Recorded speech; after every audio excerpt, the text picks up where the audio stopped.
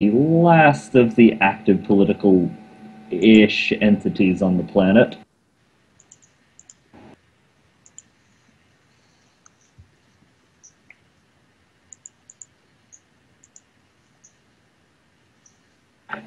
You had met, obviously, you were well in contact with the Herald's people and the previously mistaken invaders whom you had decimated. And then you reduced the active elements on the world from 4 to 5 when you flattened the Cornite hive. Cornhole. Flatten the cornhole.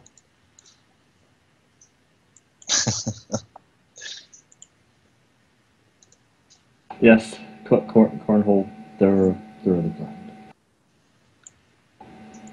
And then you found the people who were turning themselves into servitors, and the people who hadn't seen the outside world for countless generations.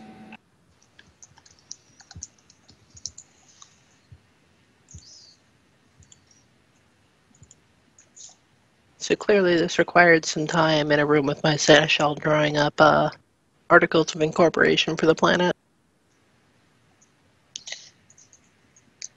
And I guess we saved them from cannibalism. Right? Well, we got them access to the outside so they can pick up their own food now, and we should be able to set up some sort of trade arrangement around the planet, hopefully.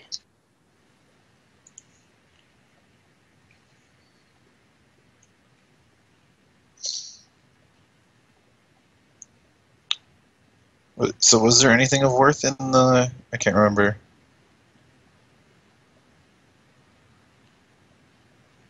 What we saw was some kind of noble house that got thrown in the underground, but we didn't know where it was from. And obviously we weren't going to take anything from it right before we tried to have peace talks with them.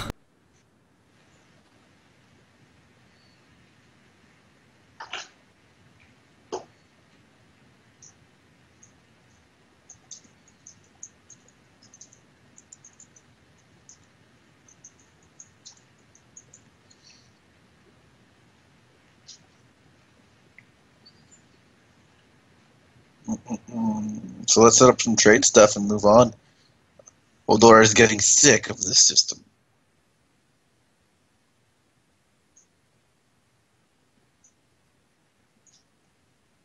Yeah, I figure we'll get the If we don't salvage the space husks, what we can do is we can sell their location, you know?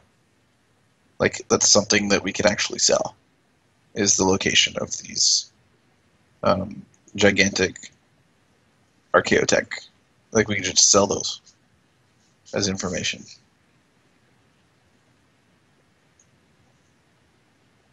It's safer than going back on them ourselves. I'm sure people would like to pay for that kind of stuff. Do people pay for that kind of stuff in this universe? Eric? Possibly. Okay.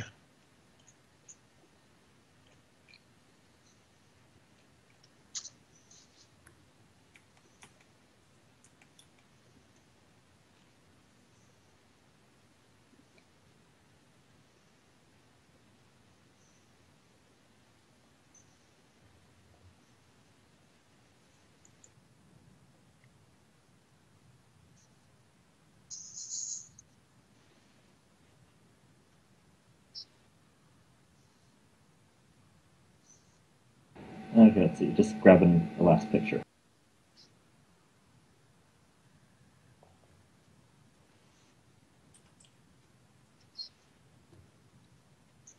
But yeah, I figured we'd get the unification tied up, do the resource scans on the rest of the planets of the system, and transfer the information back to the dynasty seat. Sounds good to Hodor. Yeah, with the instructions we had in mind of setting up leaseholds, I figure they can handle that end of it while we go out and acquire more things for them to sell. Is this a reasonable interpretation of responsibilities, Eric? Reasonable enough.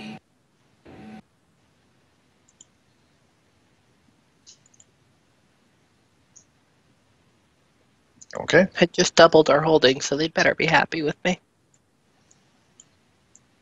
Well, depending on precisely how you handle this, whether this really counts as a holding.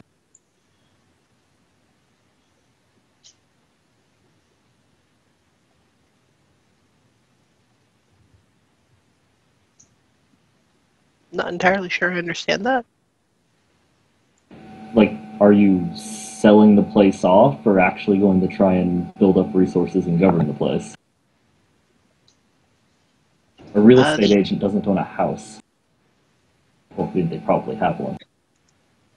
Yeah, I was going to say, no, but we discussed this previously. The plan was to sell, leaseholds on the planets with resources so that they can be developed by people who have the resources to develop them as profitable entities, and they can get supplies and downtime and whatever on Martellus Prime. Yeah, we're leasing the planets. So we're selling the ability to go there and mine and stuff.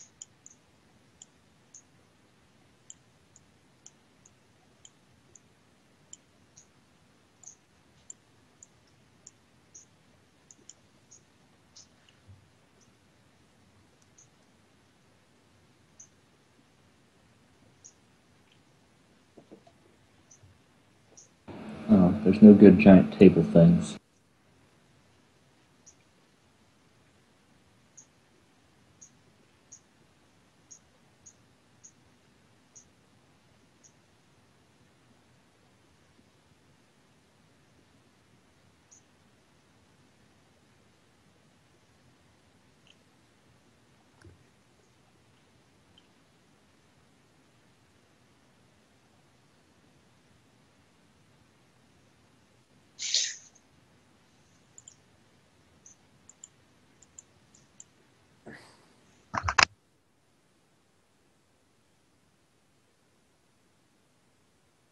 Okay, so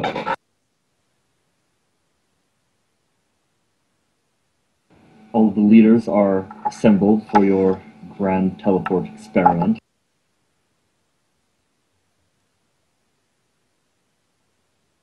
And they are more than ready, as per your request at least, to be whisked away, although they may not be aware that they're going to be whisked away.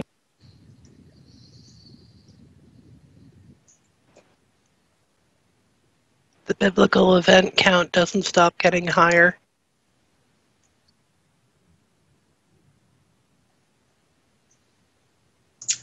The biblical event now reaches space.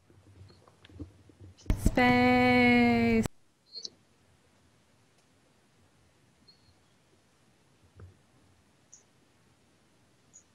But, okay, so representative leaders of each of the 4 nations. Well, insofar as nations exist on this world at all, are gathered at the locations right out in the open where you would instruct them to be.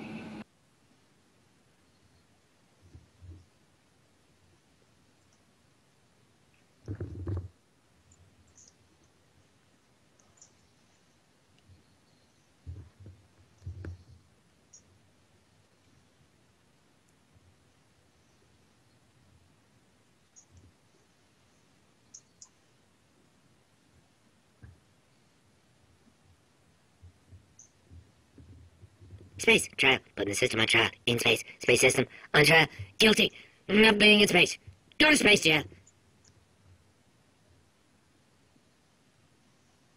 Somewhat appropriate in the situation.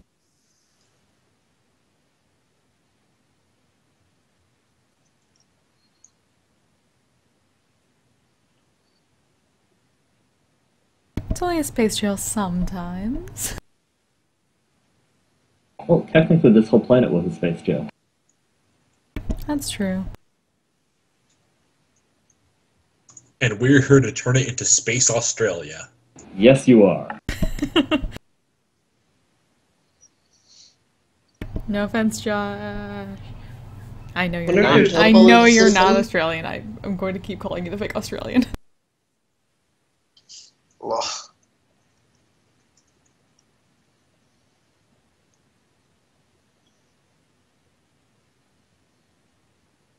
Rule Britannia.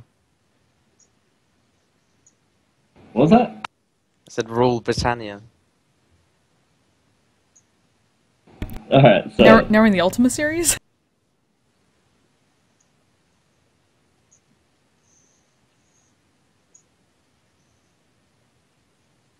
Okay, so, I assume on some cue, there's a glorious flash of light. Yes. Okay. So, each of the four, at least representatives, leaders in most cases, although in the case of the Great Machine, merely a representative,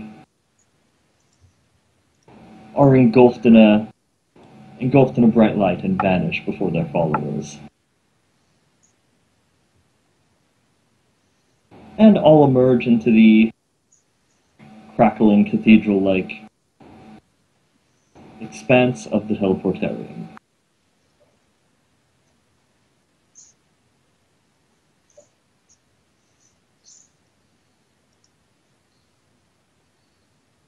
I will warmly welcome them to the Crystal Blue Zenith.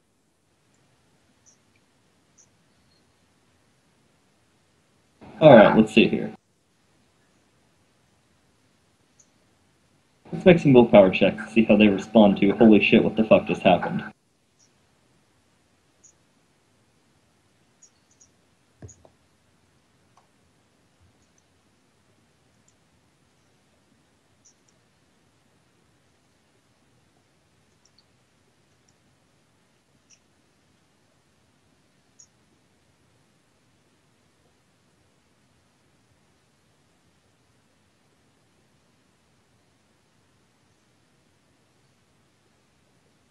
Okay, so most of them come out of it rather fine. The Arbiter is looking about with eyes wide, though remaining fairly dignified about the whole thing.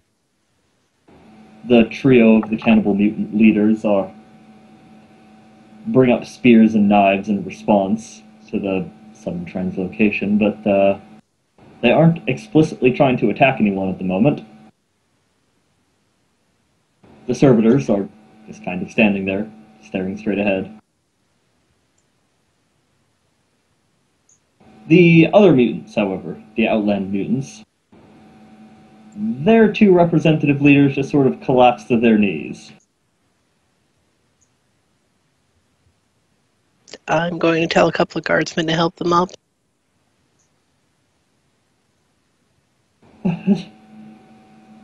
What? It's really quite nice once you're used to it.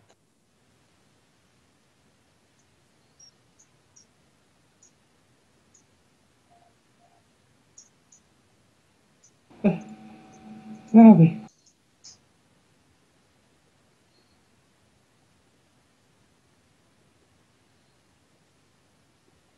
This is my ship, the Crystal Blue Zenith.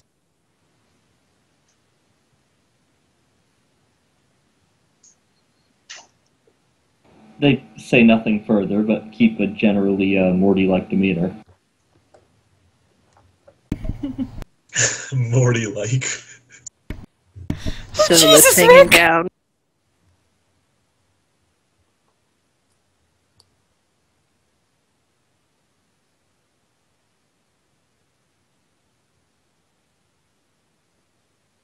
Well, I guess we're taking this party to the meeting room. Which, more or less, I have arranged here on, well, at least arranged a gray space.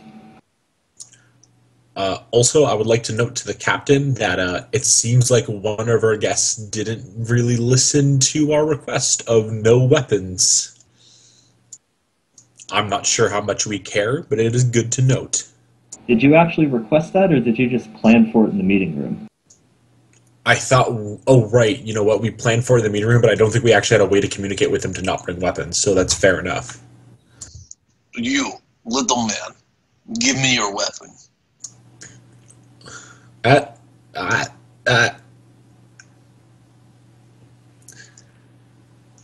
we want to keep an atmosphere of friendliness during these negotiations. If you're not willing to give your weapons, at least put them away. No, they will give me their weapons. I will give them back after. You give me weapon, and I'm gonna roll.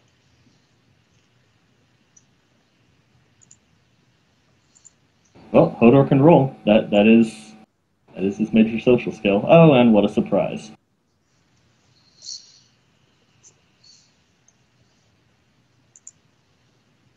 Oh, there is a clatter through the teleportarium as various knives and spears hit the ground. Excellent. They'll be returned to you when you leave. And, a pause as they go through their robes and armor, a few more knives, some darts. I'm going to have a couple of crew collect all the weapons and write up receipts for people. A couple rings with needles on them.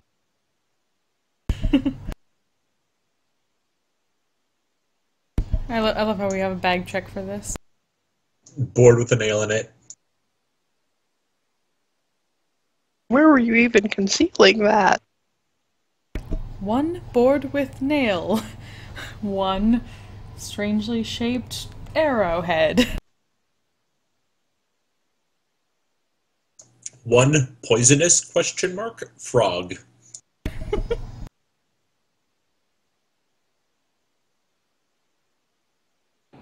The Arbiter has two of his men with him, the one-armed ones. They have not yet relinquished their weapons. They're glaring at the various other mutants. This is very suspect.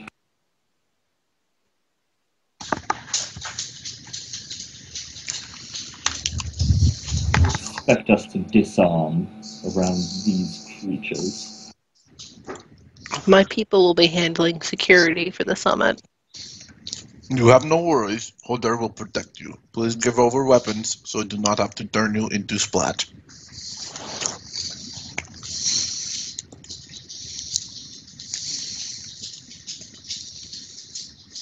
Very grudgingly, he draws his bolt pistol out, hands it over. His men hand over their spears. Thank you very much.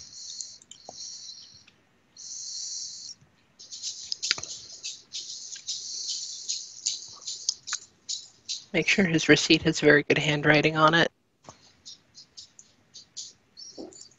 Calligraphy weapon check. It's like a wedding invitation. Just got like real nice script on the front. Can I have one of my servants write it in high Gothic? Fancy. And someone make a charm check for the request of disarmament. Oh, they can't just scare them into disarmament? Not the charming. servitors. Oh, not the servitors. I'm more charming than that, goddammit. Servitors need to be convinced. Yay! Haven't even started the summit and I'm already down a fate point. The servitors glance at each other. One of them is the massive, walking Vox system. But they look at each other for a moment, look back at the captain, and they in perfect unison both relinquish their rifles, and then each holds out their left arm, again, perfect unison. There's a hiss, a decoupling, and their arms just fall onto the ground. Wow, okay. How convenient. Guess nobody told the servitors disarm is just a phrase. They literally just disarm their entire arms. Their right arms are still there. The arms that aren't weapons. So, What's so special probably about the other have arm? tech priests take those and handle them carefully.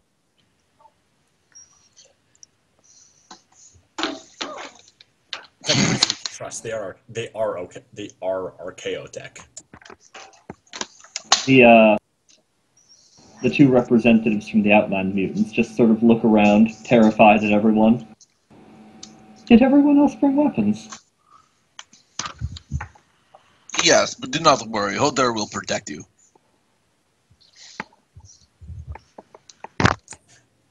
Don't worry, friends. This is a peace treaty. There's no reason to have those here. Someone knows how to follow directions.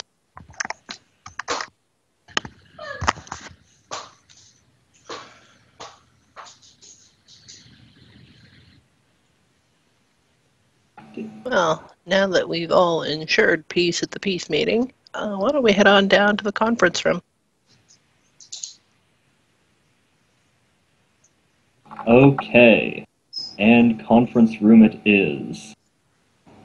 Question is, between the four groups, Arbiter, Cannibals, Servitors, and Outlanders, how are you seating people at the diplomacy table?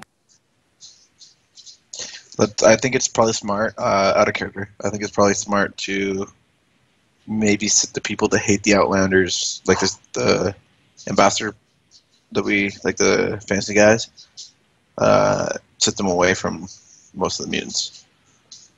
Well, the only people who actually hate each other here are... We should probably do Arbiter, Servitor, Cannibals, Outlanders. The Outlanders and the Cannibals have never met. The Cannibals have never met anybody, so they're pretty neutral. The Servitors can't feel emotions, so they don't give a shit either. And they've never met anyone here either. Yeah. And the Cannibals and the Outlanders are both mutants, so they're probably not going to have that discrimination against each other, although, they still might. I mean, Zennith is a person, so... The Servitors are mutants as well, but they're servitorized mutants. Oh, okay. Didn't know. As is their non-servitorized populace. Even if so, they're pretty level-headed. They're still pretty alright to put beside the Arbiter, I think. That's basically the shape I want the table to have, if possible. Round for everyone else, Big Daddy chair at the pointy end for me. I'm not even going to be sitting down, I'm going to be standing. Right behind you. I mean, if two people are going to be sitting here, it's going to be Gaius and Zennith, considering how they're both, I believe, the second in command here, right? Yes. Guys, Yeah, I should not be here. I have penalties to talking to people on from planets. Well, I mean, I think you're here just symbolically. Romeo also has penalties talking to people from planets, but I also assume he wouldn't be sitting because he's just a bosun. Well, Yeah, he's, no, he's still I'm an standing, officer on the ship. right to the left of the captain, just his bodyguarding type stuff. Yeah, okay, that's fair enough. He is a major officer on this ship, but even if so, I'm not entirely sure if he'd be sitting in the Big Daddy chair. He'd probably be sitting on the outskirts. Yeah, I assume just Captain Gaius, because Zennith doesn't want to be too close to all the creepy people. Meanwhile, I am kitted out as fantastically as I can manage. Crystal sword, shiny ass helmet, fantastic bodysuit. And where's Lord Crispin at the proceedings? So actually, I didn't technically need to spend a fate point there, because it's plus 15 to charm. Oh yeah, right, because of the... and also we have the Melodium. We are on the ship, right? Yes. If there's some sort of catwalk or something like above where we're seating, There easily could be. yeah, then I'd be there. All right. And of course, the big window showing my symbol carved into the planet. Yes. As requested. So Thaddeus is with the team above, with rifles trained on the diplomatic hearings. Yeah. He is, of course, microbeaded into everyone else, should any communication need to take place. Without necessarily the various mutant population knowing about it.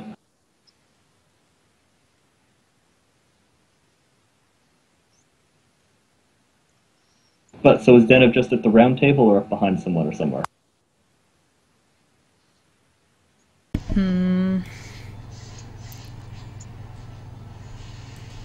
If the captain makes her sit at the table, she'll sit at the table, but she'll try not to look at any.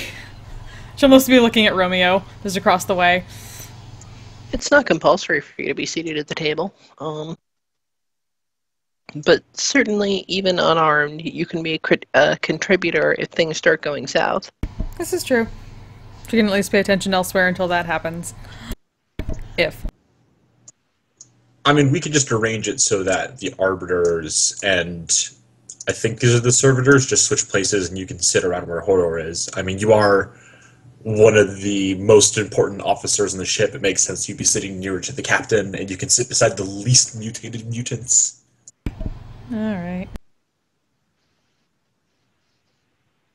Scooch Hodor. Okay, I move over.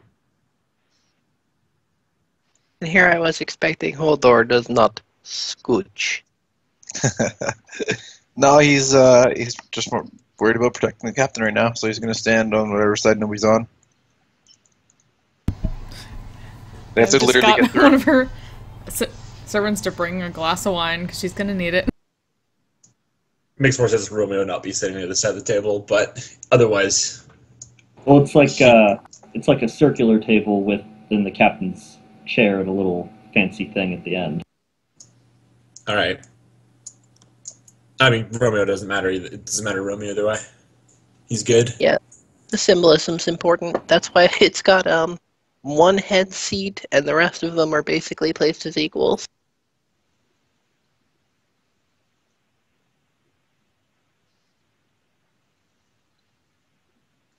It's suddenly a peach. Love peaches. Captain Gerite, Seraphim, and the giant peach. Oh yeah, this makes sense.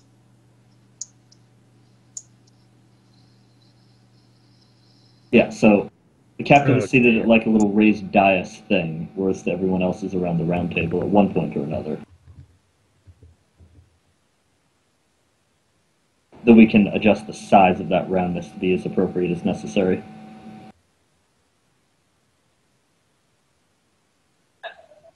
It'd be even bigger if you just have Hodor be your chair.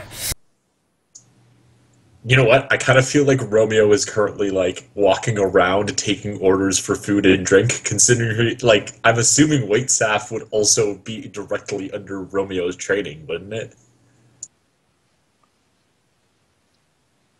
Yes, they would, though he probably wouldn't. Oh, I suppose he could take orders for drinks if he wanted, though more he's in charge of the people who take orders for drinks. Yeah, but I'm assuming he's just being a decent maitre d' at this point. I mean, either way, I think it's just... And it gives him a nice close look at everyone and a chance to hear their voice tone. Yeah. I mean, it doesn't matter. Just an idea. Romeo's sitting around the table somewhere. Well, certainly if he is trying to take orders for anything, the prevailing issue is that none of them know what the fuck is going on to even begin knowing what to order. You should just bring out an assortment. Make sure you bring up some underdeck grog for mutants. I think underdeck grog... I think these mutants are some of the few people who would actually appreciate underdeck grog. But just in case, we might want to save the grog for after the signing. I think save it for a few drinks in. I just don't want them to pass out before we get to that point. Or turn belligerent. Fair enough. Whatever, we got finger food. Just totally food here. 100% there's food here. Oh, well, I would assume that you'd have food there. Got hors d'oeuvres.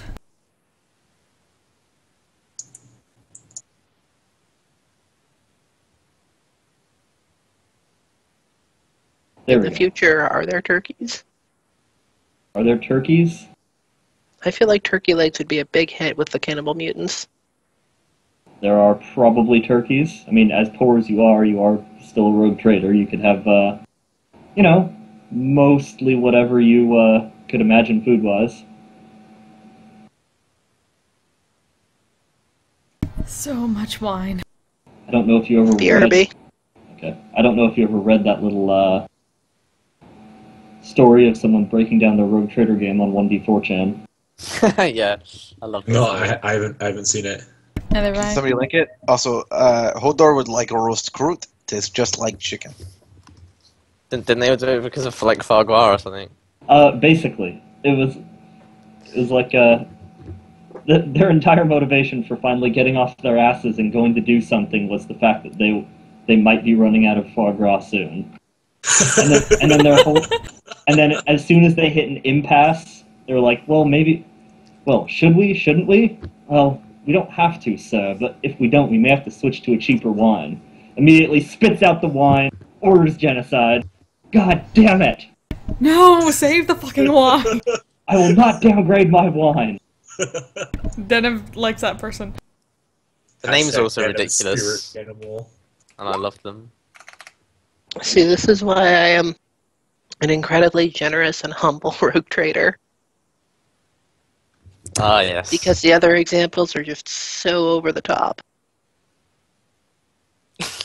Yeah, at the his name, dinner the name of table- the road trader, that's probably my favourite. Yeah, at his dinner table after finishing his 8th course, it was addressed that we were going to have to do some actual work in the next 120 years, or we'd have to switch to a cheaper wine.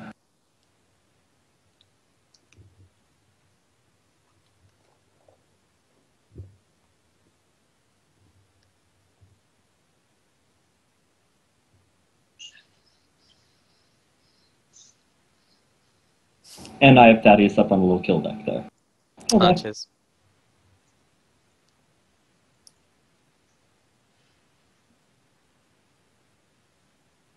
I could just imagine, oh, well, negotiations are going bad. Murder servitors. Go hardcore red wedding on these bastards. Really hoping it doesn't have to come to that. But, anywho. So, various foods are laid around. The servitors request and take nothing if anything's put out. As a matter of course, it just sits in front of them.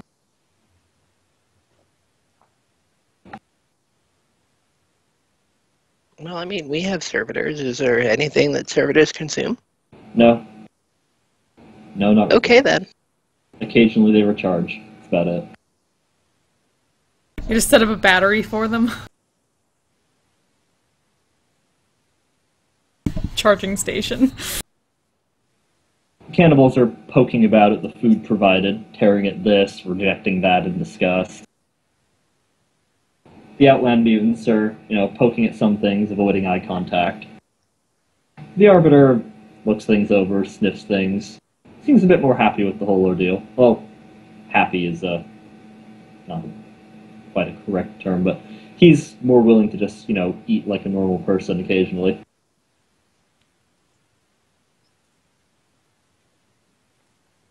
I'll be right back. Okay. I think it would be a good idea to open the proceedings by invoking the blessing of the Emperor in his guise as the Emperor astride the Golden Throne, as his guise in the Omnissiah, and in the guises he wears that are beyond the ken of the mortal men who live in this universe.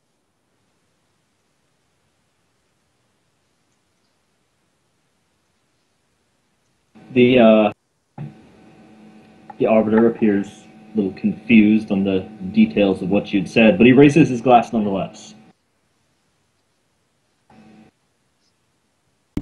He did have to lift up our glass of wine.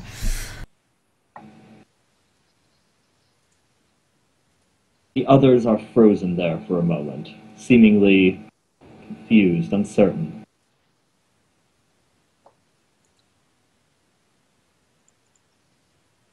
The Arbiter glares at them.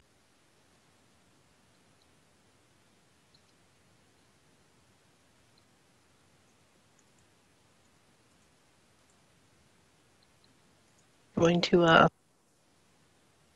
meaningfully waggle my glass at them.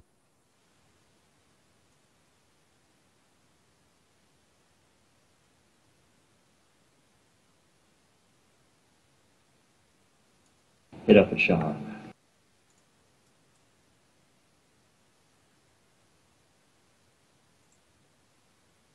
Lodium is plus 10. Lodium is plus 10. Pretty much any social check you guys make. Bada boom. And I'm back. Okay. You finally succeed at Epically Wow. succeed. raising the glass. Very many degrees of success. What's a kill deck? That's like the little catwalk that Thaddeus. Oh, it's like above the thing? Yeah, no one down there sees him, but he is more than prepared to rifle the crap out of people if anything goes wrong. Okay. You're the obvious security. He's the subtle security.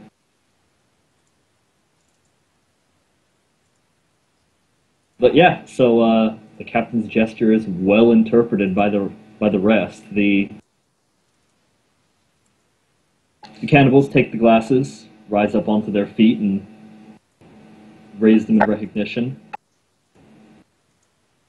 Yes, to this emperor. Evan Yeah, may need mine added is. to the call. Oh, I can do that. Can I do that? I can do that. Should have say. There's a button for that. You can't do the join thing?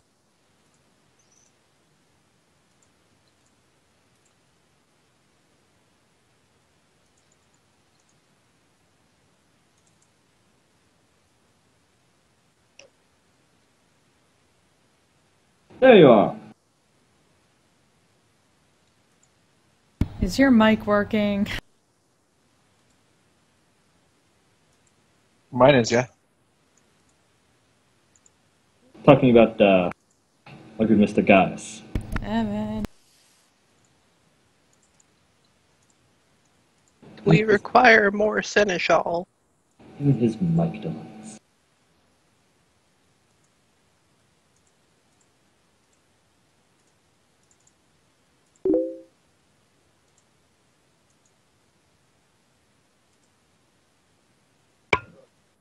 Okay, can you hear me? Yeah. Yay! Okay, cool. Mic's working. All right. Let's go. Yeah, it's diplomacy the fuck out of these guys. Woohoo! Anywho, so, brief catch-up for guys. The leaders of the four factions are right around the table, and the captain has just made a spectacularly successful attempt at getting the people who are a bit hazier on the religions of the Imperium to at least raise their glasses in recognition of them. Excellent. The Arbiter was Arbiter, the leader of the relatively normal humans, who are prejudiced against everyone else at this table. We're more than willing to jump in on that. And the captain averted a diplomatic faux pas from the others being unwilling. So yes, the cannibals stand up out of their chairs, raise their glasses proudly, knock back a nice big drink. The outland mutants raise theirs up, the pair of them. The servitors all reach out in perfect unison to take their glasses, which they have no intent of drinking from. The two who don't have arms reach out as if they did have arms, take nothing, and the radio servitor reaches out, lifts up its glass. It's the spirit of the thing.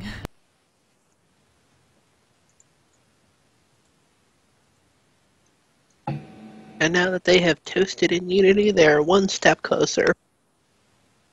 I see that even the twisted and the uncivil can recognize the greatness of the Imperium.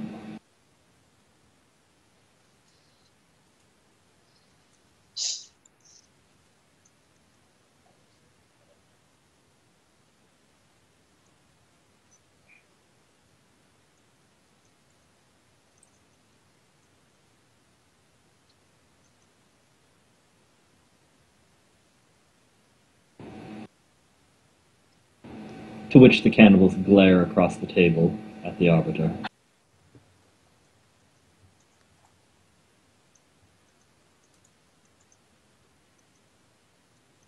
guys, I think that's your cue. Civilization is, in fact, the very subject we are trying to discuss here. We wish to bring, as you said, civility to all the people of this world who are in desperate need of it.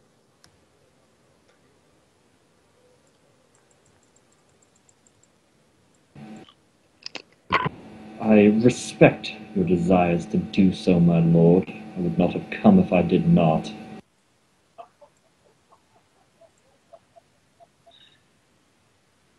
But I have little hope of you convincing these monsters to be productive creatures.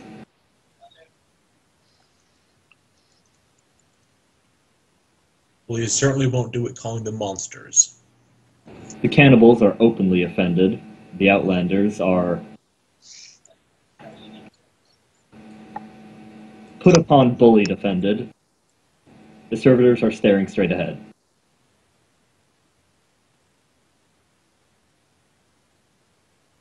Well, people have already come Servers here. cannot find bullied.exe. There are no major groups of monsters remaining on this world. I have seen to that.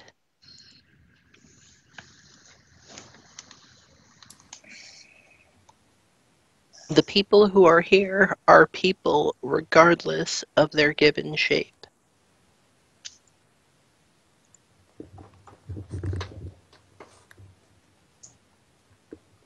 The Empire welcomes all kinds.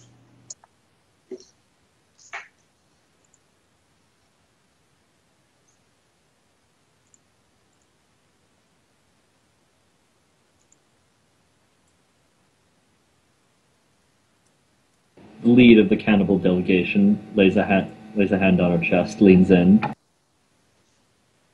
It is said that our ancestors were as much a part of this kingdom in the skies as yours were.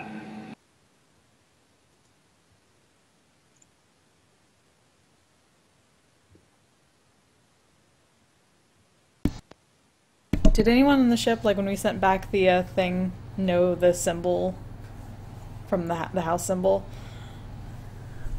None of you or no one further on the ship recognized it, but you guys are some of the most worldly people on the ship to begin with.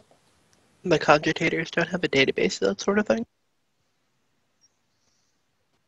Not on hand for that, no. Maybe for like some of the major houses, but that is definitely not something that you have to hand on board the ship. You'd have to ask someone more knowledgeable. We at least know that it was a noble house, at least given the standards, to be able to corroborate that. Yeah, you can at least surmise it was a noble house. You don't think it was a navigator house, as far as Denham's best knowledge of the navigators goes. Clearly we need to buy the ship a copy of Who's Who in the Starry Wastes. Well, Romeo will turn to the cannibals, and he'll say, "Indeed, you could be very right about that, but we have yet to verify what house your ancestors were part of, and if that house still even exists at all. It has been a very long time. But we are doing our best to investigate your heritage."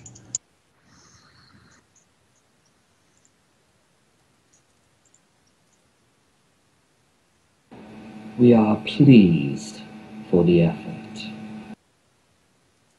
though we are far less concerned of the past, which is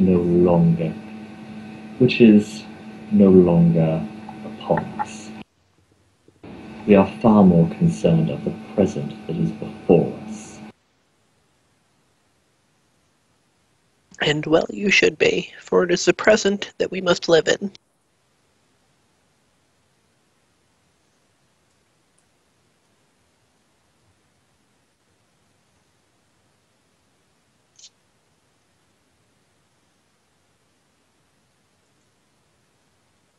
The Outlanders, from the end of the table, pipe up. So, why exactly are we here, my lords?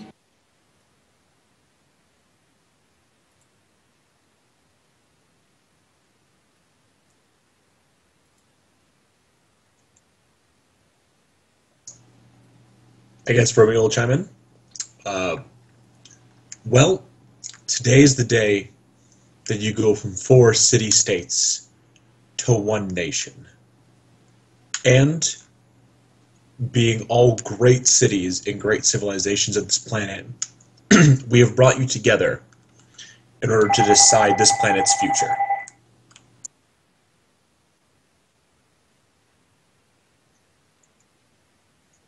And make a charm on Romeo.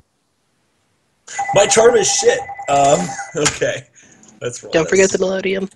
And Captain gave +10, right? Of course. Oh, of course. Okay. So, I mean, you're +20 to the situation. No, I don't have another +10 because of that pistol. Or is that only for command? I don't have my loot thing up in front of me. I can get it up in front of me. I'm gonna open up mine too. 1 second. Did you have one of the bodysuits? Nope, I don't. +5 the charm. Okay, cool. So that is effectively +20 because I lose 5 when talking to people who aren't also from the void. Boop. Fellowship. I have a +20. You That's actually not good have enough. charm? No, I don't. Okay, so you're half fellowship +20. Some half fellowships are 22, so that's not enough. I'm gonna fate point that. That is enough.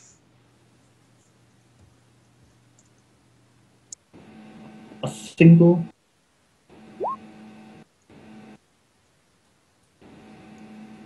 How are we to become a single people?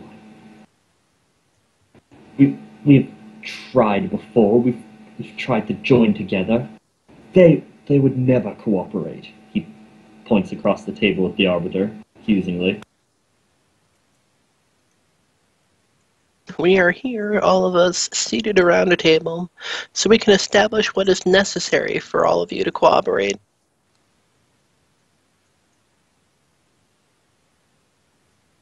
Not to mention, on any previous attempts, you had the looming threat of the Violet Sun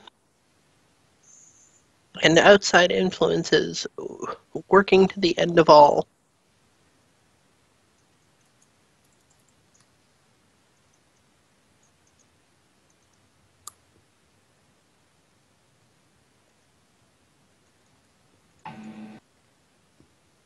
The Arbiter chimes up, sort of leaning back in his chair now, in that Conan on his throne sort of way. Glass held aloft in the other hand. Yes, I am not pleased by the prospect of having to work with you and yours, but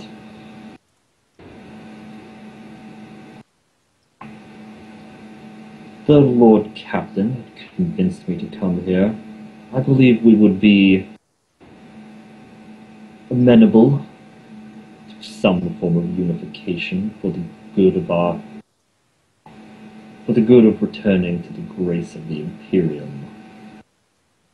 I believe it goes without saying the people of the Herald would lead whatever conglomeration this would be.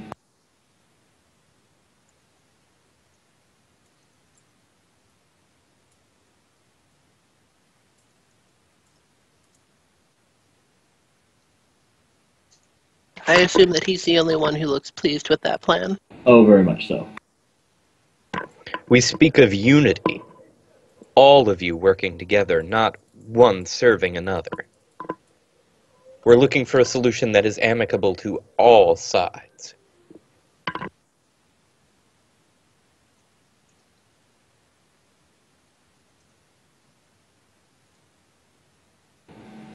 And in what way does it benefit me and my people to work with these creatures? We have survived well enough on our own, whilst under assault by the plague and them. Now we are no longer threatened. We will flourish even better. Well, what I believe you're looking at here is a tragedy of commons. If the other 3 can work together and you cannot, then they will receive the vast technological wealth of the Empire, and you will not. And although I'm certain you will thrive, you will not thrive nearly as well as the other 3 tribes.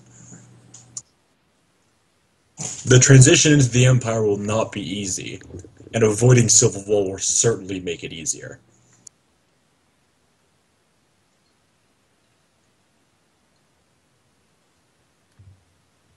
Ooh, make another charm with an additional +10. That's an intimidate. No? I debated. It could go either way. If for whatever reason your intimidate would be higher. It would not be. It's the same. It's the same check. The gun does give +15 to intimidate, though. Either way, with an additional +10, that is enough. I would be at 42 with all the bonuses previously. So I would be at 52 now, which means I have less than 1 degree of success, but good. But it is success. It is a success. The Imperium would take them over us.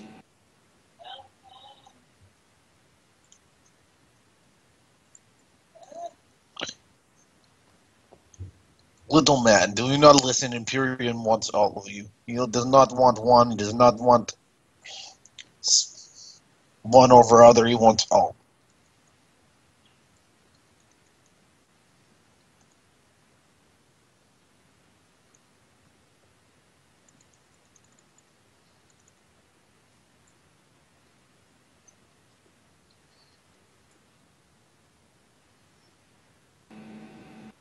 Tell me, how familiar are you with alloys? Is that a general question or one to the Arbiter in particular? A general question, but I'm looking at the Arbiter when I say it. Alloys. I do not know the word.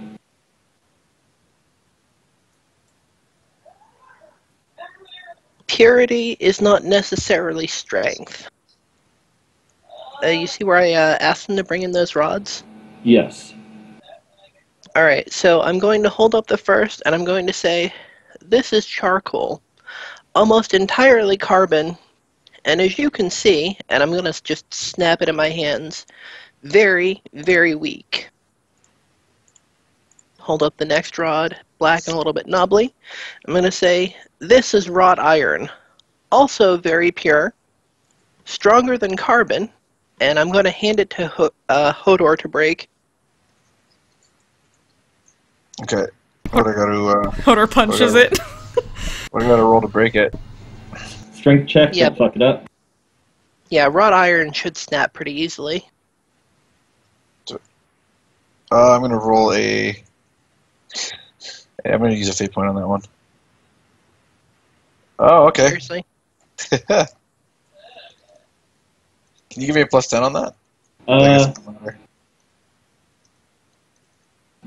I can say a total of 20, +10 from the captain, +10 from that really is a brittle substance. And I'm wearing a power fist with a power field on it. Should just break. Well, if you're going to incinerate it with the power fist, then yes. I assume the metaphorical point was it to bend or snap or something. Yeah, the thing is that it's wrought iron is very strong against compressive force, but against stretching force, it snaps very easily.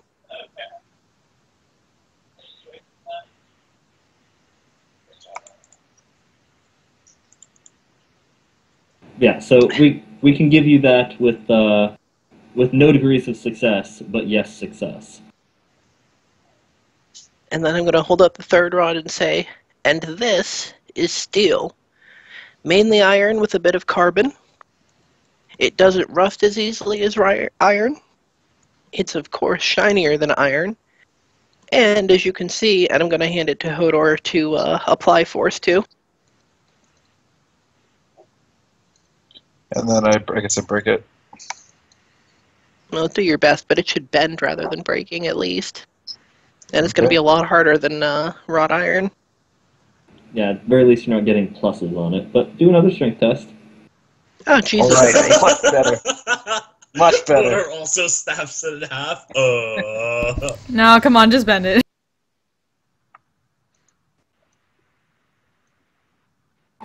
He ties a little balloon animal with it. But as you can see, it bends rather than snapping, and it strains even his mighty strength.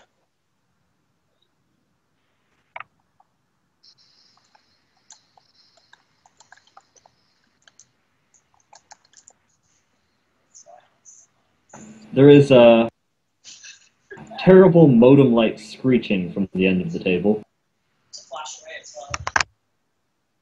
What just happened? I think the servitors are scared.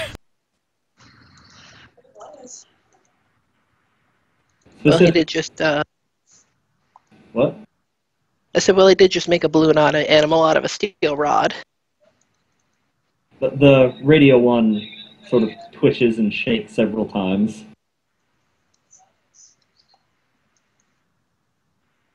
The Lord Captain speaks correctly. The strength of the machine of this metal is greater because it is a combination of more. It is more than its combined parts. This is why we give ourselves to the machine for the better of our people.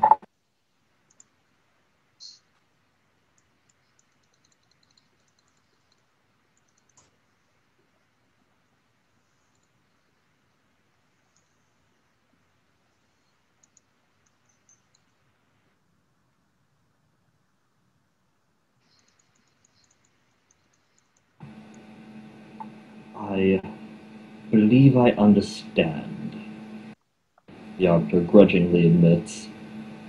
There's a clack as he sets his cup down.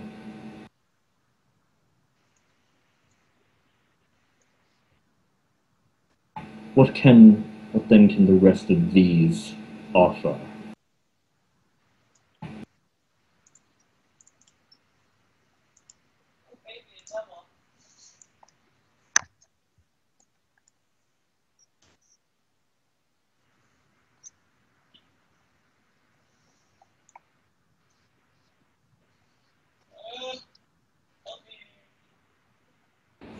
What does a union with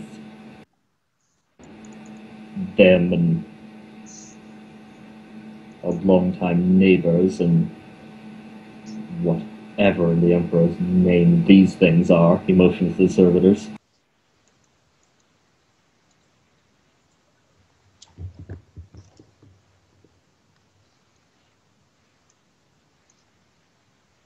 I understand what you are saying, but we are not metal.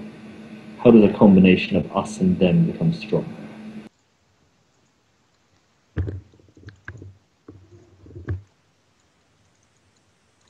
It is the same basis by which humans always band together.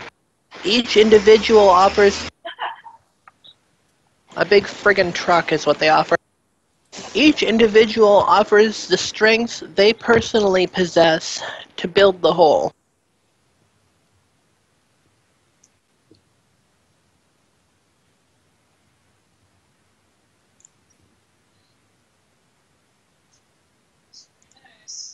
Well, certainly the people of the Herald are among the strongest. We have been taught of the Imperium. We know of the Emperor, of the Great Horus. Our blood is by far the purest of any here.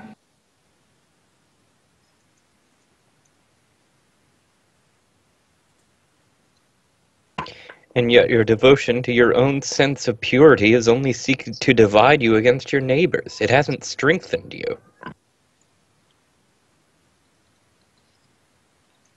Indeed, how many of your people have been lost in the war that has stretched between you? Far less than of the others, I can assure you.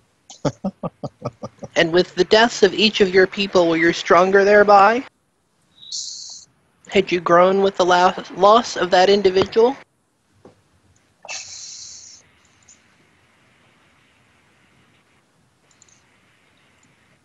You ought to propose that there would be no death were we to join.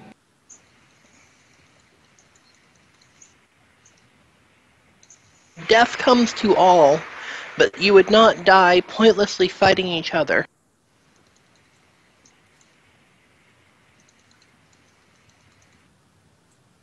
Do a charm, but a great number of good arguments have been made, so another plus 10.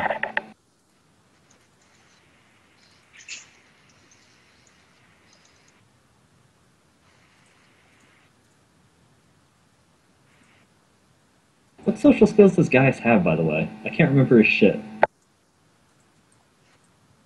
Let me see.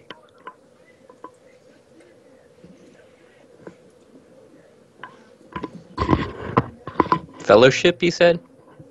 Well, fellowship would be the base attribute to roll against, but, like charm, intimidate, I know he has commerce. Command would be another one, which obviously has command. I'm trained in charm. I don't think in intimidate. Oh, that's fine. You guys have a free intimidate expert on hand. That success is absurd.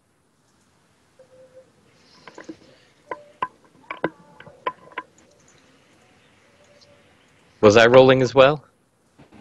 Could not hurt. Okay. Captain has succeeded, albeit not that well. Yeah, rolling against your fellowship with your... Okay. Well, Fade never point! mind Fade then. point! Yeah. I would. Yeah, can I You faint? can't possibly do worse. You Yeah, that's literally true. can't. Alright, then I will fate point that. And... Well... Wow.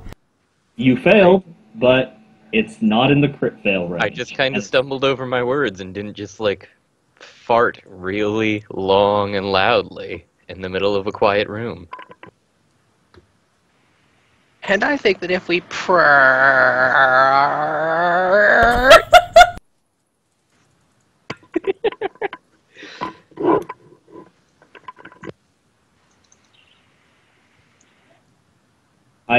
I could not fathom what the true extent of a nat 100 in this situation would entail. There isn't Words even a physically language kill barrier. somebody. Somebody has like a heart attack. There isn't even like a language barrier where you could accidentally say something horrible. It'd just be like he's not paying attention and actually says something horrible. You'd just be like, some Tourette's sets in. It's like, the horse is bad!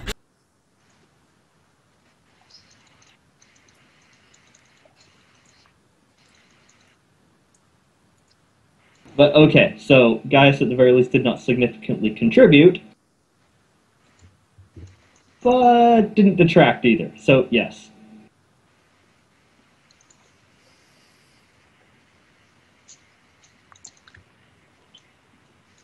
I am willing to hear. Willing to hear what they can bring. It is the demands of the Imperium that we work together, then I am willing to try.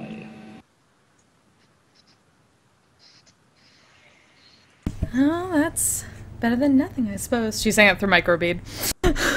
She's basically singing all her voice through microbead. She's not doing anything aloud.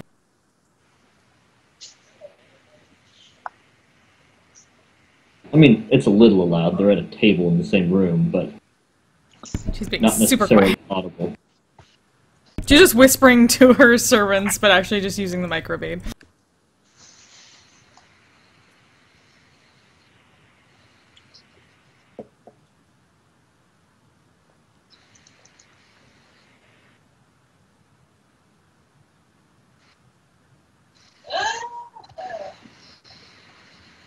So what is it then that you expect us to do? The cannibals across the table pipe up. It appears that for once we agree with this man.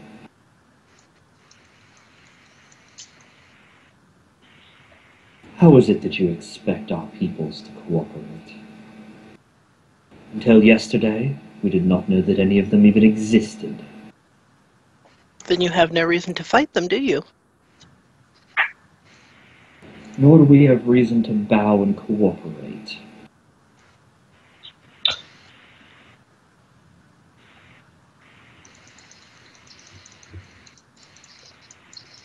Well, our history, our lack of resources, has clearly led us to a different way of life than them.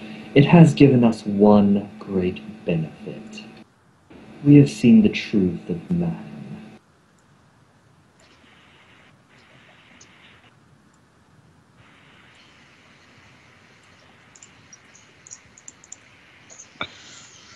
If one believes they can gain something, they will always do what they can to gain it, regardless of what suffering they cause.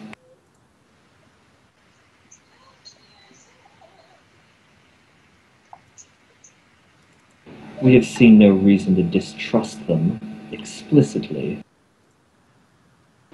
but the fact that they exist is reason enough to distrust them until proven otherwise.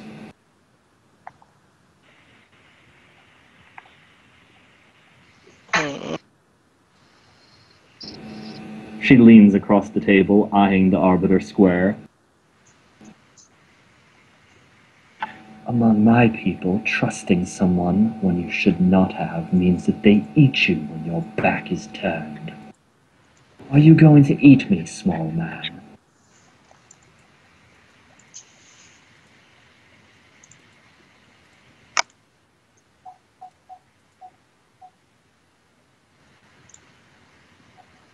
The cannibals are decidedly bigger than the rest.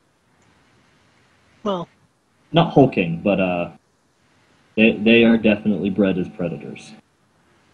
and their diet was composed of everything the body needs. Body.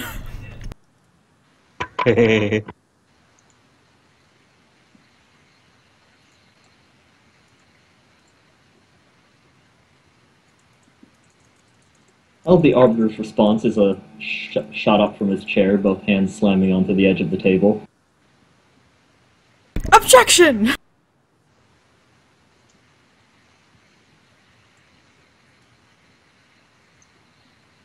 Is there any attempted interjection? Come on, people with actual fellowship. We'd suck at this. Okay. Nobody is eating anybody. That's the food crisis of your world is certainly something we would be very interested in aiding in the resolution of. Your world could be great agriculturally, but for many of you have suffered and starved over the years and had to resort to doing what it takes to survive. So this is a subject we would like to work on. All of you did what it takes to survive through the difficult times you went through. But those times are past and a new era is dawning. And those elements of the planet who could not enter into such a dawn have been removed.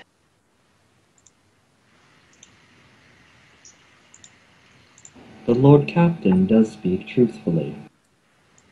Comes a voice from the radio servitor after another horrible modem screech and click.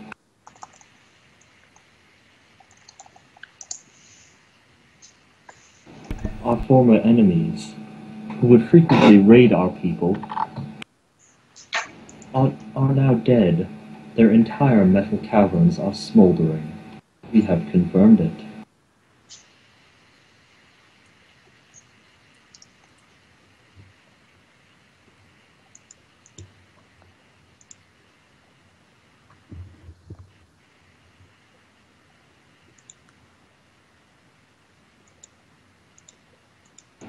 Cannibals.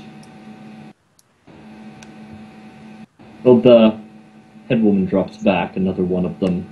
The one nearer the servitors glances over, the wary eye, swings his eyes back onto Gaius. So you expect to aid a new diet? And are they going to assist that?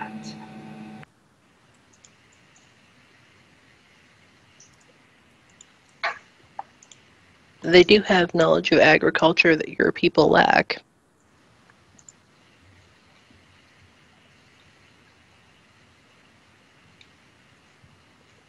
They can teach you the ways of green growing things so that your lives are no longer composed of red teeth and claws.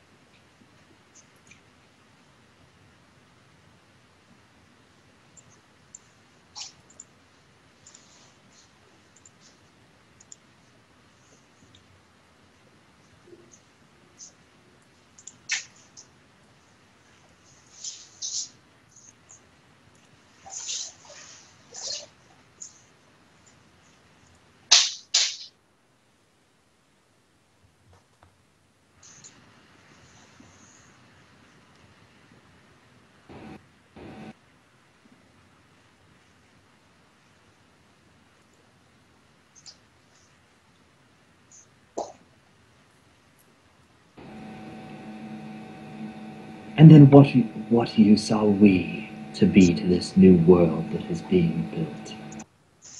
We who have not even been part of it until now.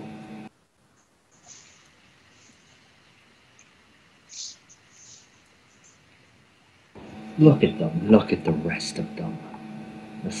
These small creatures, looking at us, looking down at us, even as they sit below. What use do you think they believe we are?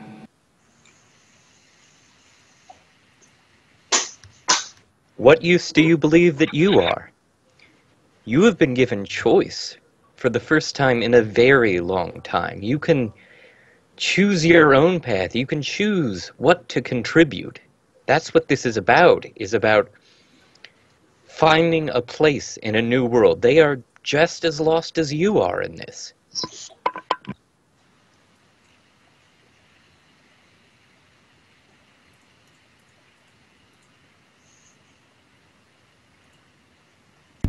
More hands means more strength for everything.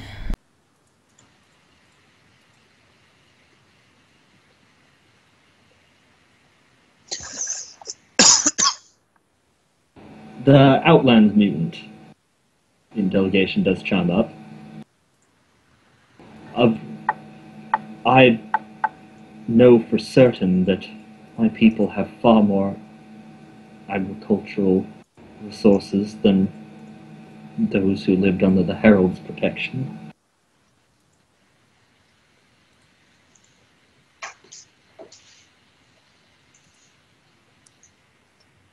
We have expanded far beyond our caverns. I do not know what numbers the rest of you can boast, but I know we are far more numerous than the people of the Herald.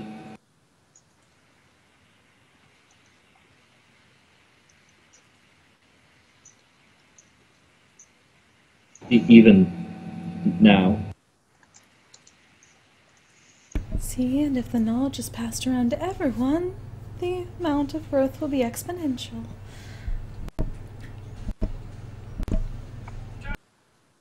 She's still whispering that, so someone else can just say it for her.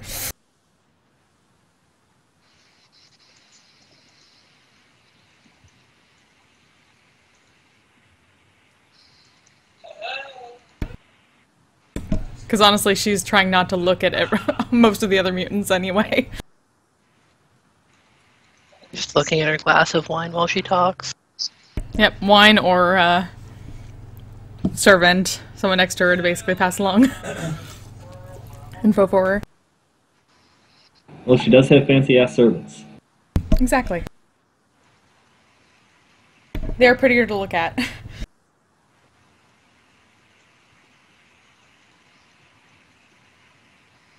The ones who weren't received cosmetic surgery until they were. Exactly. You gotta love who you work with. Unless there are other navigators, and then you Even don't if they want to look at them. recogni- I was gonna say, even if they don't recognize themselves in a mirror. Well, to be fair, all other navigators are basically somewhere along the path of becoming a pale white leaking flipper ball.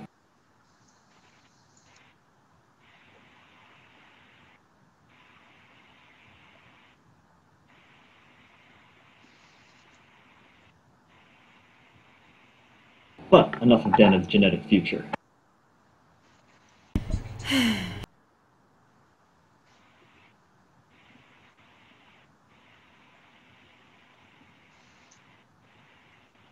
So people who can actually say stuff out loud.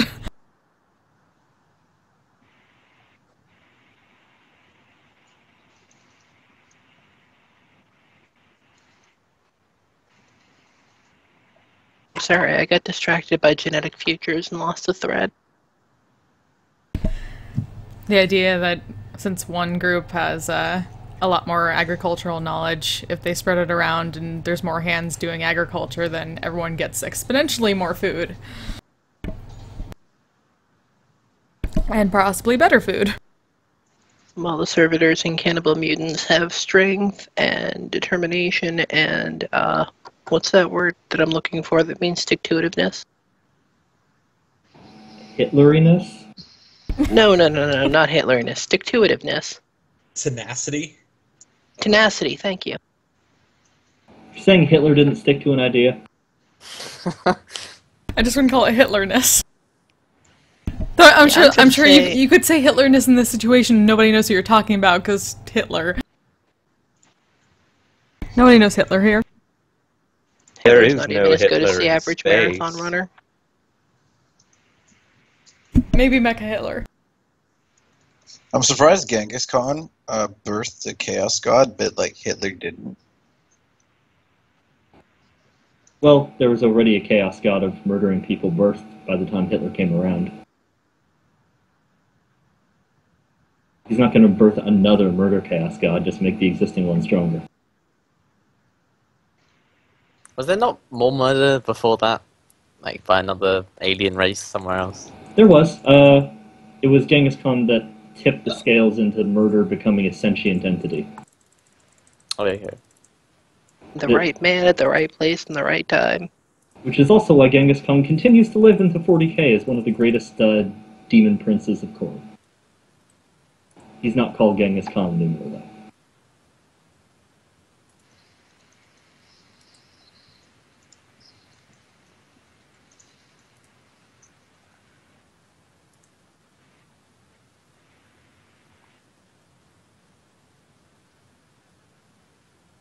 Alright, we've seen the strengths in everyone here.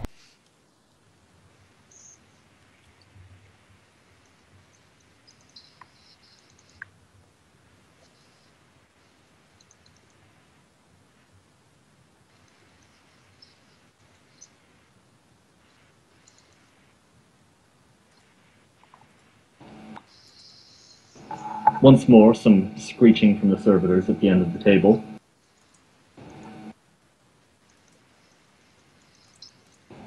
Lord Captain, gathered lords of our planet, I am the Great One. I speak to you from the surface of our world, through my emissary.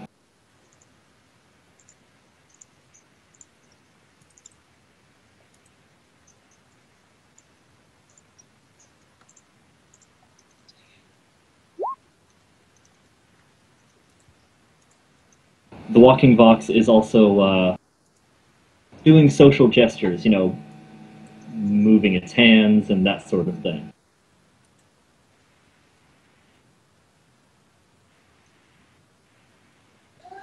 What is the vision that you have for our world?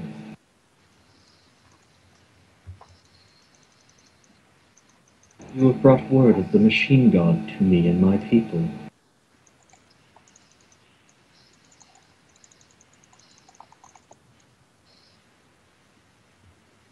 To what end do you seek to shape us?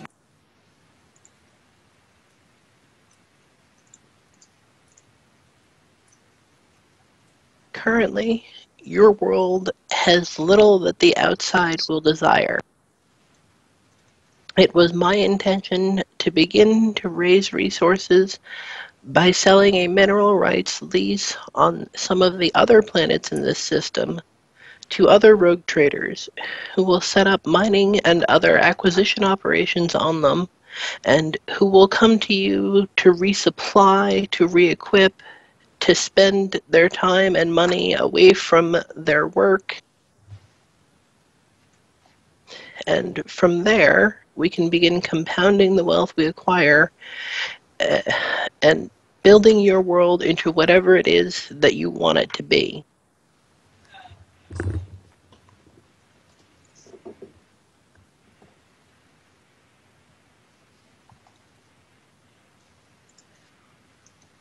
One of the cannibal lords speaks up. These other worlds here, these others you intend to give minerals to, how can we aid them? How can we supply them? I have never heard these words. How can I help them?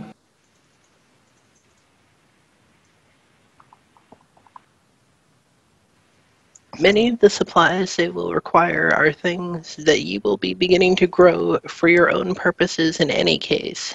There are still people, they still need food, they still need clean water. As to more advanced services, it is my goal to establish schools so that your people can join with the greatest minds in the Imperium as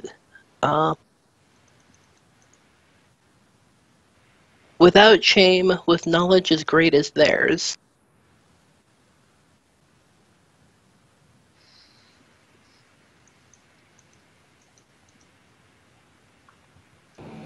And what knowledge is it that you bring to us?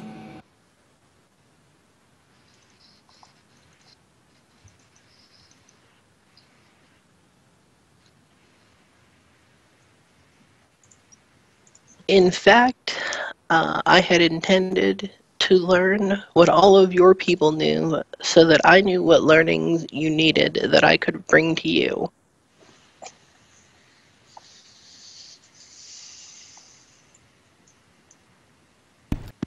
Obviously, some more modern technology wouldn't hurt.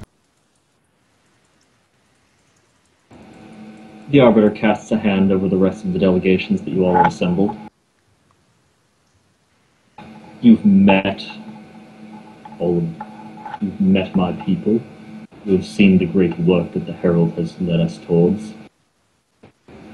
I have not seen the works of these others, nor I doubt they have seen ours, or perhaps any of each other's. What have you seen of us?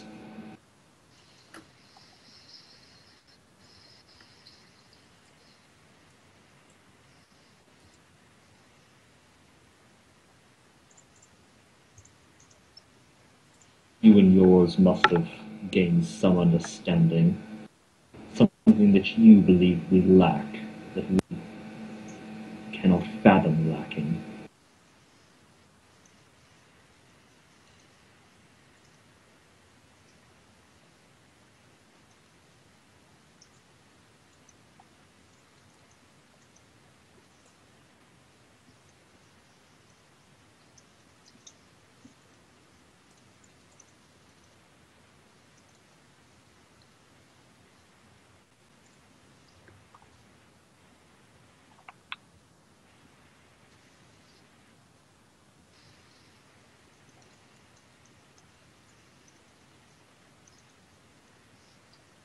Which, of course, opportunity for, theoretically, anybody to note what you guys may have observed that you think any of these guys might not have, that you think they should.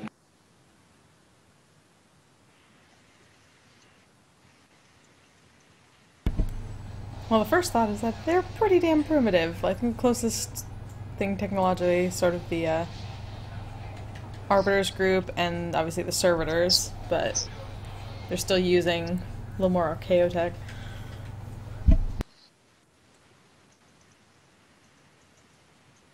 As as I understand it, using it with even less understanding than the Imperium has of their archaeotech. Exactly. Also, it's held together with shoestrings and chewing gum. Mm-hmm. You are reasonably certain the children of the machine learned how to press the on button on a servitor device.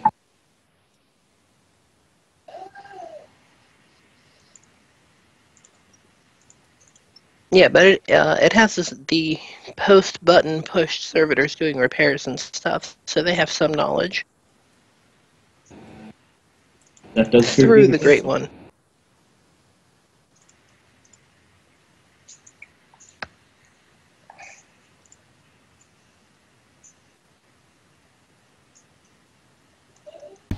Which can be combined with some of our knowledge of how servitors work.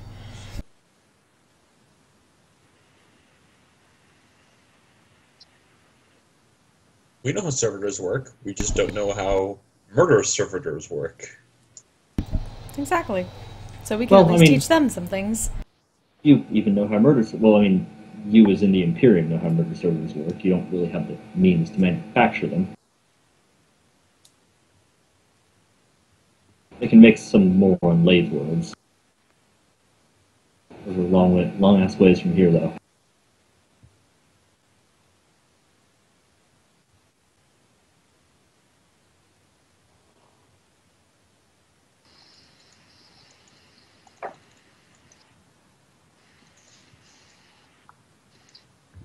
The captain already had to make a weapon for the Arbiters group. I'm sure there are better things that can be made.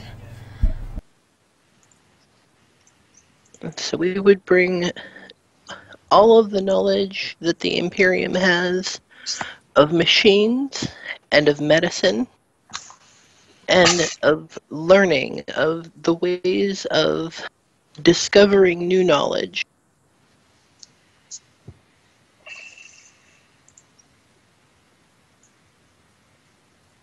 We would bring teachers who can teach them to defend themselves against those forces who would see humanity fall into the darkness and never recover.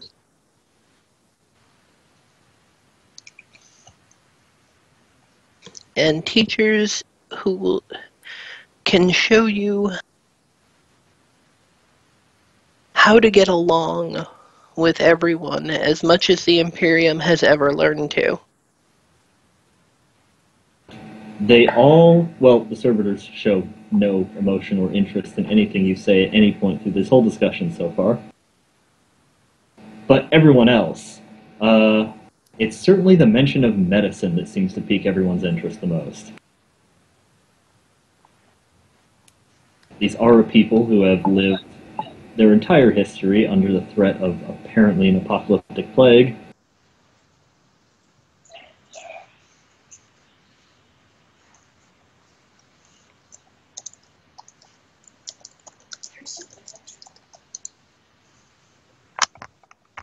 Look, Captain, you've mesmerized them.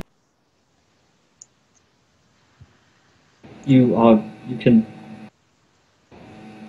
you treat, from the Outlands mutants, can you treat the sickness? Our people does not appear to be getting worse after the great victory that you spoke of, but we are still scarred by it. He motions towards Hodor. You seem to have others twisted as well, even in your Imperium. Yes. Although I am not twisted by warp.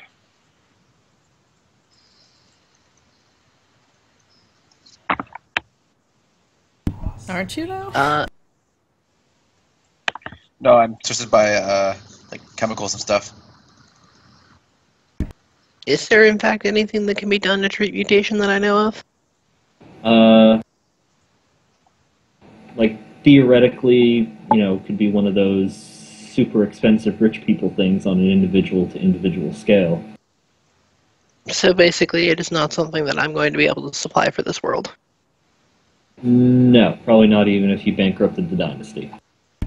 You can't change back mutations, but basically stop them from continuing.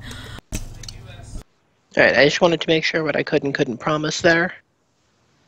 Okay, what I am going to say is that, mutation is an unfortunate fact of life in this universe. It happens, and what is done cannot generally be undone.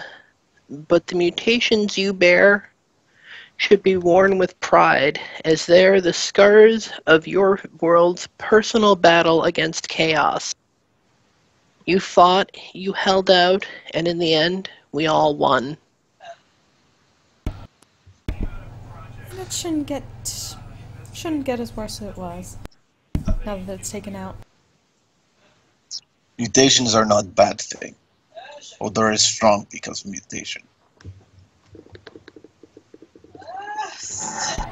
The cannibals look particularly uplifted at Hodor's words. It is clear that whatever form my people once had, I assume was as yours. The cannibal motions to the rest of those gathered. Clearly we do not have it any longer. We are stronger than any of you could imagine.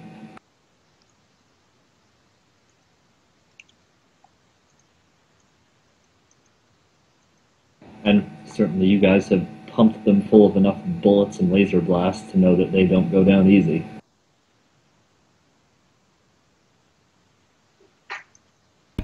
And having those who are strong can be very useful in putting together a new society. Of various types of strengths, of course. And of course, while we destroyed the nests of evil, there may yet be remnants who were not at home at the time. I would hope that you would turn your strength to defending your fellow people, of course.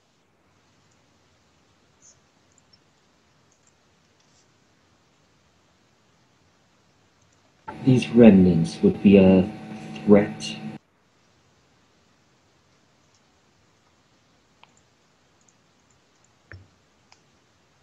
The forces of chaos seek to destroy wherever and whatever they can.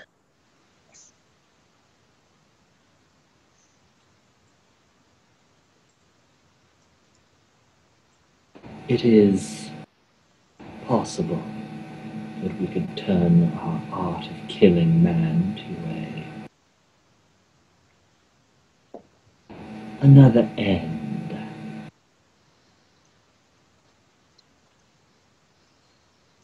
You could always serve as soldiers on ship.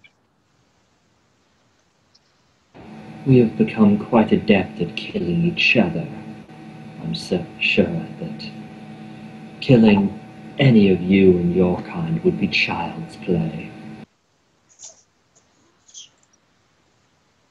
So clearly you desire to take on the more worthy challenge.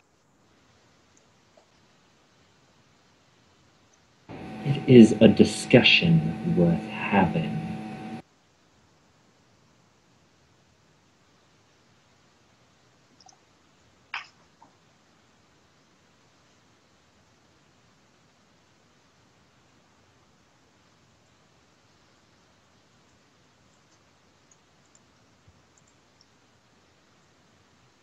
It's much better to have the skill and not need to use it.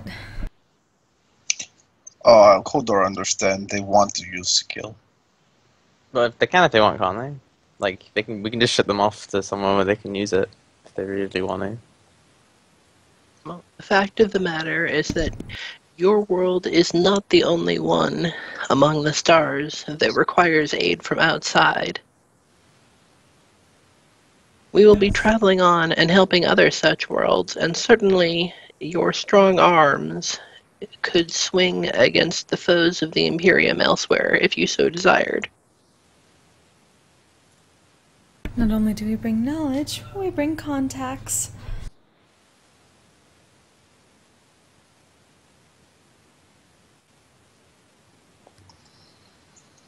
The Seraphim Dynasty lead providers of mutant super soldiers.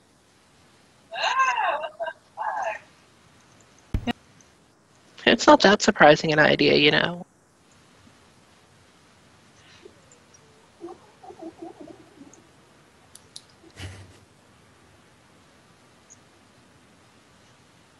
If I have the choice and want to take it, who cares? Do a charm. Pop out another one of those bastards.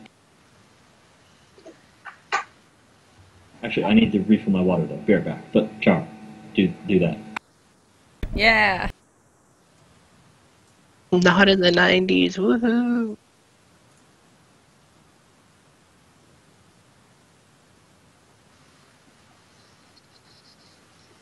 Everybody dance! Woo!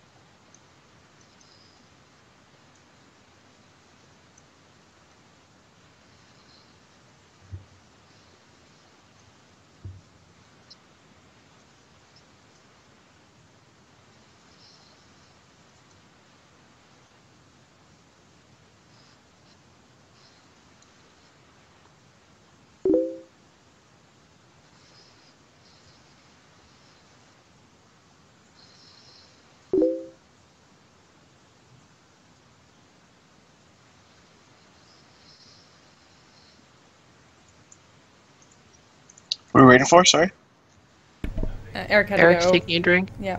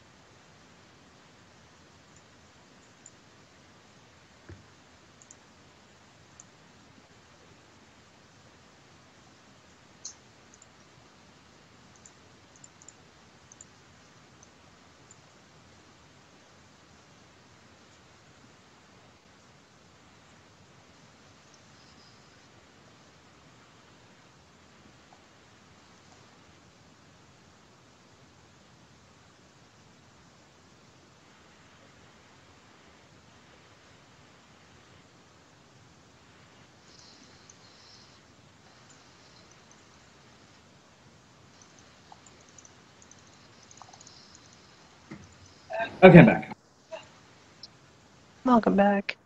Okay.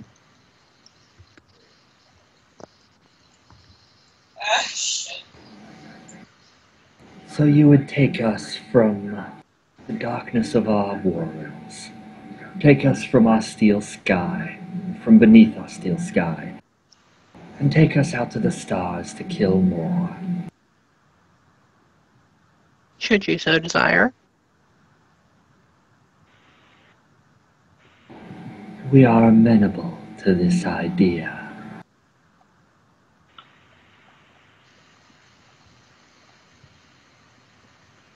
Excellent. To which the Arbiter suddenly pipes up. You believe the Imperium would want them? I will tolerate working with these creatures if it is the Imperium's will. Surely if they desire warriors from this world, they would want those pure. Us, the people of the Herald. Why do we not stage tourney to see who has better warriors? I would be amenable to this.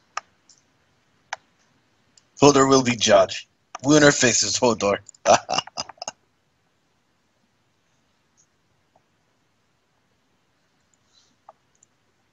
I'm sure I can wait till after the proceedings. We did unarm them.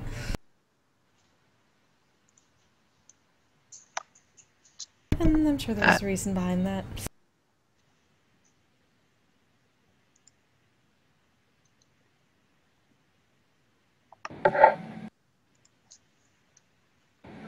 I believe that you would be willing to engage these creatures in a tournament to prove just whose warriors are superior.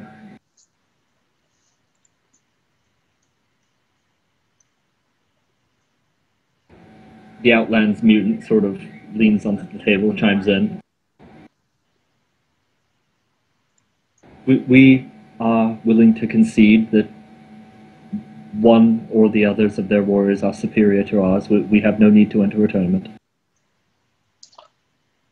As a tournament, of course, killing would not be the goal.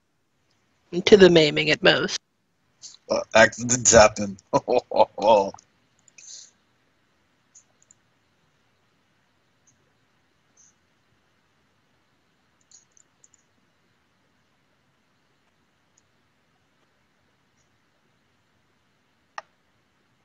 The Great One chimes in from the corner. We would be willing to see if the simple forms here are capable of defeating one of the children of the machine, forged for the explicit purpose.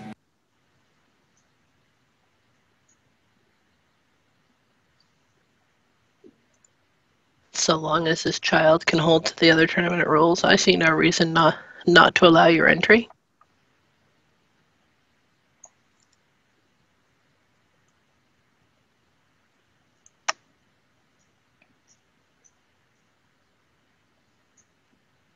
I'm sure someone somewhere along the line did say that to fight with one's enemy, to fight against someone is to know them better. Possibly it'll bring you all together more. Just drinking her wine, staring at one of her servants.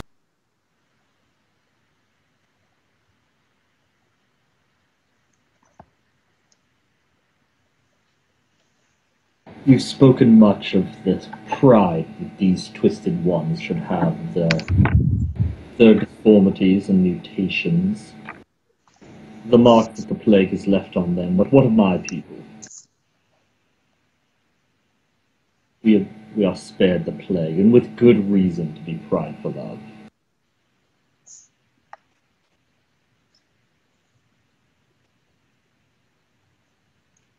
And does not part of your pride come from the strength of arm that you acquired by working for it every day?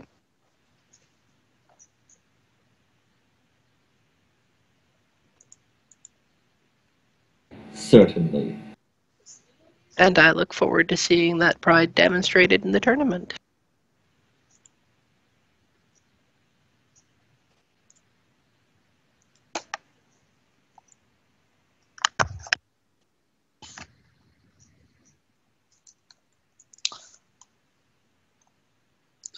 Hodor was joking about when they're facing Hodor. Hodor knows there is no possible warrior you could come up with that could kill Hodor.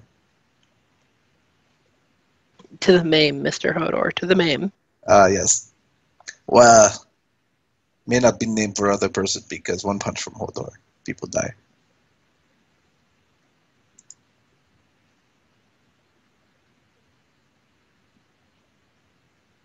Do you believe so? Leans one of the cannibals in.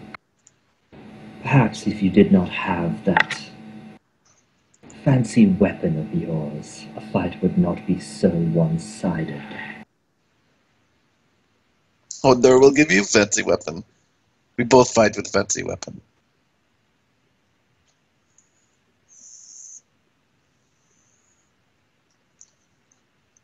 A possibility.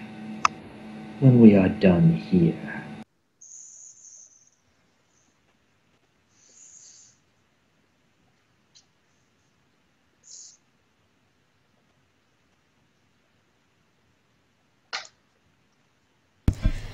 I think the point of all this is that the Imperium enjoys citizens who can bring some skill to the table, and we have seen that, at least of the group here, each has their own individual skills that can be useful, so of course the Imperium will take everyone.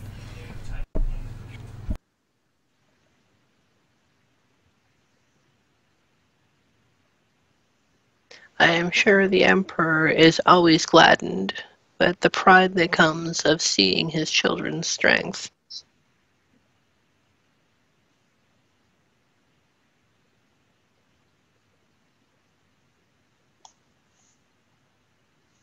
What is your proposed next step, then?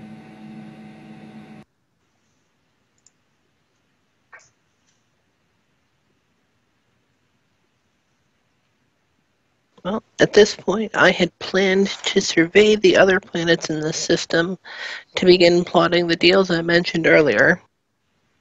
On your end, I suspect that you would all to begin to prepare for this tourney to be held when we return from our surveying duties. At which point, we will leave the system with the winning force and begin to acquire the doctors and education that we had spoke of. And in the meanwhile, I'm sure they can gather together and list off all the assets and skills each have and be able to work from there on what would work best for everyone, right? Asset mapping is always a good thing.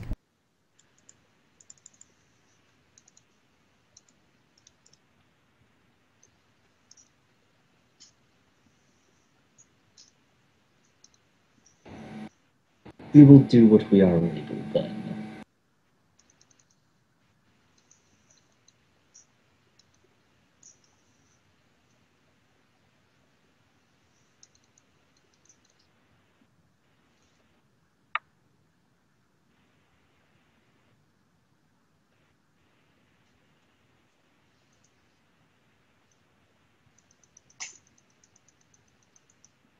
I am sure that the results will be a credit to us all.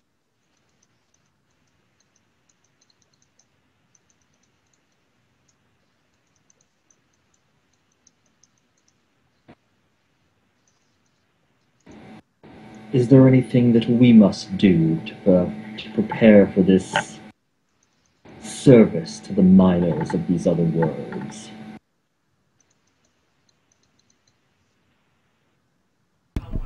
Asset mapping.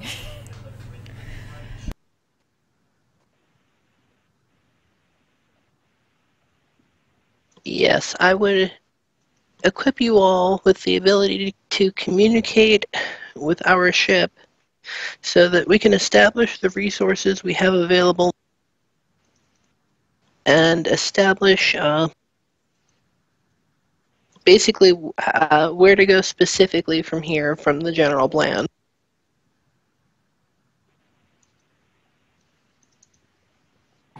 Very well.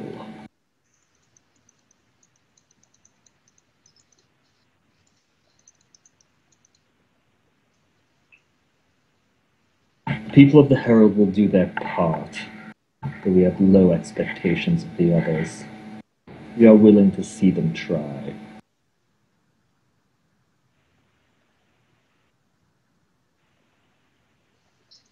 Well, the thing about low expectations is that you're rarely disappointed, but often surprised.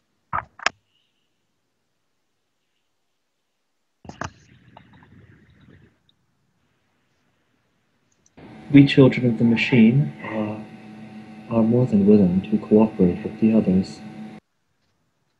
We are very curious of this mention of the machine god that you have given to us. We require no convincing, however.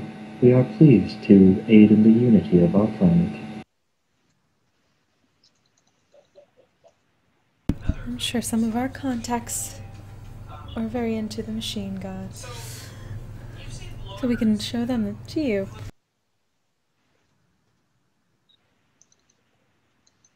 Yes, I am sure that we can ensure that you get into communication with someone whose knowledge of this subject is as intricate as your knowledge of yourself.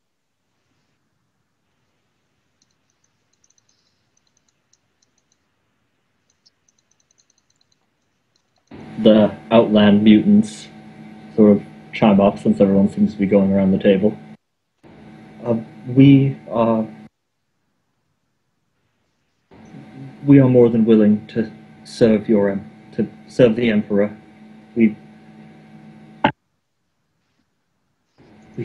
have seen the great might that your empire brings. We have no desire to anger you.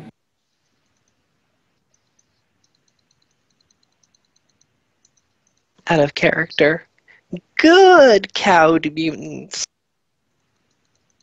Because that's just not something you say at a diplomatic table. I like how that's like inner Zephyr, like inner Sakura. Just like in black and white, like, yes! I am the god! If we will not be killed when we approach, we can speak with the people of the Herald now. We will see what trade can be done. Our people most desire these medicines you spoke of. The sickness has always been great among us.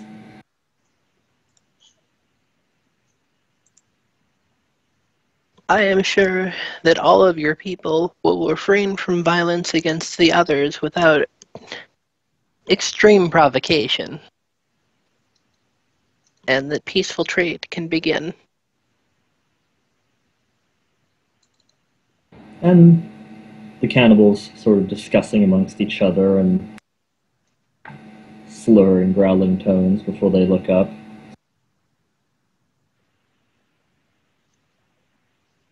We are most concerned about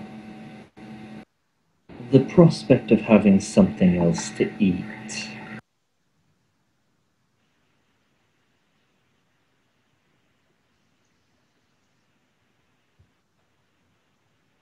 We are willing to cooperate for now, to see that this possibility is served.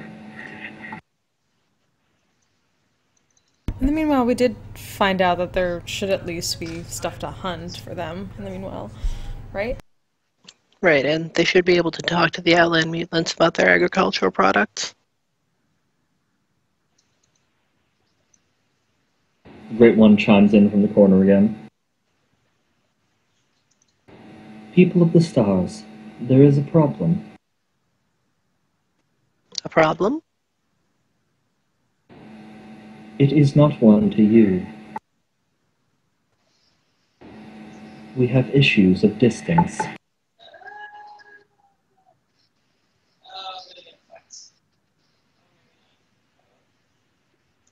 I do not know the distance between the others here, but we children of the machine have a long way to travel to speak to anyone.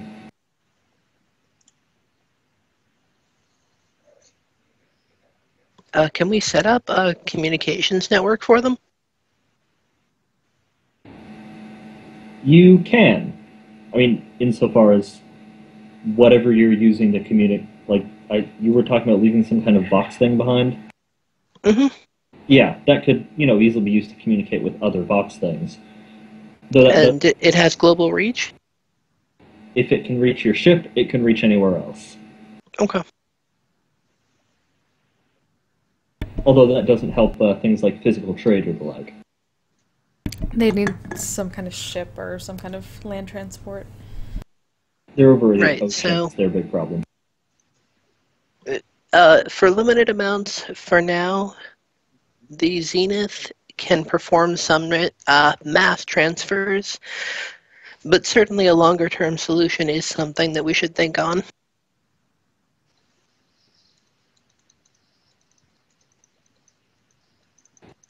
We will attempt to discuss. I mean, if they can make parts and stuff like that, could they make, like, the stuff necessary to, like, build some kind of land transport or some kind of transport? I mean, they could build a really dumb fission engine with the radioactives that are in system.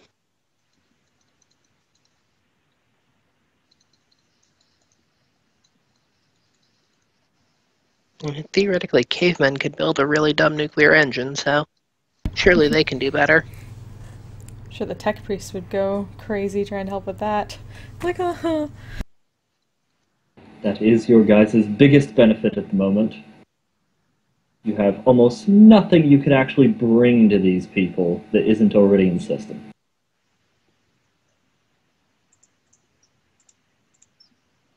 But we got all this knowledge. So yes, while we are gathering knowledge on assets, we will also be gathering knowledge on the problems that face your people and attempting to devise specific solutions to them, both amongst ourselves and amongst you. We will attempt to survey and communicate, as I hope that my fellow delegates will as well.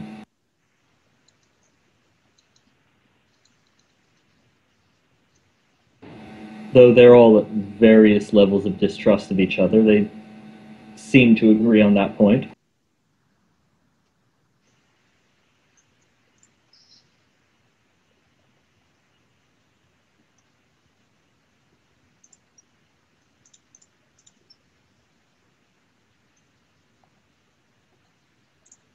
So, you are going to attempt to do further surveying then? Leave them to their devices?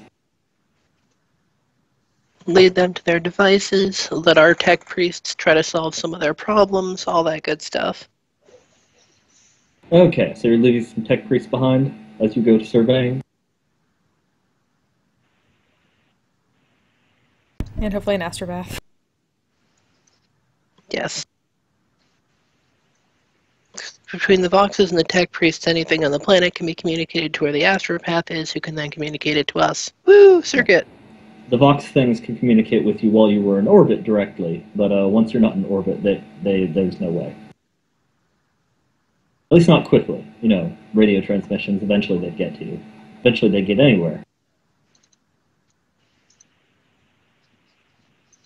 Oh, we're only light minutes to light hours away.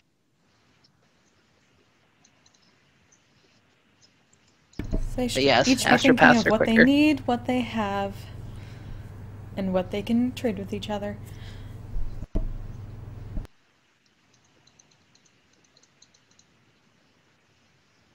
Okay.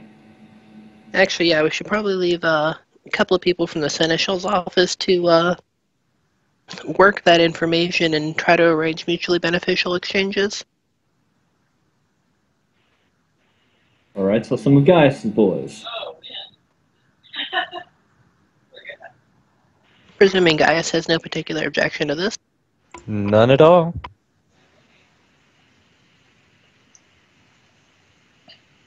Okay, so some accountants, some tech priests, and at least one astropath left behind. Whilst you guys go gallivanting off across the stars. Sounds good. The one star. More sort of particular gallivanting star? around the star, yes. But so, if you're heading off to that, the tech priests can easily handle creating Vox transmitters. And, you know, using what they have on hand to bring down with them.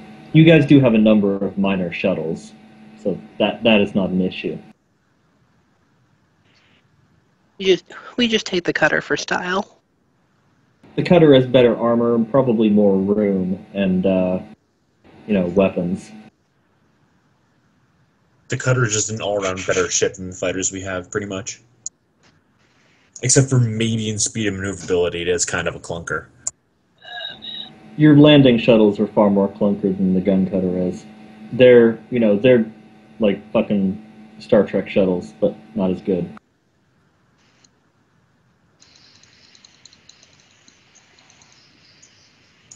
Let's go find us some hover bikes. Yes, so, you leave your dudes behind to do their thing down there. And you go off on a wondrous surveying run of the system, yes? Yes. Okay. Well, certainly, that is a time-consuming thing, so anybody who's injured can be non-injured. Yay! Yay! My skin. Yeah, wait.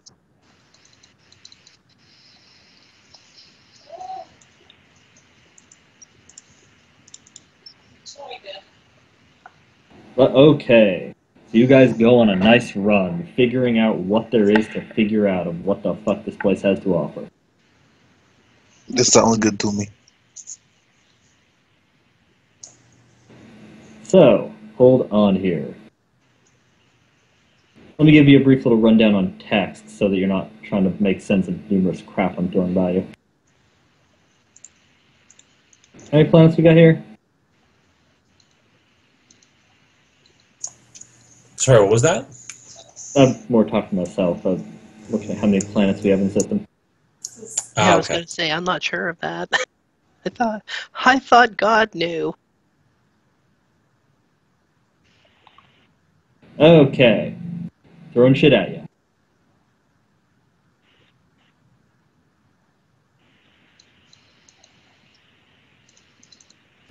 Just, more or less the results of shit that you get as you do good scans of these planets.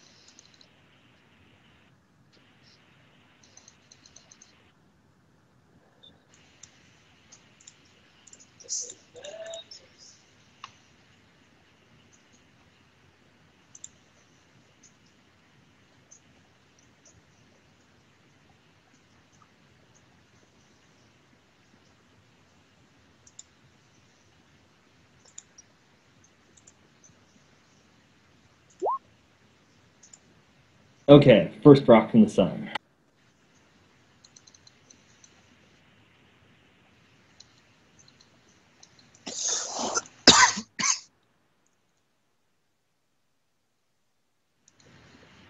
Ooh.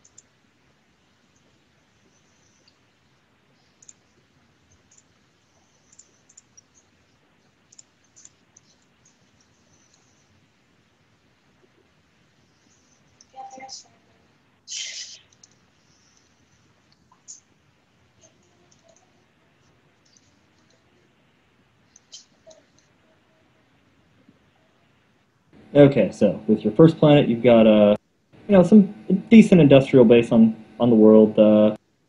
Not much else there. No breathable air. Both of the moons have air, but the air will melt your skin off if you're standing out there for too long. One of them clearly has a shitload of Tyranids. Yeah, I was meaning to ask about that. Well, at least some quantity of Tyranids. You don't know how far that goes. Also, maybe demons now. Entirely possible. I don't know if the demons really could have taken on the Tyranid there.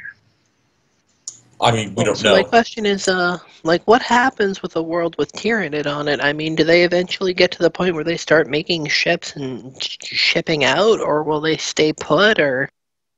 I don't think any of you guys rolled enough to be total experts on the Tyranid in that regard.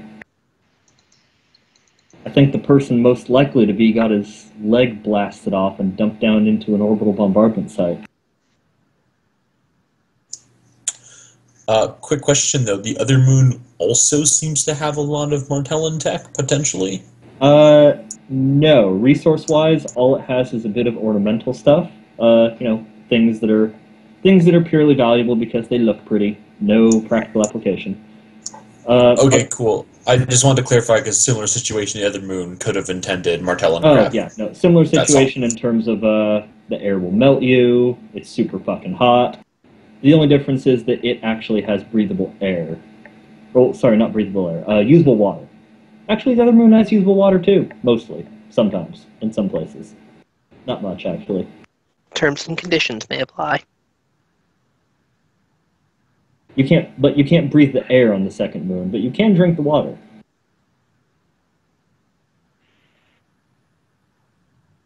Just make sure the water doesn't touch the air, and you're fine. Alright, so you stick your face under the water and then helm up to drink.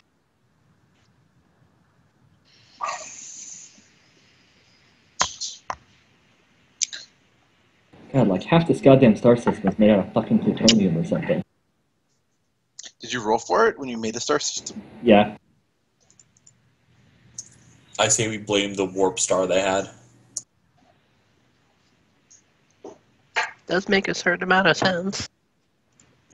Well, in as much sense as I'm pretty sure enough exposure to the warp can make anything happen.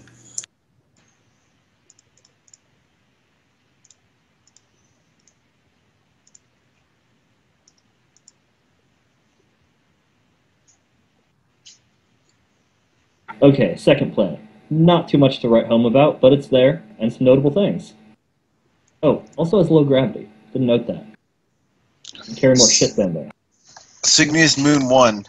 I think we should go fight Tyranid. No, they don't have, as far as we know, there's no Tyrion on that one. No. There Oh, is sorry, no. Cygnus 2. no. Cygnus Moon 1. Yeah, there's Cygnus 1, Cygnus 1, Moon 1, Cygnus 1, Moon 2, and then Yeah, Cygnus 8. Moon 1 has the Martellin stuff. Like, it might have Archaeotech and stuff. Archaeo Xenotech. 2 layers of obscurity. Yeah, the Archaeotech would be on Cygnus 1.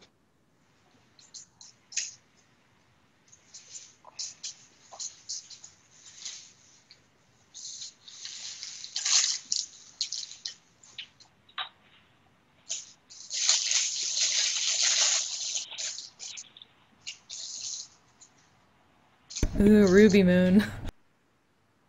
Yeah, Ruby Moon, if we just want to hightail it out of here, Ruby Moon is the obvious choice to just take as much rubies as we can and leave. Can we just tow an entire moon? If it was small enough, or our ship was big enough. Need a really good cable. Notably, you'd need to mount a warp drive on it somehow.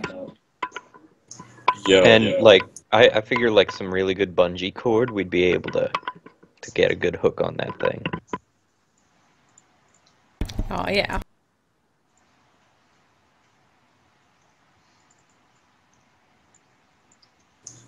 Good old Marty P. Marty. The weirdest of Sailor Moon technology.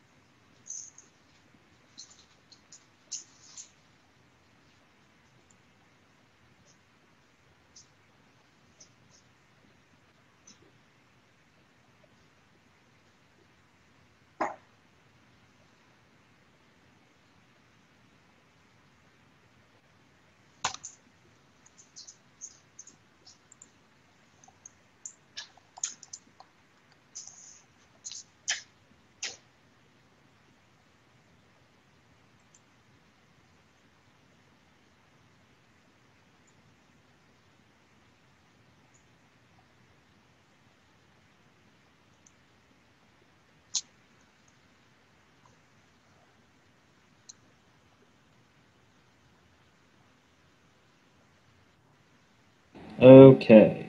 Oh, also the outer asteroid belt is where the starship is. The big one with the murder servitors on board.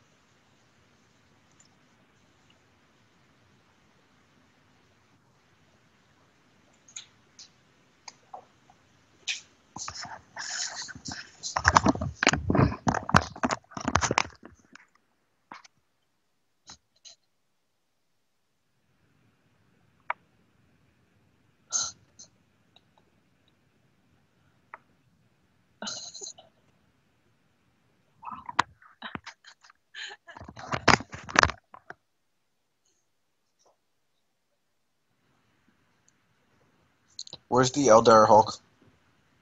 What planet did you blow them up around? Well, not blow them up, but kill the shit out of them. Oh, right, yeah, that would be around Cygnus 1. Yep. Because you got them just as you were coming out of The Tyranids, yeah. Yep. So it's getting sunbaked.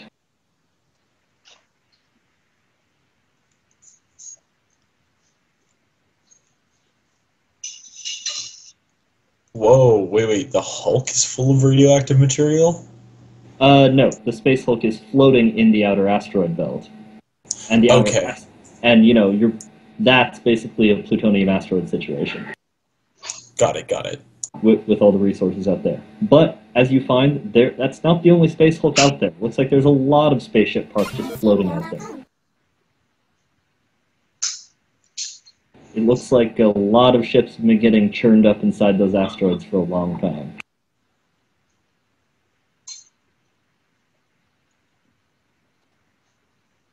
So is there a specific thing, like the claim I made on Martellus Prime, was that sufficient for the planet or for the system?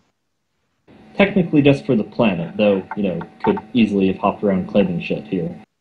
I mean, while we're scanning, I should definitely be planting flags. Yeah.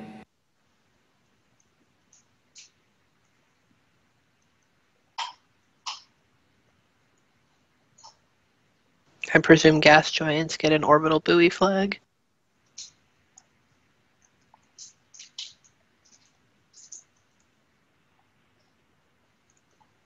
Okay, there you go. Everything your scans discerned. And if you guys had any further questions about a particular planet, your scans probably would have answered it, and I can just answer it. Were we able to get good scans of the parts on the Imperium Hulk? In terms of like what ship components they have? Oh, yes you were.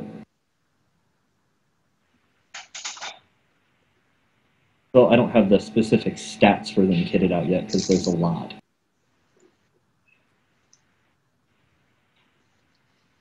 Yeah, that thing like dwarfs our ship, doesn't it? Yes. Yeah. I bet if Geralt was still alive, he'd be sad that that he crushed that soul gem, and she doesn't have the ability to see the fact that we totally fucked up her plan. Because we're not dead by warp. Yo, imagine if they have Archaeotech fighters Oh on my god, that ship. that would be pretty sweet. Oh man.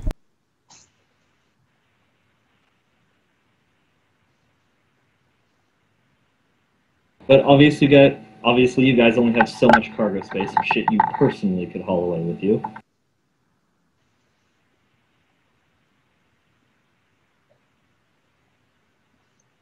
Is there anything in particular you're looking for or looking to upgrade? On the ship, probably the macro cannons. My understanding is they're like basic. Technically they are the default cannons. There's one cannon type that's shittier. So we still have a lot of room to improve on those ones.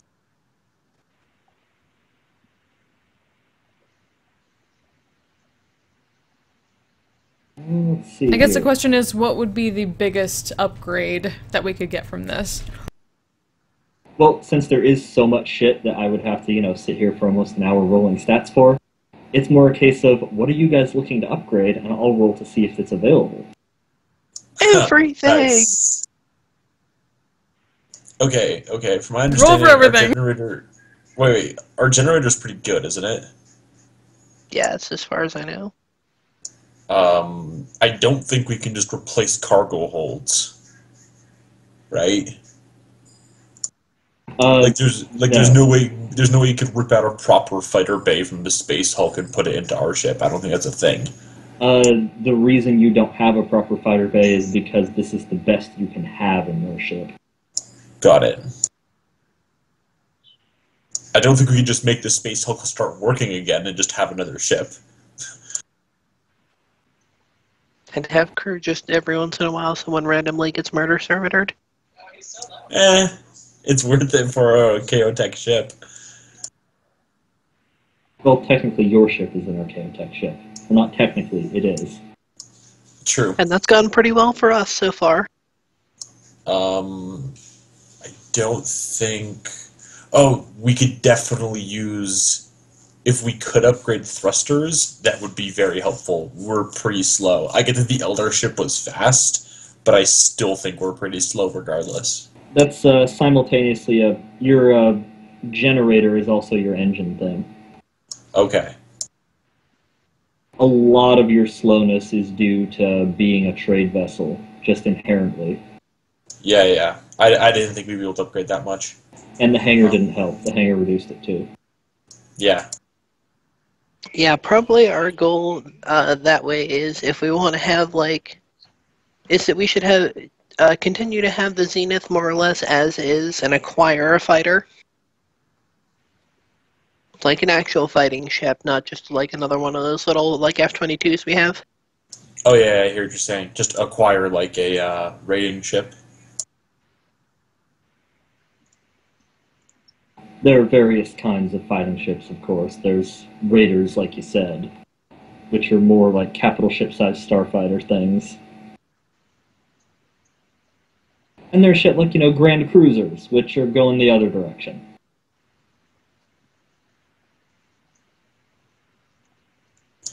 This was one of those at one time. Got it. Well, yeah, guns are obvious because our guns are crap. I think our solar cannon is pretty decent, but the macro cannons could probably use an upgrade considering how they're basic. Not even saying that they're bad, just that they have a lot of room to grow. I guess bomber or fighter squadrons, maybe, in terms of ship parts. I think our shields are pretty okay already. I don't think we can increase our turret rating, can we? I can't recall if there's an optional component for that. The thing only had me roll for base components. I was going to go through and determine if there were some optional component things. Yeah. Is our auger array good? I think our auger array is pretty okay. It could easily be better, but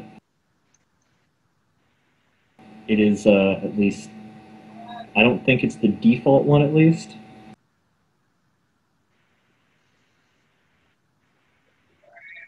Well, if it could be better, it might be worth seeing if better is available as well as the macro cannons. And if we're going for high hopes on anything, I know that Into the Storm has a gun cutter style ship that is explicitly for doing close range scans on planets. One of those could be cool.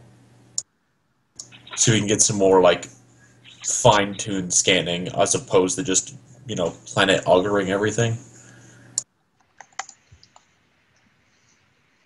But we're talking ship components here. That's more of a specific vehicle thing. Yeah, I didn't think we'd be able to get I didn't think there was a squadron of those things available. In terms of like an actual component, I think it's pretty much just fighters, bombers for squadrons, right? Yeah, pretty much. And Hodor would like to see if we can get mono weapons for his mutants. Or armor. Armor. No, we definitely need some mono weapons. Oh, dude. Okay. It. No. You know, we can roll into this one if we're going for something. We could use a ground force armada. Like we have a fighting, but we have fighter battalions, and we have like a fighter squadron, a bomber squadron. But you can get like a battalion of like ground weapons in terms of like tanks and stuff. I'm pretty sure because we have a hangar, we can just drop it from there. But I'm not entirely certain if you'd have a specific hangar for that. Technically, I think it would fit into the regular one, but you would sacrifice some of your hangar space for the shit that transport them. And you don't have a lot of people who, know how to use tanks all that well. Romeo does. Drop tanks. Also, go bosun. Yeah, he's got drive ground vehicle, so he's fine. He can't do walkers. That's about it. Does Thaddeus have drive ground vehicles or just navigate surface? That would be just navigate surface. So far, I can buy ground vehicles, but I don't have it currently. Right. Okay. So Romeo drives and Thaddeus steers. I mean, more like aims the cannons. He's still the best He's still the crackest shot we got on this ship. Well, yeah, but you're the one like making it go, and he's the one telling you where to make it go. Oh, I got it. We're like in a rally car driver navigator situation. Because I think he's the only one with navigate surface. I believe so. But yeah, part of the like the things that or give you different forces. That's something that you would have to acquire from somewhere where you could also acquire the expertise on a large scale. Okay, got it. It's not just an assumption of the equipment. Okay, that makes sense. Okay, here's a semi-serious question. Can we get more murder sorters from this ship? We know they have a bunch of them active, but we keep a bunch of ours in cold storage too. I mean, in theory, yes, but not in any mechanically significant way. Okay. I mean, it's just one of those things that if we were actually keeping track on our servers, I know we don't have an infinite amount, it would be like a nice restock. Yeah. But, so basically, what are 3 things you'd like to roll for to see if you can find a superior or at least different version?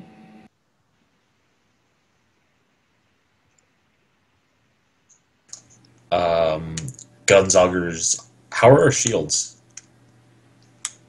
Fairly basic. I mean, there's not a huge variety of shields to begin with, but fairly basic.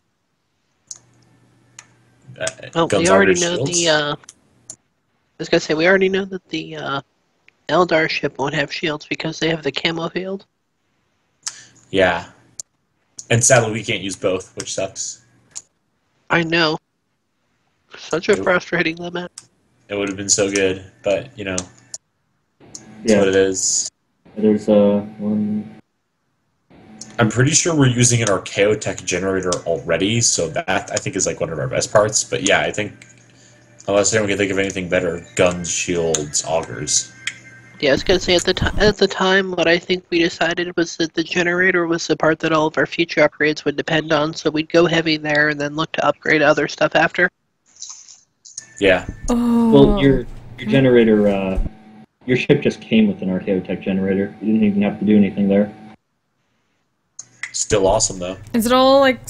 Did we figure out? Is it all like scrap parts that like none of the actual like systems work? Like, would there be any charts? You guys can pull nav data, certainly. Yes, please. Try to.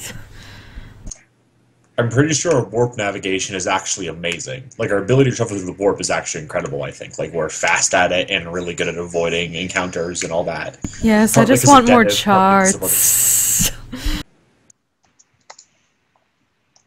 I want charts like I want wine.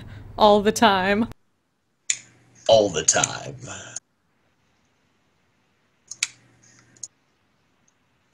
I mean, if you want crazy charts, we should really look to the Eldar. They're going to have charts that, the Imperium might not even have in terms of both void and warp, and you might actually be able to learn I think some our shit problem about with that was Book that we weren't really sure how to properly get into their systems because they're run on their souls. Yeah, but we also didn't try for that long because we got Things were distracted trying by to, stuff, and kill then us. rates. Yeah. Yeah, we were under a time constraint. Yeah. Technically, I wasn't there. Yeah. Also that. But so, 3 ship component types. Yeah, I think we're going with shields, guns, augers. Unless we can do guns twice. And then it's probably guns, augers. Lol.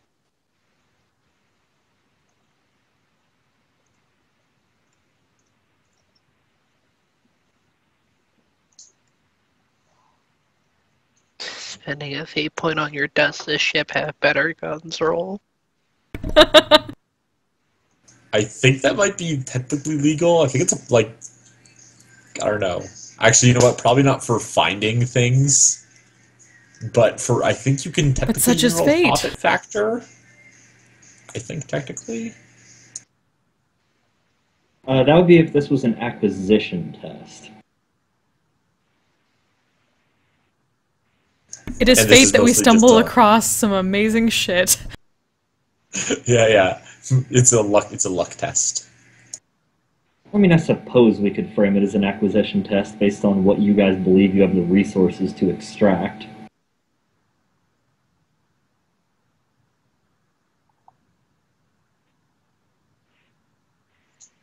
But by and large, just rolling to see if this shit is available to you. There's definitely tons of shit there. It's just a matter of whether it's actually better, whether it's usable in this condition. It may have some guns that are way better, but they're for a ship way bigger than yours. Or they're in the heart of the ship and we don't really want to tear our way through the middle of it. Or have murder servitors tear us the way through it. I might have been of both on that one.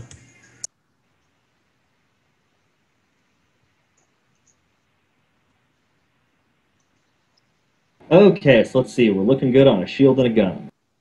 Let's see what we got here.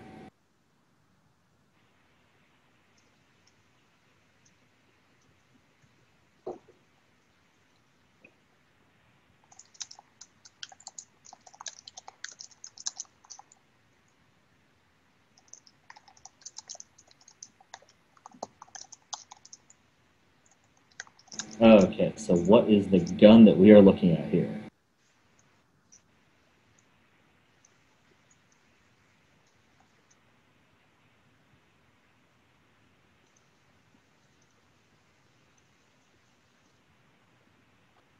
Okay, 1d11. Does someone want to roll the 1d11 to see what gun you have available?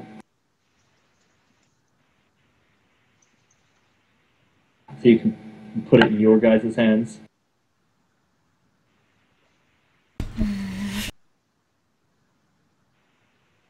I'm afeared. Sorry, 10. 1d10.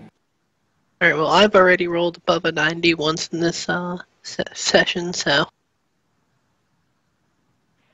maybe someone else should roll. Remy wants the guns really bad. Maybe you should. Wait, what are I'll do it. Guidance is doing a thing, yeah! Okay. There's 4 of them!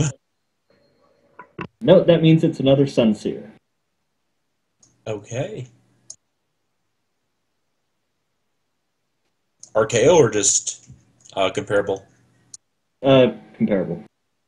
Okay. That's less of a distinction when we're talking ship crap. Okay. I mean, it is a distinction, but less of one. Alright. So, like, not statistically significant in the way it differs? Sometimes it is, sometimes it isn't, but not to the point where it's definitively will be. Okay. Alright, Sunseer is cool. Just one of them? Yes.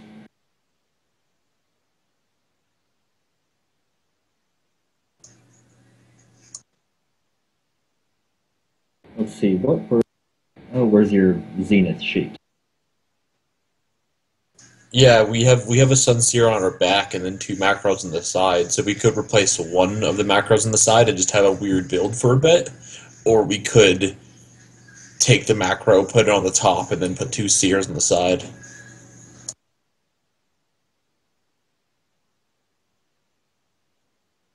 The Seer's advantage is that they're super long range. Yep. But if we have 2 of them on each side, I don't think we lose anything in terms of, like, firing arch. And I think we can fire on... If ship's in front of us, we can fire with both of those, can't we? I cannot remember where the side arc goes. I think... Yeah, I can't remember how far the broadside arcs go. But yeah, it could totally not do that. I don't know. Yeah, I'm pretty sure if something's directly in front of you, only your dorsal gun can give them a good blasting. Okay, then it's probably not worth switching the dorsal gun for now. But still, we can just throw one on the side. Assuming we can attach it now. If not, I'm not sure if there's a point of taking it right now. Yeah, nothing you're looking at here is something you can attach now. Yeah, we might just want to be better off taking off whatever the protochemical for Prometheus is, or Promethium. You mentioned that a little bit in the Asteroid Belt, that there's some of it around? Yes. I think that's the most valuable in terms of, like, raw material that we have here so far. So it's probably that, and then the Ruby Moon.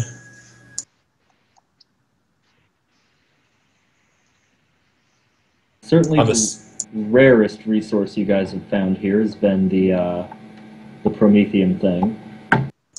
I'm assuming that makes it valuable, but I'm not 100% sure on that. If something, well, obviously, rare isn't it? If it's rare and useless, it wouldn't be much of a thing. But no, it is useful. It's it's what your flamethrowers spew. It's what your vehicles run off of.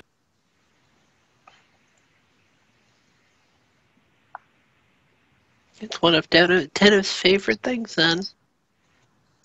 I mean, we're already pretty good at handling fuel because of our sun battery engine thing, right? Yes, that is true. You do have the facilities to maybe refine that shit. We are a factory ship.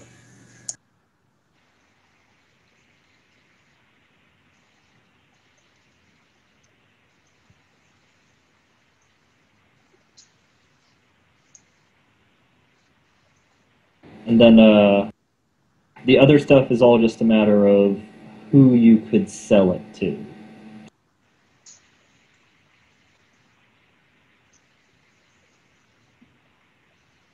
None of the other things are explicitly more or less valuable. It's mostly a matter of how you, as conniving people, could finagle more money from this or that person. Based on, supply, demand, market, blah, blah, blah. I'm sure some of our people would have ears to the floor at demanding places or people. So basically, how good Gaius rolls. Or maybe Romeo if I decide to take... I think I can take Commerce, but I'm kind of saving up for another thing. But I don't think I'm going to get it before we finish this mission anyway, so I might take it. Gaius explicitly does get some bonuses to those sorts of things, too. Yeah, but Romeo's lucky. Yeah, sure. But, Gaius, roll and evaluate. You have evaluate, right?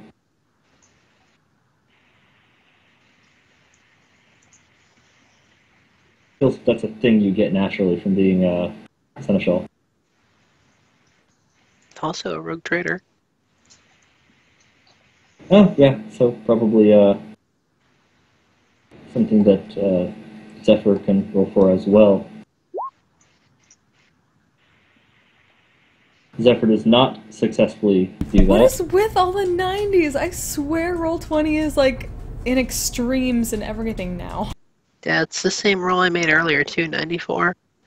Yeah, we're running pretty late. I think it's probably okay to spend a fate point on that unless there's something else that I should be doing in the near future. You're mostly just surveying what's available and coming up with ideas.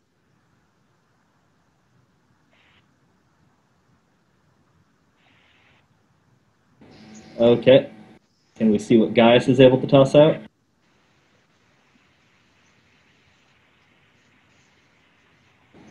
Some Gaius is there. Oh, there we go. Not great. That's what? You get intelligence bonuses, based? right? Plus 10 from the captain. I'm so inspiring. What is the bonus that Seneschals get for evaluate tests? I have the book open. I'll look it up real quick. Yeah, is that the fate point to automatically succeed, or just the additional degree of success?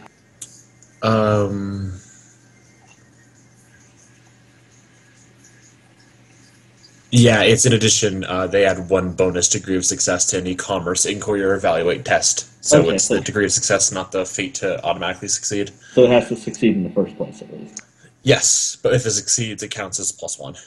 What's that? Intelligence-based evaluate? Yeah. Okay, and I'm assuming that was not under your intelligence for guys. What is your intelligence? 1 second. Not a whole lot if I'm looking it up. Really need to get you a character sheet in Roll20. Shush. Pretty sure I have one on there now. It's just not filled out. Actually, yeah. What are my bonuses on this? You have a plus 10. I don't know if you get it if something else is giving you an evaluate bonus. And do I get anything from the captain? That would be where the plus 10 is coming from. Okay, then I'm still under by 4. You have a fate point? I think he's only used Yeah. it once. I'm willing to part with another fate point. Get it back every session.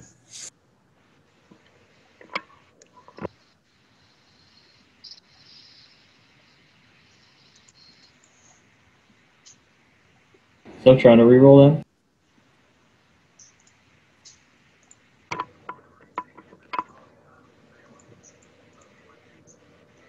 Huh. Aw. Wow. Aw, What the so hell? sad. Way to go, Fate. Way to go. Lovely. Okay. That was basically just to determine how much advice I could provide to you on what markets exist for what. The captain at least got enough for the general breakdown. Exotic crap like the Promethean is going to be, that's heavily dependent on how you wheel and deal that shit, and to who. Industrial stuff has the benefit of having a pretty wide market. There's almost nobody who doesn't need industrial materials. But it's also one of the most numerous things in most places. What about the servitor machine? Is that worth anything? It's worth a lot. In theory, it would be worth quite a bit, yes. Question is whether you want to leave it here to help with something reconstruction related, or sell it off to people who it would be valuable to. Honestly, there's probably enough stuff in terms of if we're just interested in archaeotech, there's probably enough of it around here anyway to make it not worth making people angry.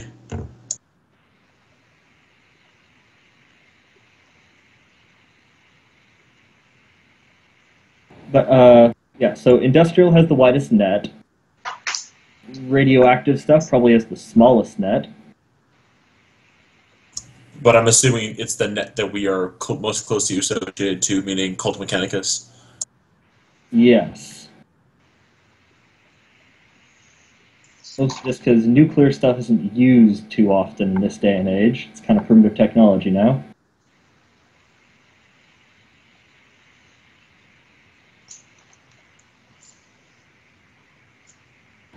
Ornamental things are more important to the sorts of people who would buy things because they looked pretty.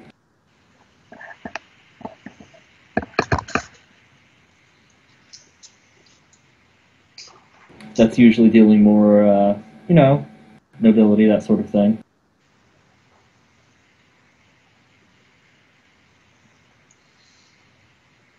Just as a breakdown for the basic materials that are scattered everywhere.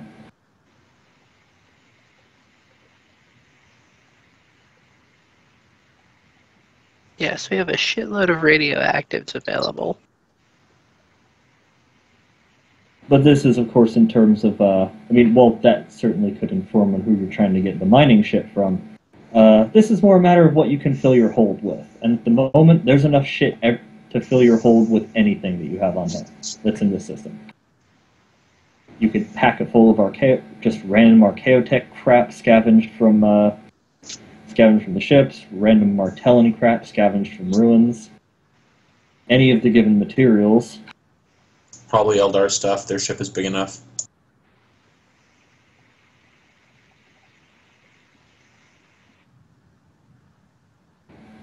Or do you have a buyer in mind for Eldar yet? Not unless I can make some random roll for Pure Underworld. Also Strixus, although the Strixus don't like me. But you can name And literally like anything. Them. Yeah, but you can name literally anything and Strixus is there.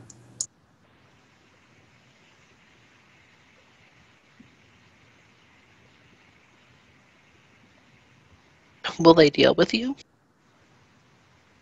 I'm pretty sure if you give them something good enough to sell, they'll deal with anybody. Well, you mentioned them being mad at you. I didn't know, Well, I mean, years of plundering their stuff will do that for you.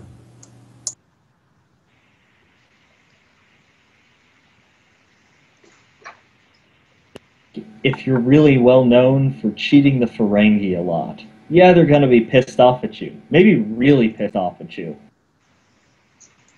But have you ever heard of a Ferengi that wouldn't do business with someone?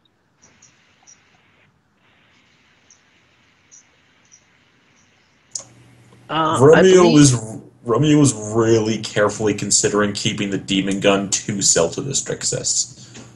That's how deep the Strixus are into trading. They don't like him, and they're willing to buy a known demon-possessed weapon, and he's still pretty sure he could get decent market share on it. It was a good gun.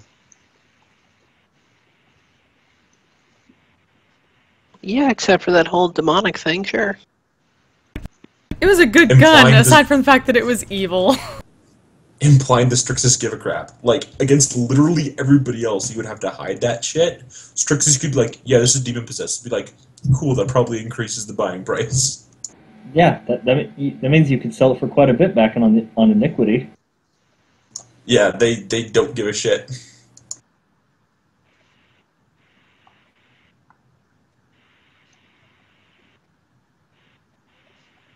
There are, major chaos trading ports.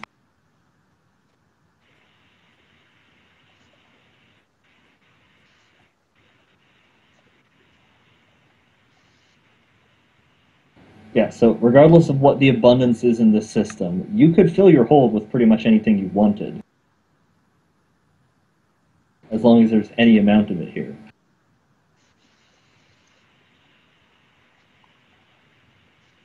It's just a matter of what you think you could turn for the most profit when you got out of here. Aside from playing interstellar real estate. So, industrial materials is probably guaranteed. Promethium probably has the highest profit, but is the riskiest. Radioactive materials has the extra incentive. It's probably about as valuable as the industrial materials, as far as I can tell, but has the added incentive of, if we're going to sell this place for mining contracts, it'd be nice to give the people a little bit of a sample of what they're buying.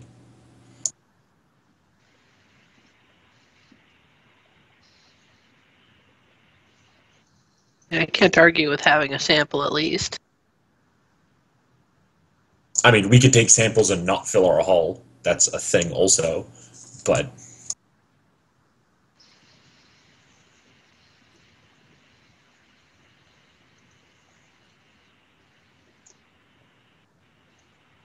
Yeah, I think that samples of the radioactives and just Eldar tech valuables. If we're going to go for valuable tech, Archaea is probably because of the fact that, we probably know most Imperium contacts, it's probably going to have the widest market value. Bartellin maybe has the most valuable, but that's assuming we know how to work it, so we know how to sell it in the first place. Yeah, as long as the Imperial stuff doesn't have any potentially highly heretical or hunt us down for selling this marks on it. Like, I think we're not selling that suit of power armor. Oh no, I'm pretty sure we're filing the emblems off it and then giving it to them anyway. Yeah, that was what I recall having planned. So, yeah, stuff that's not notably hugely heretical to sell, we should sell. Oh, I did note before, I don't know if anyone had seen it. You guys are not capable of using that Space Marine armor. You are capable of hoisting off its infinite power pack and retrofitting it, though. Do you want to take the infinite power pack and then throw the rest of it into space? That also might be a pretty good idea. You don't think a Space Marine armor would sell for a lot to those people? The problem with Space Marine armor is if we sell, we can sell Space Marine armor to the Strixus, of course we can, but if the Space Marines find out we sold some of their armor, they might just hunt us down and kill us. Space Marines consider those things holy relics, so if you went out and you sold, the finger of Saint Xavier out to somebody, the church would be pretty mad at you. And the church, in this case, has flamethrowers all over. How Space Marines work is they work in chapters, so, only that chapter really gives a fuck about that chapter, and the chapter that the armor exists from doesn't exist. Oh, so okay. No one's going to be looking for it, really. So we can sell for didn't know that. Unless you're the Blood Ravens. Why do they care? I assume you're not familiar with the reputation of the Blood Ravens.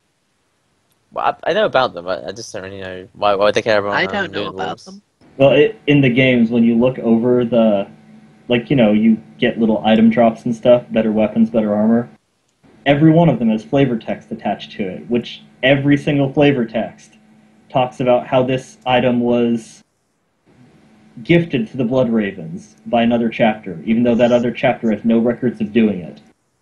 Or it was found on a battlefield, or just numerous things that have the heavy implication of the Blood Ravens are just stealing everything that isn't nailed down from everybody. I see. Okay, so sell it to the Blood Ravens. JK, they'd probably just kill us for it. They won't kill rogue traders for that. Just kill us to take it, not, kill us for the crime of having it. Killing us for acquisitorial purposes rather than holy vengeance. Yep, Blood Ravens still shit So from we them just too. take out the power pack and we toss it into that lovely star right over there.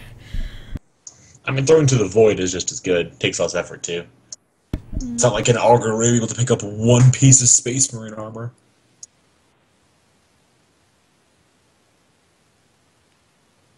Plus there's a bunch of Space Marine armors, if that's the case. Are you trying to get clutter into my traffic? You're traffic. I'm the Void Master. I have to fly put us it in a through it. polar orbit around the star in the asteroid belt track there, Solve. Then if you never fly the ship ever, Romeo's Fine, always the one fine. that flies the ship. Even through the warp, he's the one No, I was flying mostly the ship. through the warp trail, I was thinking. Yeah, I was thinking more There the are warp than way the void. worse things than a hunk of armor in the warp. I mean, also, blowing up random pieces of junk is why we have void shields.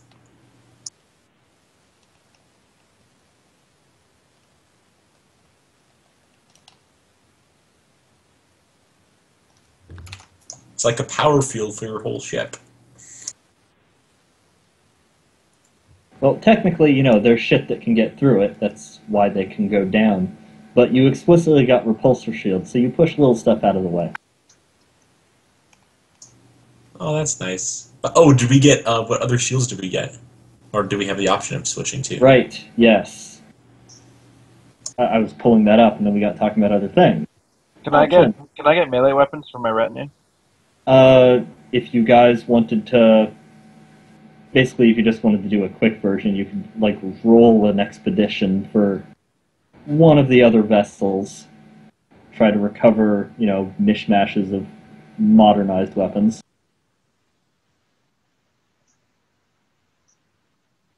Basically a supply run for trying to upgrade some of your men. I'd roll for that. I'm not totally opposed. We're passing through anyway. I mean, if we're going to pick up Promethean, then we're totally in the area. Basically, you'd be doing a hit-and-run attack that murder servers don't count for. And the Got it. teleportering doesn't count for. Got it. So basically, it's just a command test. Cool. Alright. As you, are just leading a group through, trying not to die from all the shit in there.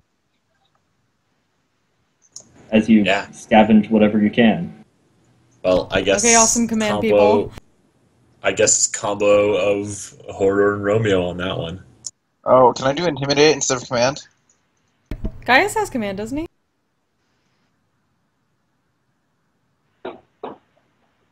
Gaius, the Captain, Romeo are the ones with command.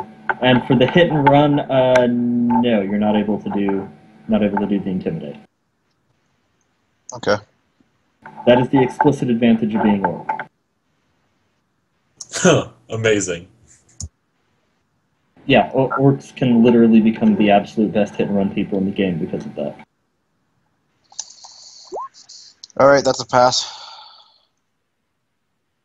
For command? Yep. Okay. It's a 9. Okay. Yo, Captain, though.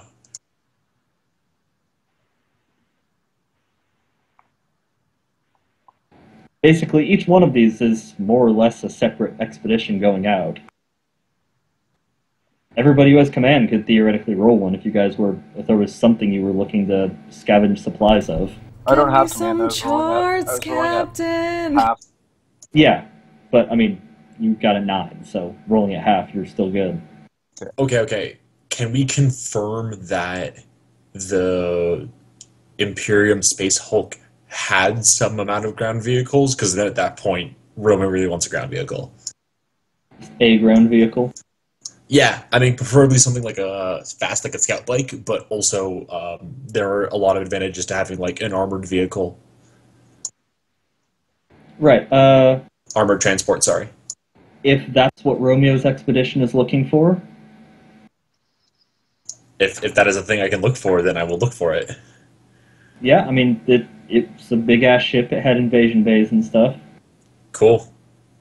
Let's hope it's good. That is... I'm fate-pointing that. What is the captain's expedition looking for? That is Come on, a charts! success. Come on, charts! Come on, charts! Melee weapons, guns, armor. Didn't say the fate point. Do degrees of charts success... and guns. Sorry, I didn't mean to interrupt. Do degrees of success matter in this case?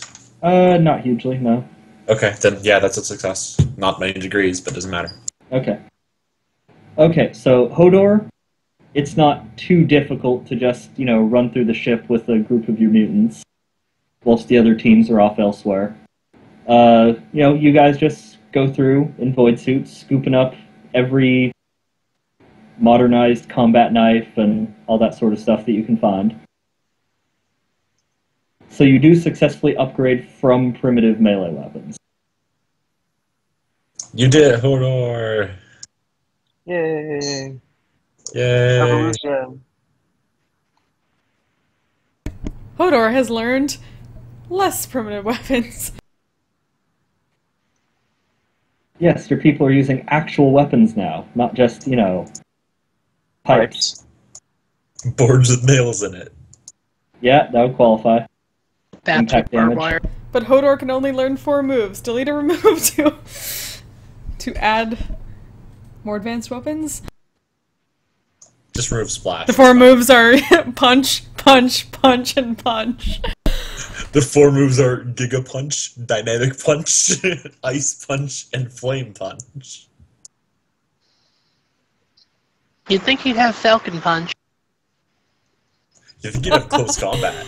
If we're talking about Pokemon, close combat's pretty good. Only captains get to do Falcon Punch. Well, since the guys had a Falcon. Nice. Nice. I don't know how you would punch with your Falcon, but you do have a Falcon. I will teach that Falcon to punch. Yay! Somehow. I suppose you could get an arm mount so you could punch people with the Falcon. Amazing.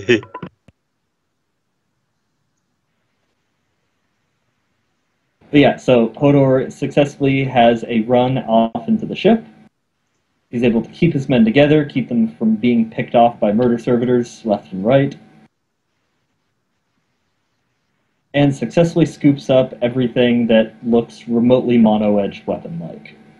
It's a mishmash, to be sure, but you have it. Can I roll again to see if I can find a force field? No. This is more like a large-scale bulk equipment thing. Okay. Not a single individual equipment thing. With the exception of the vehicle thing, because that's more of a big, chunky thing. Yeah, I mean, if we could find more than one vehicle, that'd be awesome, too. It's nice to have duplicates. This is less a matter of what is explicitly there, more a matter of what you reasonably have the time, resources, and likelihood of surviving to find. True enough. I mean, if we could find a hangar full of them, reasonably wouldn't be that hard to get out, but maybe stuff's fallen over or whatever, I don't know. There's totally, yeah. This role is mostly a matter of what you can reasonably obtain in this situation. For whatever your limiting factors may be, the limiting factors are putting you to where you are. And I guess degrees of success could be relevant if there was something you were going for. For Romeo's role, I'm noting. Specifically for kind of vehicle. I mean, you managed to locate a vehicle. If we're going for specifics, because no one else can drive, and we already have the cutter for actions, scout bike for A, scouting, and B, literally ramming into people, because it's amazing for that.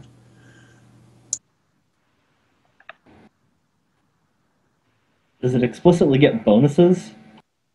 No, it's just good. I guess the Rhino is technically better, but the scout bike actually has guns. Right. The Rhino? I assume the Rhino has guns. Rhino APC doesn't come with guns. You can put guns on it. Right. And even then, modular and adaptable, so... It wouldn't be the first time we stuck a gun on a transport. And even then, scout bikes can get grenade launchers, which are pretty sweet. Yeah, basically it's a situation of where a Rhino would have been the higher-end option, because Scout Bike is more likely to... Well, I guess Scout Bike's less likely to actually be on board the ship in the first place. Whereas Rhino is way more likely to be on board. True. I mean, I think if we're trying to find one of it, Scout Bike could be harder to find. I think they would have less, but if we're talking about like a raiding force, like, yeah, they probably would have a Scout Bike to scout they are fast. But so, how many degrees was that, or was it any degrees? That was no degrees. That was 5 under my fellowship. Wait. Okay. Oh wait. No, sorry. 1 degree because I do have that sweet pistol that gives me +10 on command. Right. Okay. Yeah. So I'd say that is good enough for a rhino. I totally will take a rhino. Rhinos are sturdy motherfuckers because they're basically just bricks. They're bricks with tank treads on them. Yep. And they would definitely come in handy in a lot of situations that we've already gone through, so... There is a reason that 90% of the Imperium's military vehicles are just rhinos with shit bolted on the roof. Oh, I just read right now, special rules for Rhino. Reliable. Any tech use test made to repair or restore this vehicle gets a +20 bonus. Yeah, they're reliable as fuck. Seriously, if you look at, like, well over half of the Imperial Guard's list of vehicles, all of them are just Rhino with thing bolted on the roof. Rhino with passenger compartment modified with this. Rhino with shit bolted on the sides. The main problem with the Rhino is it's got capacity for 10 soldiers, which, you know, is usually less than our normal platoon, but still, Yeah. It's good to have a Rhino. No complaints. Got a thing. Yeah, so you do manage to find a that has damaged to the point of uselessness that you are able to basically just kick out into deep space and have picked up by one of the shuttles.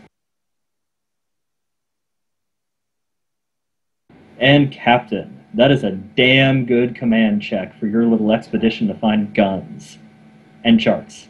Yay! So, I mean, you do find some antique charts, more or less.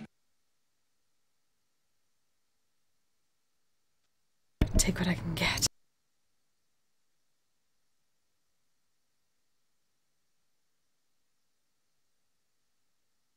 I tend to look at charts like most people look at conventional pornography.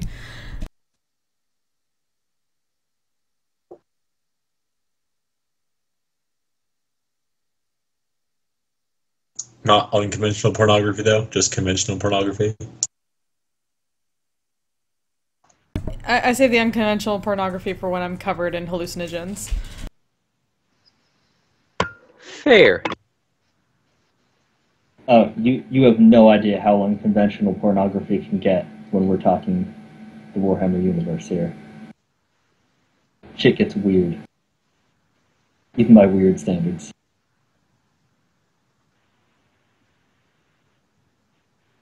We are talking about a place where a civilization existed whose porn got so weird they created a god. I take psychotropic drugs and go through hell. I think I can handle it. There's gotta be someone. There's gotta be like a few planets out there with a genocide fetish. The Doctor is king.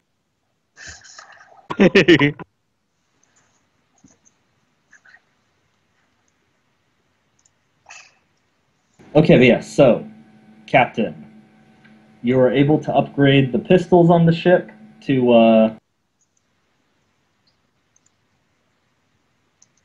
decent las pistols, and find upgraded las guns. So slightly better than flashlights. Actually, bolt pistols. You're able to retrieve bolt pistols and upgraded las guns. Bolt pistols are neat. They are. Now, there's no hope whatsoever of you taking armsmen anywhere without Den of getting splattered in people.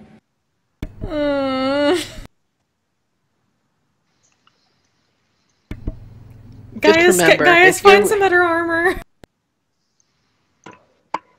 Okay. Just remember, if Denev's wearing them, we're winning. Oh, dude, this is where we found the lost alloy armor. Just saying. This is more for slightly above average. A bulk test to acquire slightly above average shit. Gotcha. Command the hell out of this, Gaius, come on. Okay, let's see if this works. Do you have any fate left? I have one fate left, but, I mean... Let's see if I just, like, completely mess it up. Let's see. How would better armor help Yay! them? Hey, that works.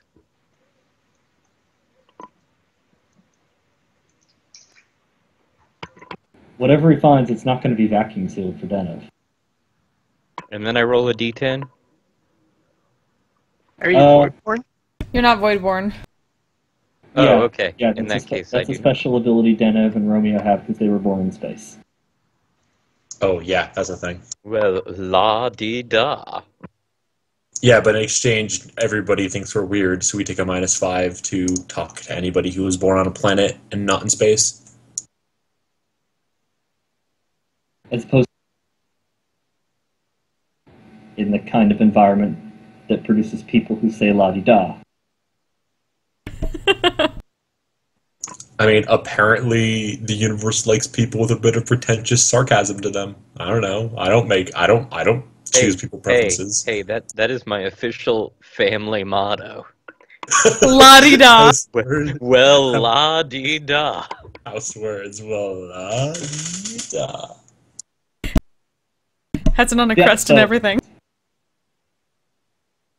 So, yes, he is successfully able to lead an expedition of men to locate actual armor, as compared to the not any armor that your guys had previously. Woo-hoo. That means they might be less likely to splatter on me. Well, your guys. I was more talking about the guys your guys splatter now that they're using explosive pistols. Well, I obviously get our guys in the way, so they can get splattered instead. Almost every instance that Zennith got splattered by something, it was because someone was using a bolt weapon. Not all the time, but most of the time.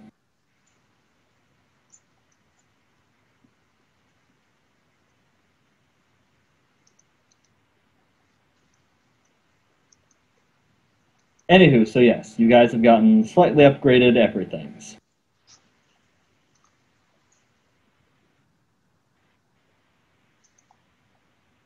So hooray! I actually just realized how much better the gun on the Rhino APC is than the Scout Bike. It's pretty stupid. Denov takes the charts and he's like, "Excuse me, I'll be in my tower." Drink. How does Storm and Tearing Wind work together? Do you just roll twice for both dice? I can't remember how Storm works. I think it's whenever you achieve a hit, you actually achieve 2 hits. That sounds right.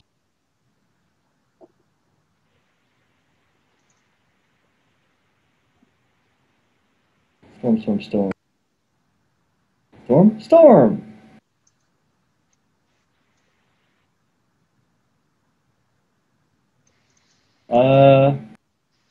Yeah, basically. Storm doubles the amount of hits you get on a target.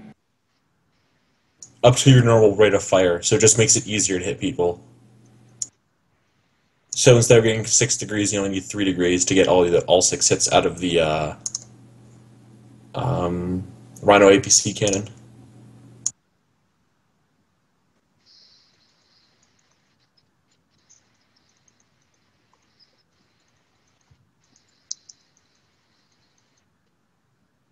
Yep. Where is the Rhino? Where are you seeing that, by the way? Oh, it's in Into the Storm. Oh, they do have Rhinos in Into the Storm? Yeah, it's Okay, cool. right over the Scout Bike and below the Land Speeder. Okay, cool. Yeah, I mean, they should. If they have any vehicles, Rhino should be fucking page 1. Yeah. Most common vehicle in the galaxy. Well, besides Orc craft. Orc trucks are the most common vehicle in the galaxy. But okay, yeah, so you guys have successfully gone on expeditions to equip your dudes with the ruined stuff from the decaying graveyard ship. But it's still pretty good ancient stuff. It's way better than what we have in some cases. Your men are now about as well equipped as actual guardsmen. Yay! They have been upgraded to flashlights and t-shirts. Flashlights and t-shirts!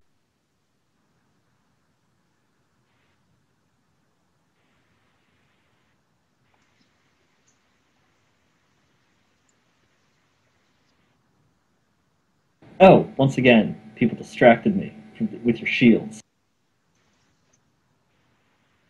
Is that code?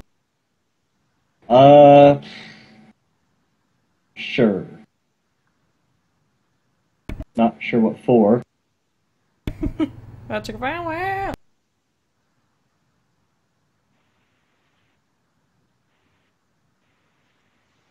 Oh. I need to look up what the shield was. I already know what kind of shield it is.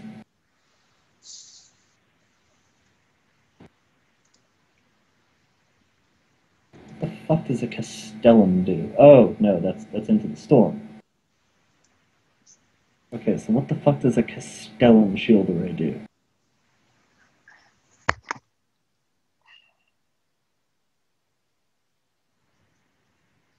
Aha! Yes. That is an Archaeotech shield. Straight up. For ship? Yes. Does it work well, or? Let's see.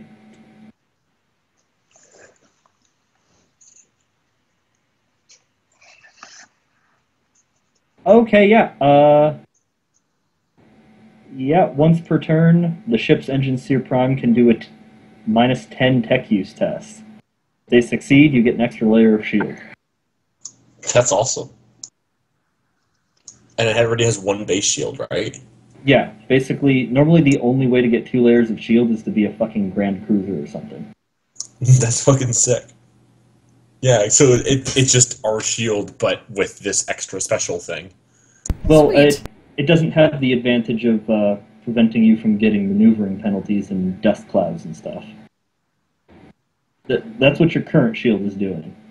It negates any penalties for navigating inside of nebulas, dust clouds, planetary rings, so on.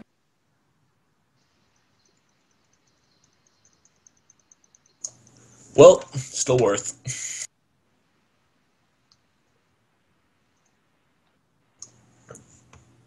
Is it only the Master Engine Seer that can do the check? Yes, so it would be an NPC who is doing the actual roll. Okay. So basically, like a third of the time, we get extra layer of shields. Essentially so, yes. It's pretty good.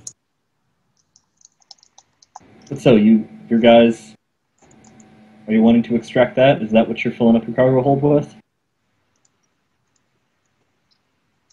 Taking that would fill a cargo hold? It is a ship component. It's big as fuck, yes.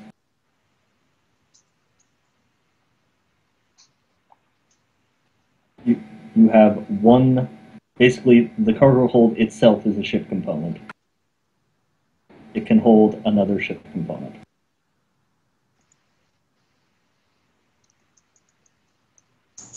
Okay, here's a question. If we don't take that for now,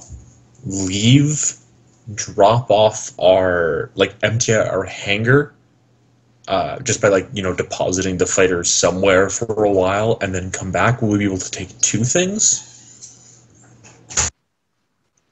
I'm assuming not 2 ship components, but we could fill that thing with Promethium or something.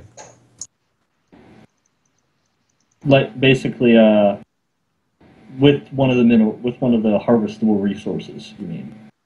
Yeah. Promethium or radioactive shit or something. That is reasonable. I mean, if you're willing to make a trip back, we can just take something valuable, stock up on that, buy whatever we need, and if we feel like we still want the shield, we can just, deposit our fighters somewhere for a little while. I'm sure we could pay somebody, make the trip, come back. I was gonna say, if we let the locals, use the bombers to transport goods around, that would solve that problem, right? There's no way they'd learn to fly them. No, we'd have to leave some experts for that. But we're going to be coming back since we're bringing them doctors and educators, right? So. Well, you may be somewhat limited in precisely how much you can bring in terms of doctors and educators. I mean, but even Yes, so, but if we're whatever. coming back. Yeah, I was going to say, whoever we manage to pick up still has to come back, so. But that would still only be a matter of weeks at most, maybe some few months, depending on the warp routes you were using. They're probably not going to learn to fly starships after only just harnessing gunpowder in some cases in that span of time.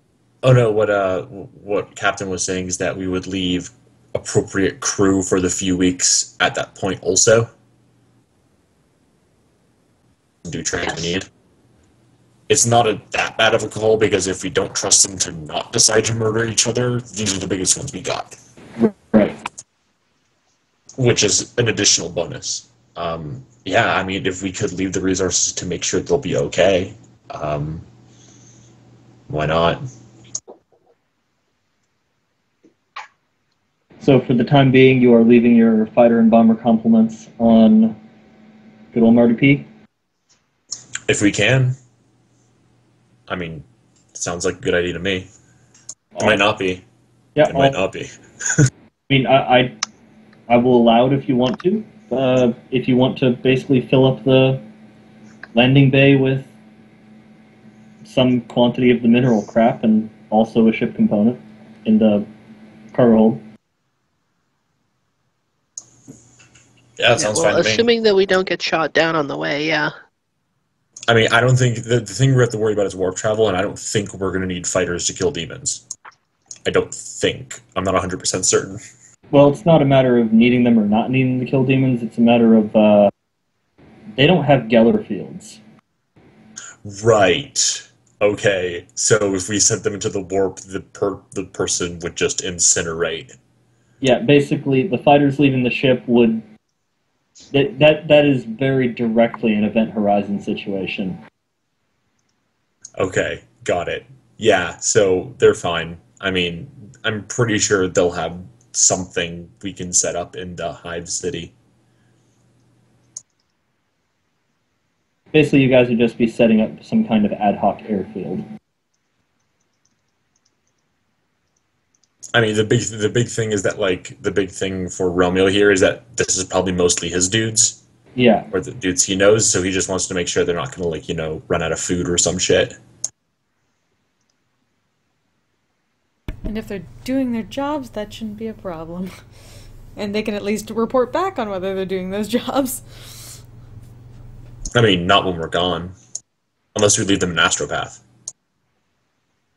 I assume we already had at least one astropath down there for the, Yeah, we had an astropath with the forward team already. There's no reason that, assuming that they didn't want to, like, rotate out with a different astropath. But yeah, they'd still have one.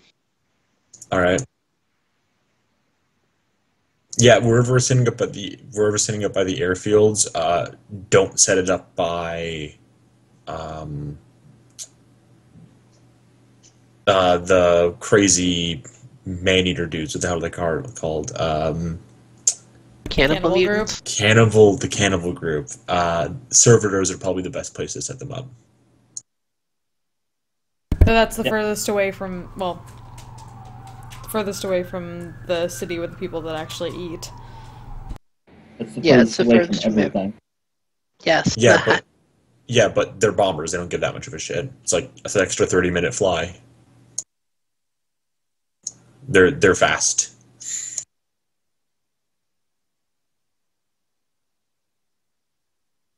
And, you know, the servitor dudes seem nice enough. They're not particularly mad at us for any reason, mostly because they can't be mad. They have no direct raiding parties right now because we kill all the Gorn dudes, or most of them. And of course, they're likely to be excellent organizers for this whole effort. Yeah. Also, if anyone could learn to fly anything when we're not around, it's those dudes. Not that I think that's a priority at all. Although we might want to bring them something so that they can set up their own transit system. Yeah, I mean, that's something we bring back with us, though, not what we leave right now. Obviously, just make sure that the people you send really like each other, because they'll probably be the only interesting conversation they'll have.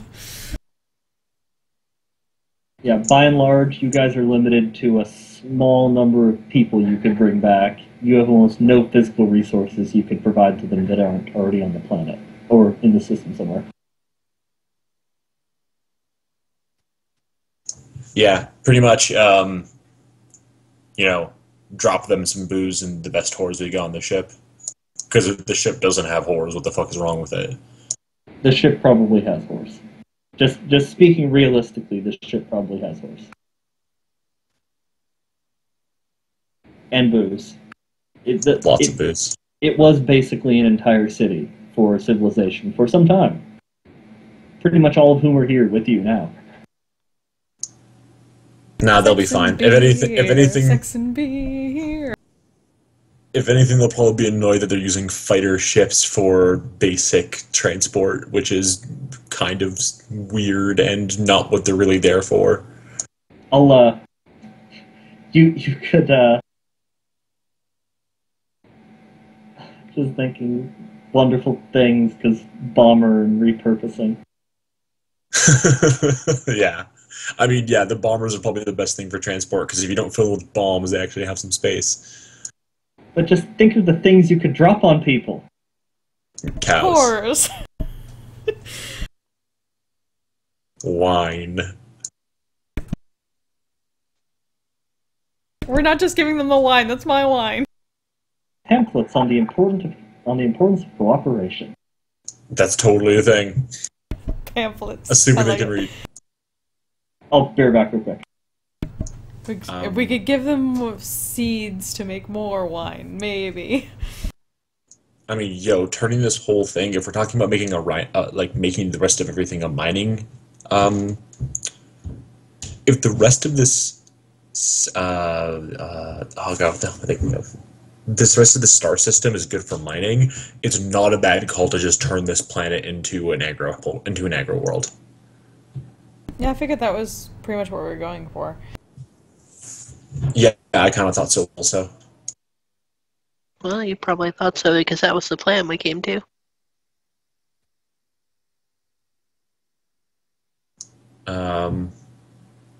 Also, we can have whatever fighters and bombers are there, if we want them to go make runs to try to find interesting spots for Martellin tech, they can probably spare a ship or two for that.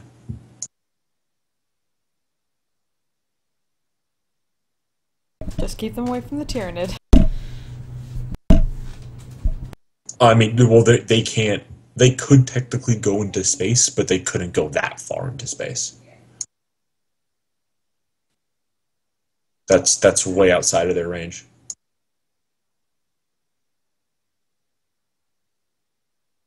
Like, I thought we already, pretty much scanned for, Martellin tech on the main planet as much as possible. Alright. Yeah, from my understanding, the Martellus Prime has random spottings of Martellin tech we haven't found just because it's a big planet and auger rays aren't that fine. You guys are decently aware of some amount of Martellin tech that's out there.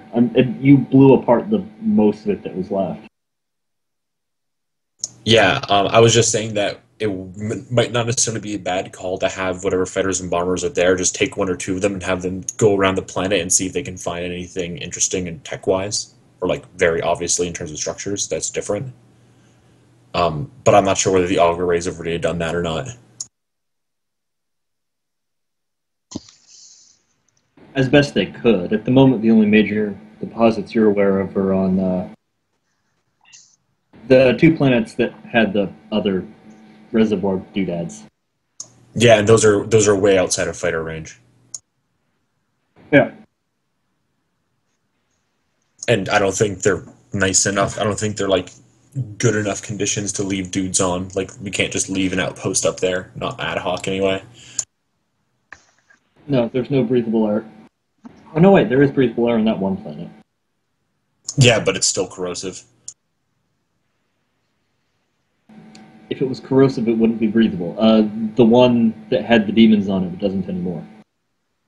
Oh, okay. The Right. air's thin, so you guys wore respirators and shit. Or air tanks and shit. But it's completely breathable. Okay, got it. Yeah, still, I wouldn't necessarily want to leave a platoon of dudes up there either.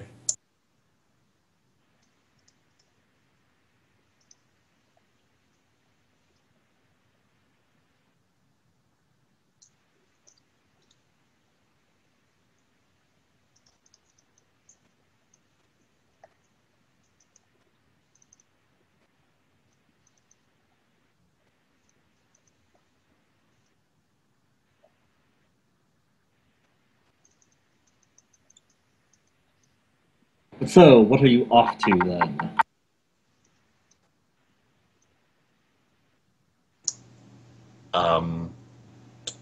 Well, unless we're interested in rating individual stuff for individual tech. I say get some samples of the radioactive material that we can for whatever, we have a spattering of planets. I'm assuming we take like a core sample from one or two, from, a few of them. Yeah, it's not difficult. And then Promethium is probably the best bet in terms of money.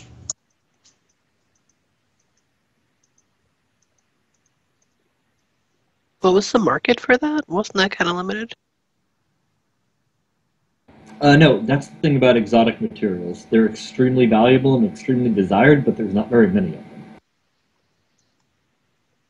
Yeah, so it's the most valuable. Is just we have to do a little bit of work to to maximize our profits. But I'm pretty sure it's the most valuable material we've found. I mean, in theory, anything there can be valuable depending on how you wheel and deal it, but... Yeah. Promethium is the most natively valuable? More or less, yeah. Yeah, I mean, we could take industrial materials and, not even care about wheeling and dealing. Anyone will buy them and we can get a fair price, but with a little bit of legwork, Promethium is probably the most expensive, maybe followed by rubies. And by rubies, I mean whatever shiny materials are on that one moon.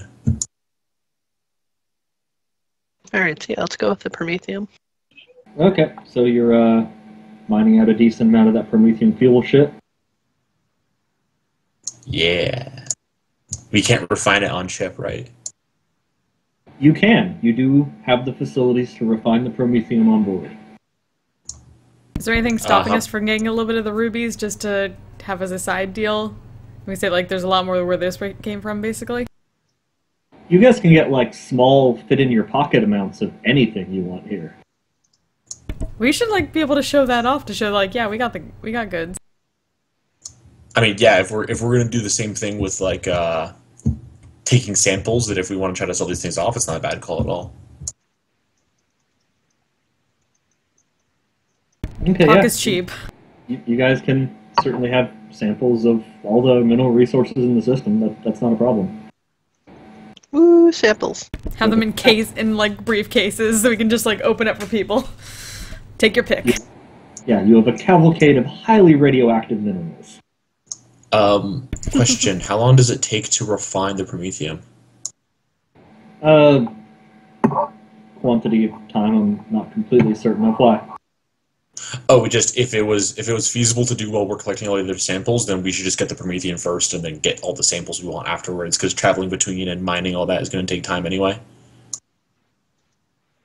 Oh yeah, I mean, unless you guys are pressed for any particular time, this is mostly just a case of, these are the things you want to do, you have done those things. Yeah, at the moment, Martellus Prime is the only real source of pressure that might pop up, so as long as things are running along reasonably copacetic there.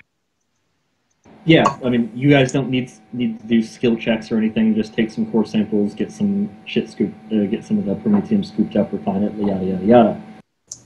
Yeah, it'd probably go something like take the Promethium, refine it, then probably then go get core samples, then drop off the fighters, then grab the shields. just because that's the least amount of bad stuff happening for that time. Yeah. I mean, I'm prioritizing risking fighters over allowing people to trade, but the captain could object to that.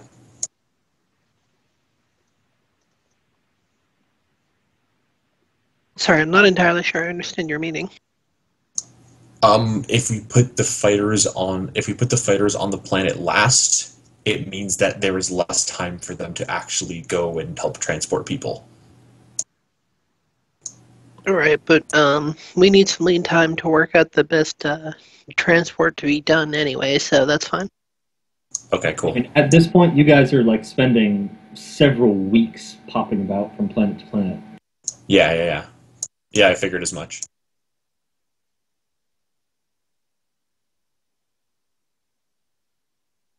So the exact sequence of events, unless you were really attached to it, doesn't particularly matter here, mechanically speaking. It matters in her heart.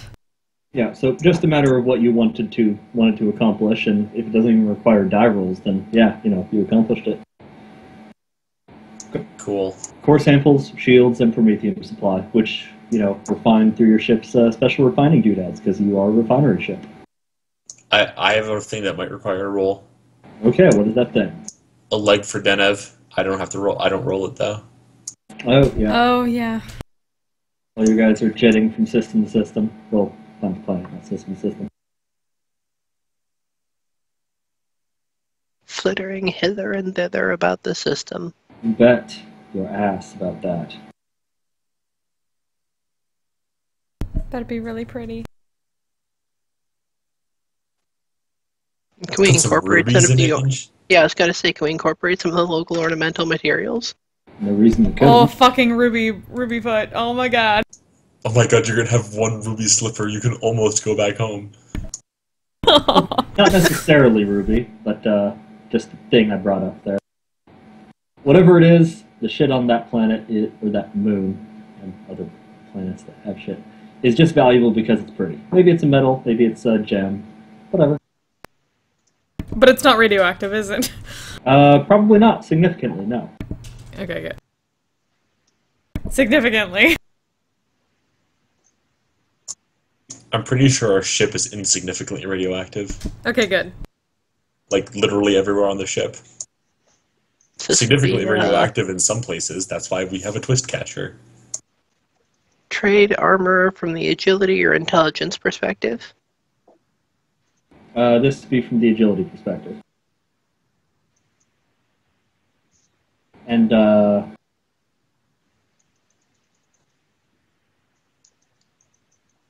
damn it, Captain. Boy, it's a good thing we have all this time going between flitting hither and yon about the system, huh? Yeah, I'll let you make one more check. Hey, dude, that's a nice leg. Yeah. That can be a best quality leg. Sweet! She was totally worth stumping around for a few weeks on a peg leg. It's amazing, I love it, Lord Captain! Hug. If I was going to lose a fit, might as well be this one for replacement.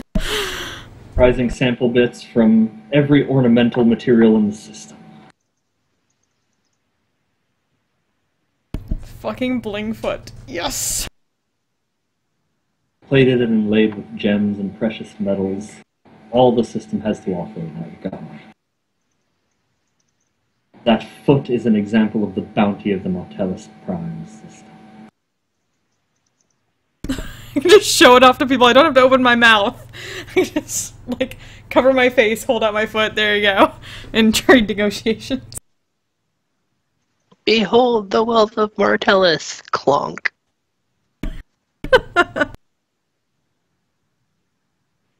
Vanna White this shit. But okay. So, Denev has a replaced fancy-ass foot, as opposed to the second-hand servitor garbage she was using before. Captain abides. Okay. So, where are you at then? The cargo hold is full of starship shield. Your hangar bay is, instead of filled with ships, filled with a bunch of highly combustible fuel. It'll be fine. Gotta be really careful. No smoking in hangar. Yeah, there possibility hangar blow up. Wait, so which is more equipped to handle that sort of thing, cargo or hangar? Well, you can't fit the shield into the hangar. Fair. Besides, they fuel up the ships in the hangar. They know how to handle fuel. Yeah. Be glad that this does not use the Battlefleet Gothic rules. Your ship is a ship in Battlefleet Gothic. Where explicitly, because it's a fuel ship, it has a chance to explode when it's hit. Like the oil tanker it is. That would be terrible. But so, yeah, you guys are loaded up. You have various forms of personnel back on Martellus Prime doing all sorts of things. Resource runs with the bombers and fighters, tech priests here and there doing stuff, astropads.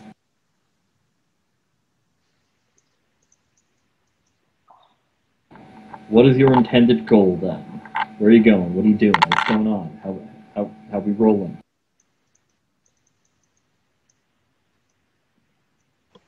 Well, presumably we need to go to a system where we can sell this Promethium and make contact with some people to sell off some mineral rights and buy some other stuff, so... Well, you can go back to your home system, try to do it through the Trajanus family's connections, seed of your dynasty, or you can go to more central places. Your decision how you want to go through that. Might be a pretty good idea to check in with the dynasty anyway. Okay. I'm sure they'd like a report on what's been going on. Okay, heading to the Eclipse system then.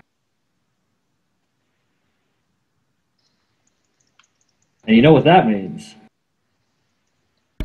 I'll go get my psychotropic drugs. I'll start the dance. Oh yeah, that's right. Your warp ritual is Painting myself, henning myself in psychotropics. Then getting in a tank. I meant Oh right, the dance. Yeah. It's dumb though. Sorry. Hodor also doesn't dance. Oh yeah, Evan. Hodor does not dance. He only punches. We didn't tell you about the warp rituals. Oh dear lord.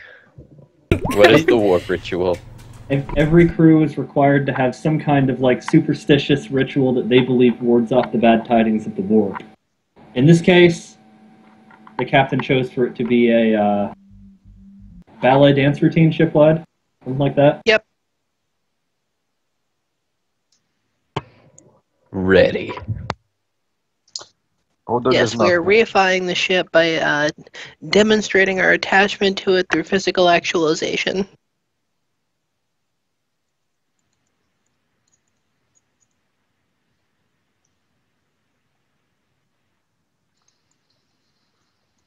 Okay. So it's been a while since we did a navigation thing. I have to, brush up on the procedures. Do we actually have that tournament wherein we picked the group that was coming with us to the stars? I was just wondering who was going to be interpreting our warp ritual. Oh yes, you would have had that tournament. And to nobody's great surprise, it was the Nightbreed mutants. Of course it was. The people who explicitly evolved to kill and eat other people. They did manage to avoid killing and eating anyone at the tournament, yes? Yes. Oh good. Well, there were some deaths. They were not intentional, and they didn't eat anybody.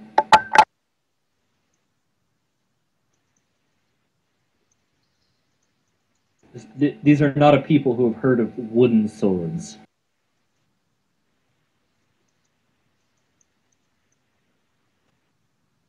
When scrap metal Well. is far more prevalent a material. I mean, you do your best, but even ritual combat is dangerous. Yeah, so the Nightbreed mutants are mostly hanging out in Hodor's area. Largely because the rest of the crew isn't particularly keen on them being around, and they aren't particularly keen on being around the rest of the crew. So the dark, dank, mutant-infested corridors of Hodor's Twist Kingdom, yeah, that's their shit right there. That's her jam! Speaking of jam. So, unless Hodor is explicitly preventing them from doing so, yeah, the cannibal night-stalking mutants are hanging out in the Twist Kingdom. I'm okay with that.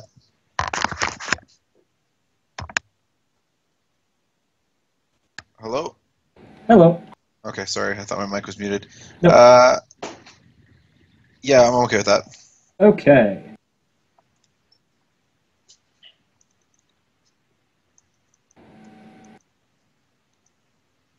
Okay, so Synesians with whatever bonus, Synesians with plus 10 for the basic charts you've got to the flip system, just because of the dynasty. Sorry, plus 20. So, yeah, Synesians plus 20 plus whatever your ritual gives you. I forget the stats for your ritual. Yeah, I have to remember that too. Or something worth writing down somewhere. Yeah, I probably should have. It's been a while. I've only used it once. Yeah.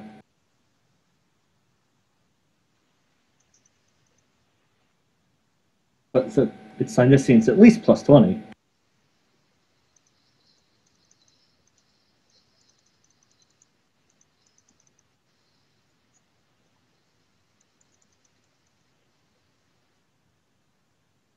Keep having to find the core book.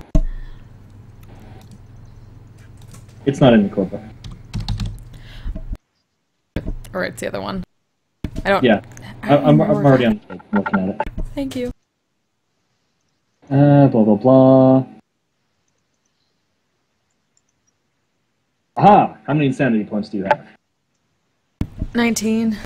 Plus that many. Sweet. So plus 39. Synesians plus 39. Do the thing.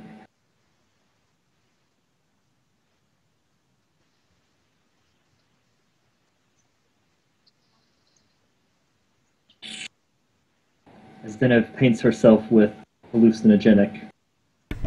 And it's fucking awesome! Yeah, that is pretty bonkers there, to nobody's great surprise. Forget all the shit your ship does, too. Oh, right, you got the fucking warp sextant. And the tank that I stick myself in, and I'm Melphining the shit out of this. And you also have your awesome Geller field. Woohoo!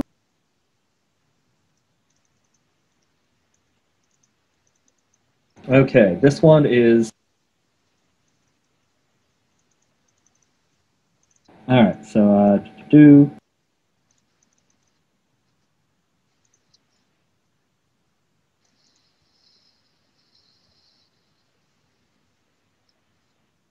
Okay, yeah, you expect the journey should take about 2 weeks.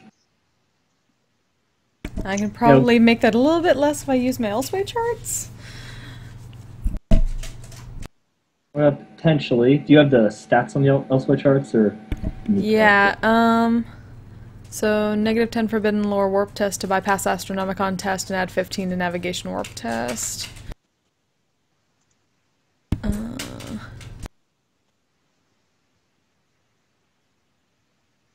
But that's weirdly all my thing gives me. I forget. It doesn't actually say. Isn't it supposed to, like, by half or something? No, that sounds right. You make the Forbidden Lore test to see if you can find the routes. If you can, then you bypass the Astronomicon, and you do a jump through a special path, which is where the plus comes from.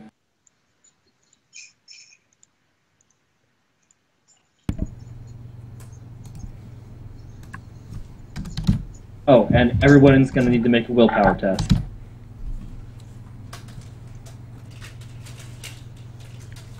Sorry, guys. Any modifiers to that? I'm rerolling that. Yep.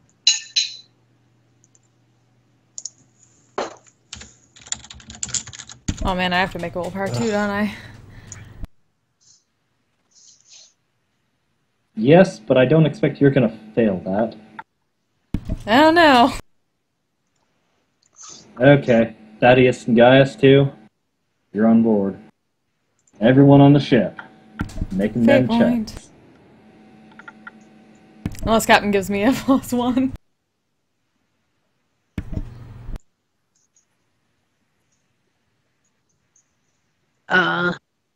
Yeah, if you're the only one that was just on the edge. Mm-hmm. Okay, yeah. And that's failure for Thaddeus, right? A full degree? Or just shy of a degree? Okay. So that is 1d100 plus 10 for Thaddeus, and 1d100 plus 40 for Hodor.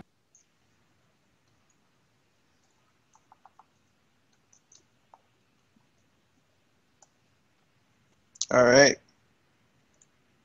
Okay.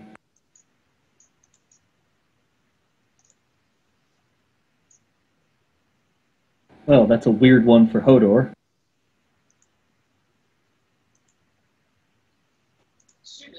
Where he explicitly believes that everyone is a mutant and hiding it.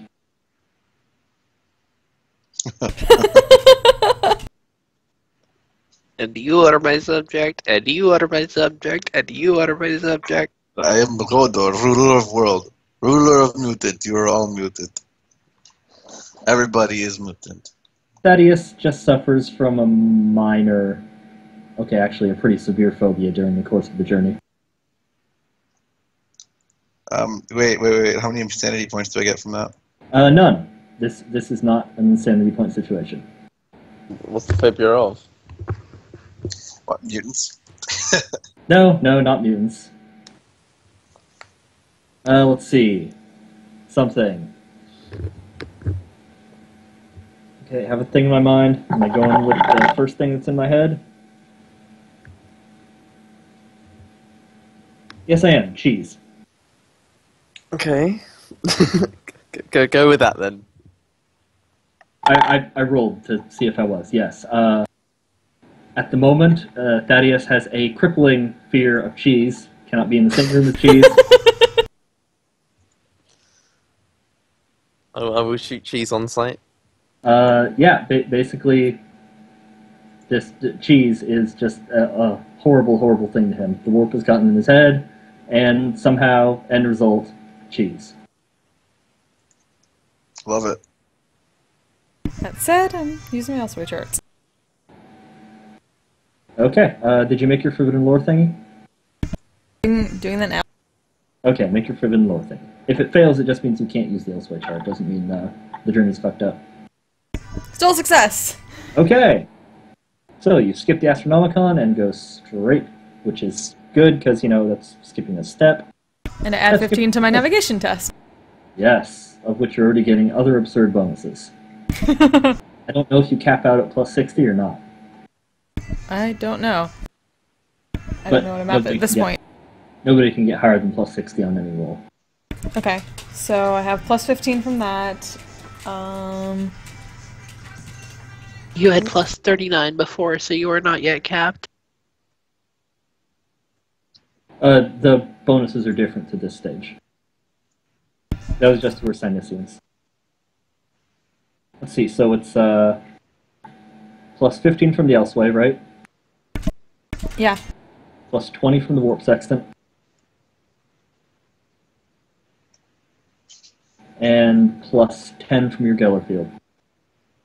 So 45.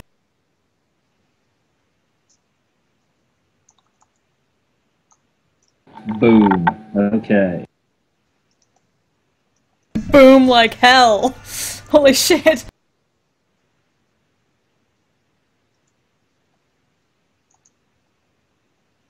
And actually another plus 20s. That's actually 14 degrees of success. I know all! Because you have pretty damn good charts for the eclipse system.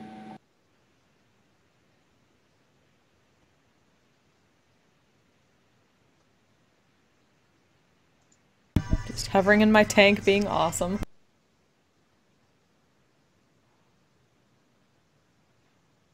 Okay.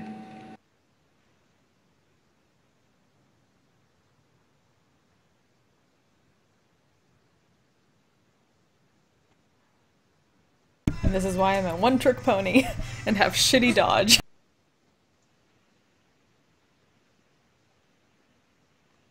Hey, you still have 1 foot.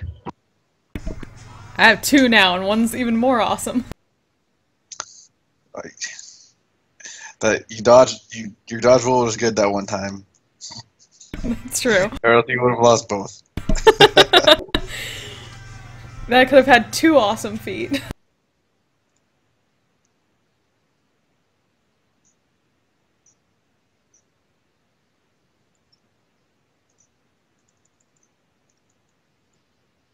Okay. So, getting through the warp here.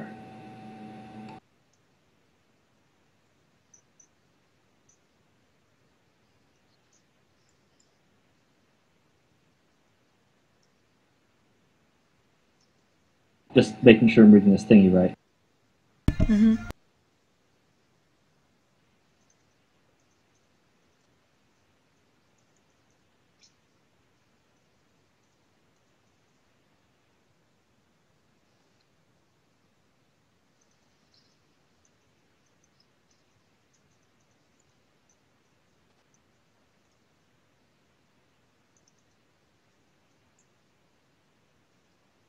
Okay. So you think it'll probably only take you about 10 days to get there. Cool. However, that 10 days, your engine runs real hot in the warp. You get there a lot faster. You have a quick as lightning warp engine. But it's going to draw some attention. Oh no. As it does.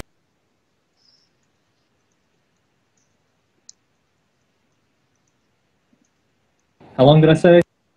10? 10. 10 days. Yep. I feel like it took a less amount of time to get here. It did. The mixture of where you're heading to now being further away and the fact that the warp isn't always definitive. Like it could take it could take you a few days to go from one planet to another, and then it could take you like a month to go the same way back.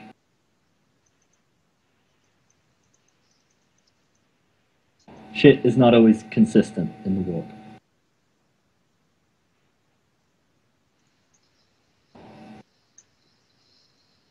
Okay. What's your crazy drive do? Nope. Okay, that's all your crazy drive does.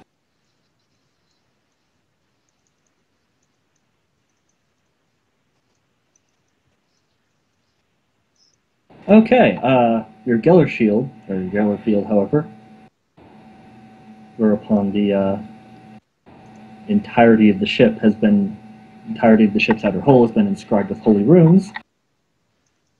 Zennith, as the navigator, gets to choose what warp encounter you guys hit. Oh yeah, this. You never got warp encounters before because your journey was less than 3 days.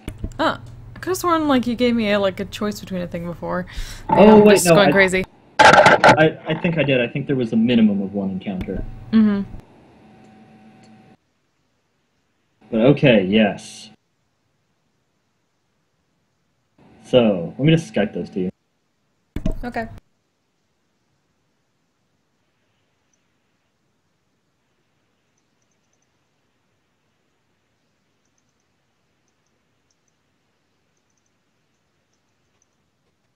I'm going off mic for a second.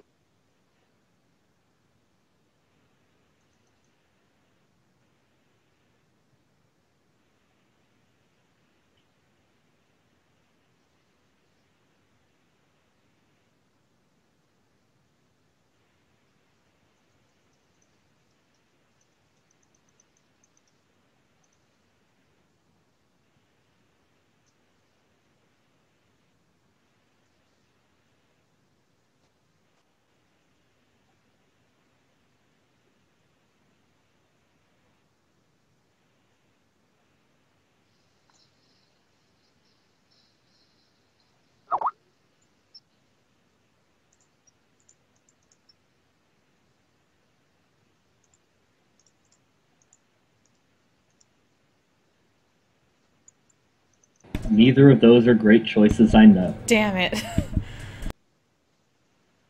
Kind of a Sophie's Choice thing.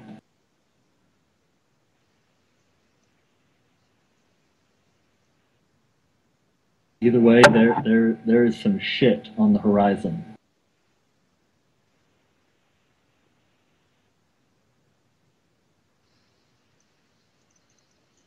I know that whatever happens, it's because that's the one Zennith chose. Damn it!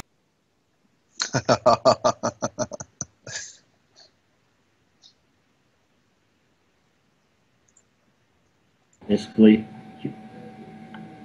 your ship crested over a wave, and then you had to choose. Do I steer into those rocks or those rocks?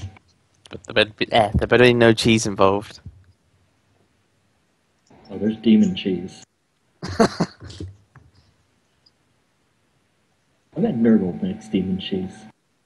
How do I know you are all not mutated by warp? You are all secret mutated. I will find out which mutate you have. If it is the last thing I do.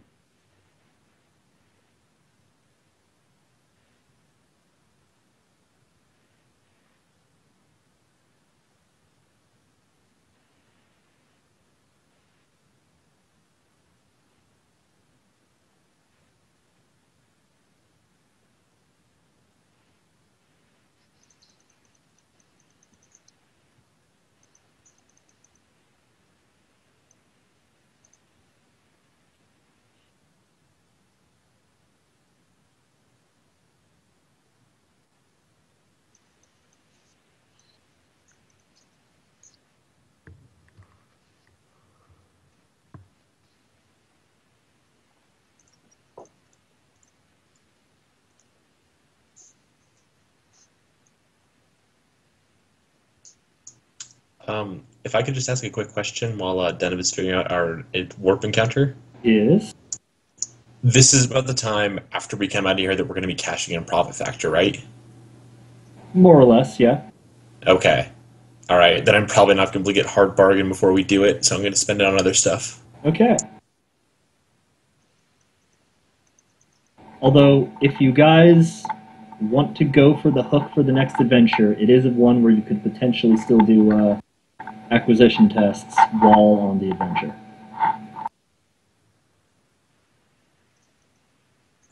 You will not be theoretically you will not be taken away from civilized space.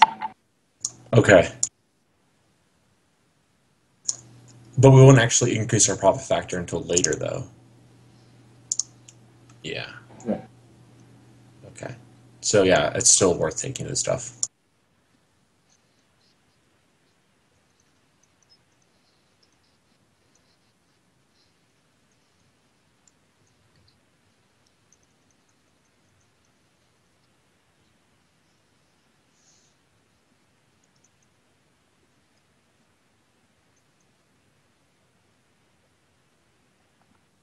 Okay. Okay. So, Denev steers away from the warp storm and into the warp rift. Sorry, guys. I had to look out for what we got. Okay, so avoid a hurricane by steering into a whirlpool.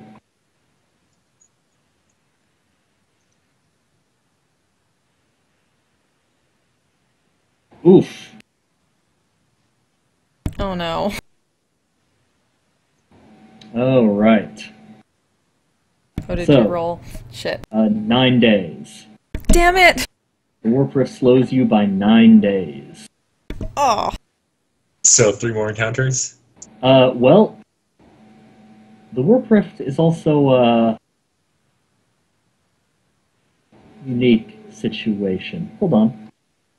Stuff's happening. Sigh.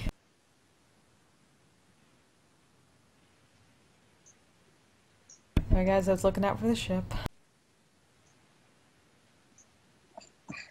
And our hull.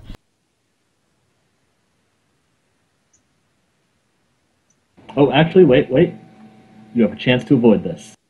Between you and Romeo. Oh man, come on, Romeo. Okay. I've got 2 fate points. Let's do this. Okay, Do it. I think I got do all my it. fate points. Do it. Do it. Okay, Denev, you just need to succeed on a regular warp navigation test. Okay. First that. Any bonuses from things? All the bonuses you were getting before. So the 15, the 20, the other 10, all that stuff. Yeah, so whatever you were rolling for the one where you got the 12.3.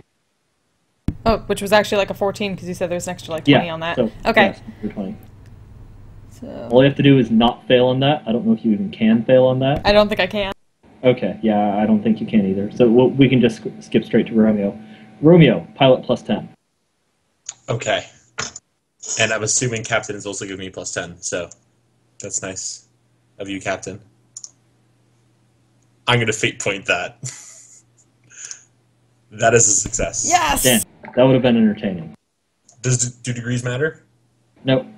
Okay.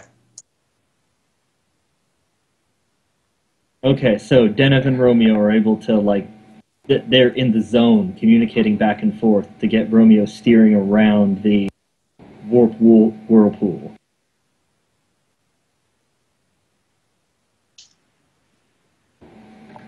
Mind you, there's still minor things happening across the whole ship. Occasionally you'll see things walking out the corner of your eye, hear mysterious screaming and you never find its source, whispers in your sleep, that kind of thing. The usual.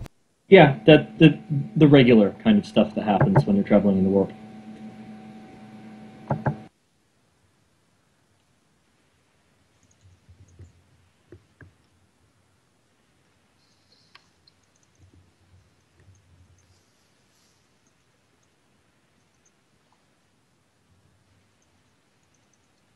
Okay, well, I can pretty much figure which one Denev would go for here, given one of them is nothing happens, Yay! Let's go with that. and the other one is possibly one of the worst results there is.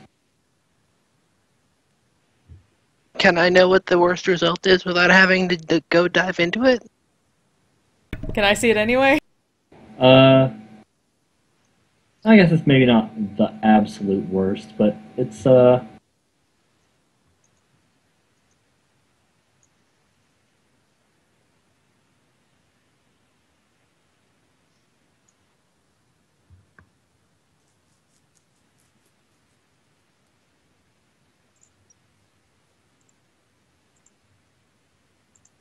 Damn. Yeah, let's go with the nothing happens. Why? What happens is on the other one? I'm not allowed to tell or else he would have told you guys. okay, and last No noose is good noose. leg of the journey.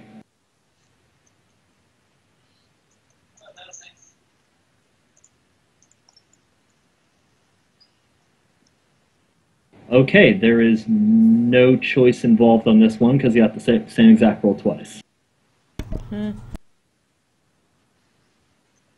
But it is another physical encounter. So Romeo. Come on, Romeo. Roll that dice. Another pilot plus 10, buddy. Okay. Captain! Well, no, even with a plus 10, I need to re-roll it, so I'm going to use my last fate point. Pray with me. Nope. Fuck! Nope. Romeo! Okay, this is a less severe warp rift, basically. Same situation. Ah. 5 extra days. Sorry. My bad. Damn it, Romeo. I'm doing my job here.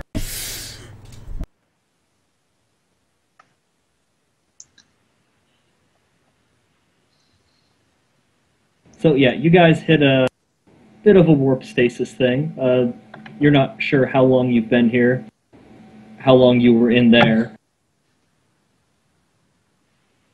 Time, space, they cease to have all meaning for some period of time. All of the clocks say different things on board. That is, the clocks that agree with you. Sometimes the clocks laugh when you look at them.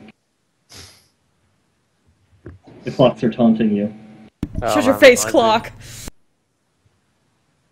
Suddenly, our entire ship is a Green Day song. The clocks are taunting you. The clocks lie. The little clock on my phone on LSD was going really weird. They're telling you secrets about cheese. Okay. Oh, another thing.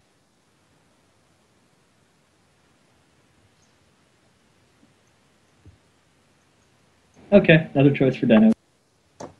Sigh.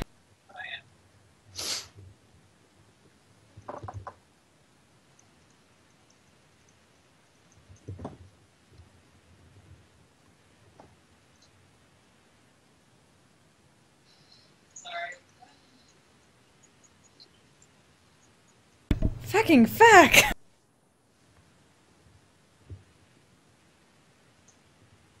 Will we ever get out of this warp rift? Maybe not. Just an endless continuum of more warp rifts.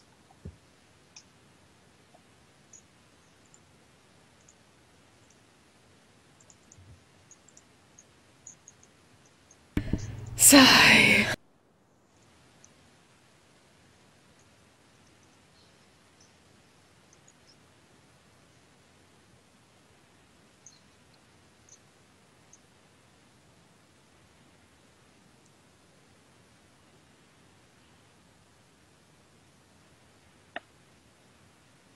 Okay, Romeo. Do it up, man. Come on. Come on. Nope. Fucking fuck Romeo! I don't have any more fate points. I'm out. Yeah. Wait. Unless I have the lucky pistol. You do you have that? Yeah, you do have the lucky pistol. Yeah, come on! Okay. Yes! I just picture him as like just barely starting to skirt the edges of this thing, pulling the pistol out, kissing it for like one last little hope, and then trying to steer, and just barely skirting away. And then firing it into the air, even though we're in the middle of like a brig. Alright, one last thing for Zennith.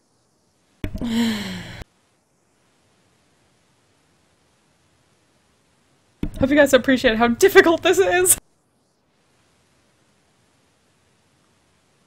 I do.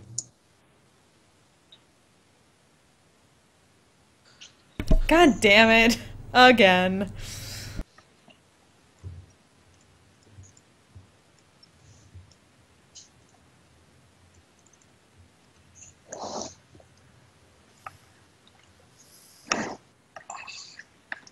Whatever it is, Romeo has the chance to try and avoid it. Hooray. Sorry, Romeo. Yes! Okay. Nice. Fuck you, Warp. High five through the tank. Just like high five against the edge of the tank. Yeah, so that was either going to be a even worse warp rift, or one of the ship components was going to get hit with a crit effect. And since we have a lot of refined Prometheo in the thing, that's a bad idea. Oh, yeah, good call. Of course, had you hit the really bad rift, it would not be a case where you might get something slipping on board, like every encounter. You would be guaranteed something slips through the Geller field every day you are stuck in that rift. Oh, fuck. Wow. Like, so there would be some new demonic incursion every single day. And it's a 1d10 roll for how many days? Well, Yeah, that would have been brutal. But okay. So you emerge from your longer than usual journey, but other than that, you actually made it out okay. Go team! Go team Voidborn. Yeah, man, we got the stars. Yeah, so you made it through.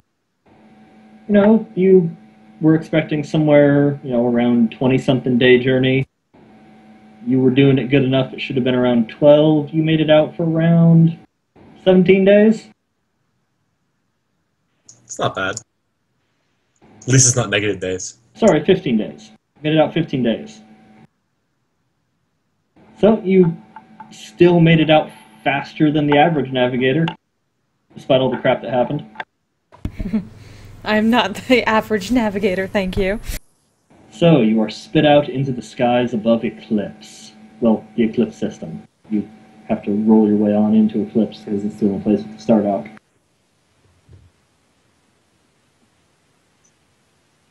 And finally, for the first time in quite a while, the crystal blue Zennith rolls into a dock and is clamped into place.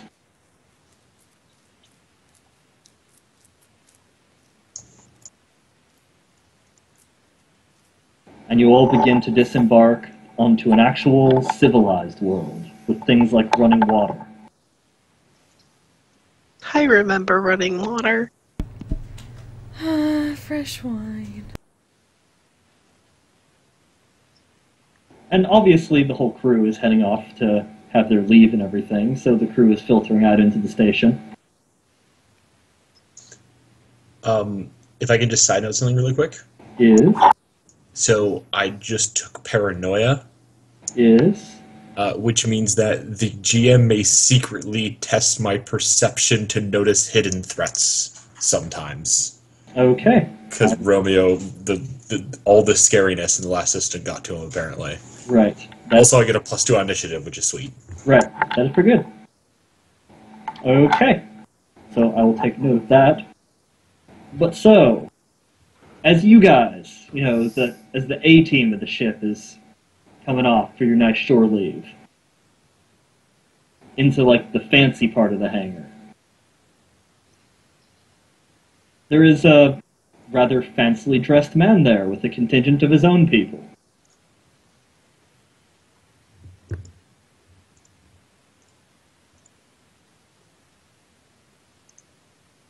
Anybody recognizes?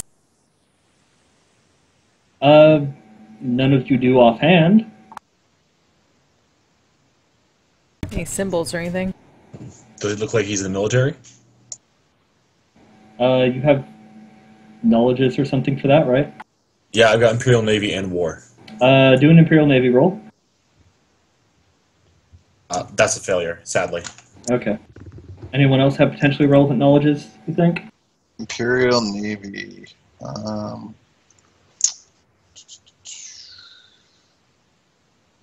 No, Tactical Imperialist and Common Law War.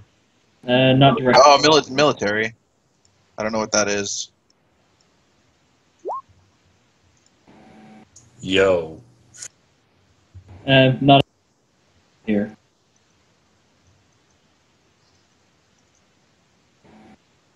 Yeah, so. Gaius? Gaius probably has this. What in particular? Because I'm going down the list. In particular, Imperial Navy. Or, well, Imperial-related knowledges in general. Potentially, at least. Imperial Navy was applicable, but not necessarily the only one. I have Common Law Imperium.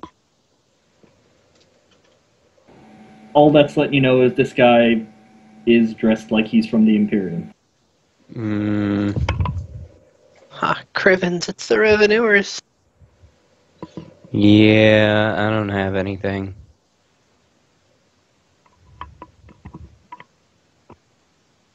Alright. Well, as you guys are coming down the fancy officers' departure area, he starts the slow clap. Does he look sarcastic, or...? Whoever so slow claps not sarcastically. Come on. Lord Captain, I see you've returned from your journey. It was profitable, I hope. To the extent that I could make it. Yes, I'm certain that it was. Did you really think I would assist your dynasty in locating my family's ancestral home just to let you loot it?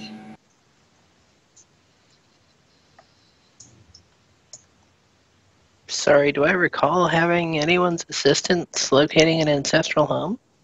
Not an ancestral home specifically. I mean, you reached out to a lot of contact networks. Oh, can I make an awareness check real quick? You can. I don't know to what end, but you can. Nope. Does he have the symbol that we found on Monchell's Prime? Not that you've noticed. Yeah, well, my awareness check was crap. But yeah. That's the only thing I would try.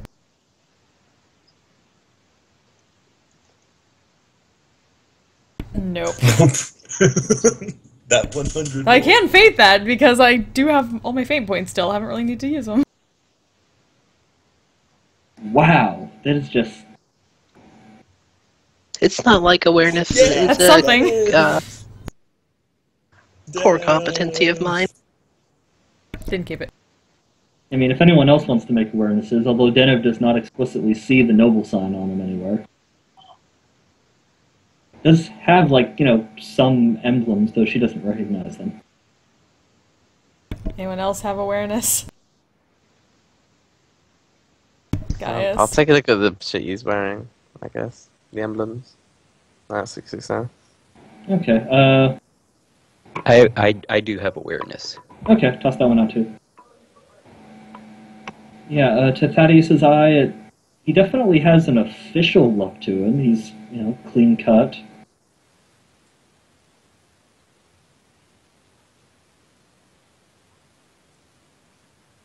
Nah. Okay, yeah, so... But then the symbols ring, and he's like, oh. Captain, does Captain give any bonus? Would a bonus help? Bonus would not help. Okay. Wow. The guy that isn't bearing any symbols of any Imperial military force you're familiar with. Right. If he is... Just more of a dance. I think the proper response to this, Captain, is, do I know you?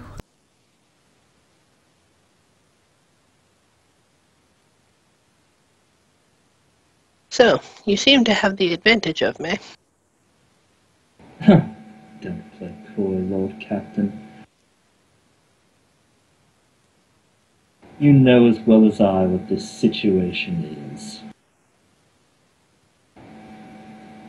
I'm afraid that this is the moment where I must request whatever resources you plundered from my family's ancestral home.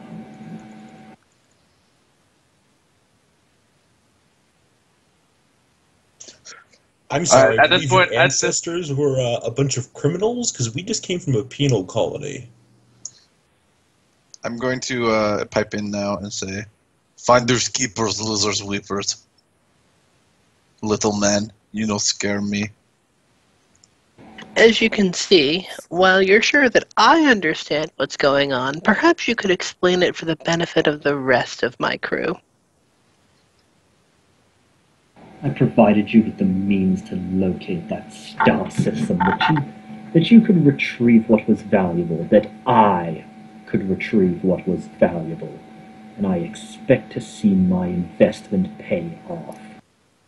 Now, are you willing to part with these valuables? Or must things become ugly? He and his men raised their guns. Captain Schwarzwald. This would be a good time to find our cannibal friends. Oh, you have the wrong captain. What? This is Captain Zephyr Gearwright. This is Gearwright Seraphin. Gearwright Seraphin. This is the Crystal Blue Zenith. This hangar 40. Oh, the numbers, they alternate from side to side on the hull. Yeah, it takes a while to get used to. Oh, I'm with the wrong betrayal. Oh, that's okay. You know what? Best of luck to you, though. It was good practice for the real moment. Give the captain a good butt kicking for us. If you wanted a hand with that betrayal, I mean, my schedule's open right now. I gotta get off for the night. Alright, see you later. That was funny. Later. Alright, peace. Oh, I have to... I think there's an Inquisitor looking for you. I passed him. We switched hangars. And what was your name? Oh, Pontius. Pontius is my name. There is another rogue trader who, yes, well, you got the gist of it. Have fun. Yes, excuse me, I have to go betray a rogue trader.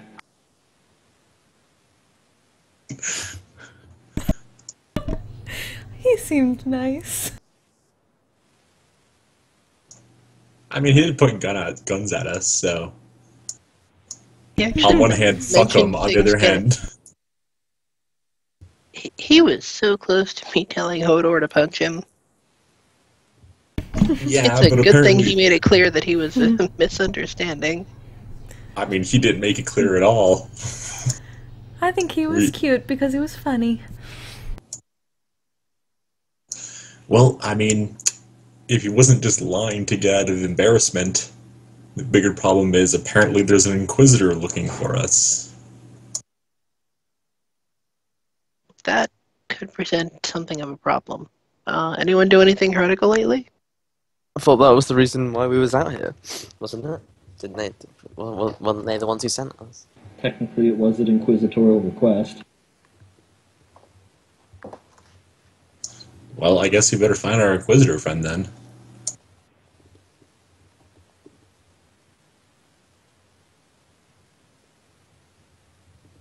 We're off to grovel before the Inquisitor. Yeah, I'm gonna be on Vox chat. You tell me how it goes, though.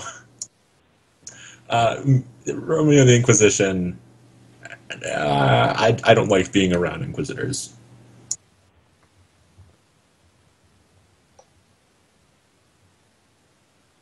Yeah, what kind of relationship do like Inquisitors and Navigator houses have? Basically, Navigator houses are a similar entity to the Inquisition, insofar as nobody likes you, but nobody can get rid of you either. So at least you have a leg to stand on. Do rogue traders and Inquisitors, like, as a ranking, are they, like, on similar grounds? Similar-ish. Once the Inquisition gets involved, it gets weird. I'm pretty sure with enough proof the Inquisitors can arrest anybody. No, the Inquisitors can arrest anybody.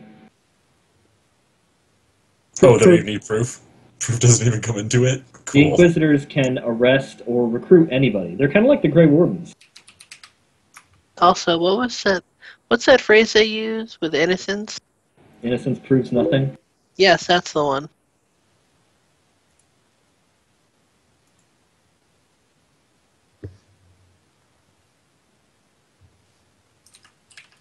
So do you attempt to locate this guy, or wait for him to come along? Probably better not to piss him off. I mean, if he is generally speaking on a level with me, I can do a lot of utterly horrible things to people. I don't want to think about what someone on a level with me could do that's equally horrible. He probably doesn't have a ship like you do, but he could theoretically requisition any ship. Yeah, so.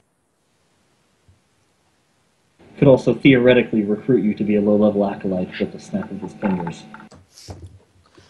What exactly was the inquisitorial request that we got to kick this off? Just figure out what the fuck's going on, because this planet disappeared eons ago. And, you know, if it's amenable to it, make sure that it's reintegrated into the Imperium. Or useful again, at least.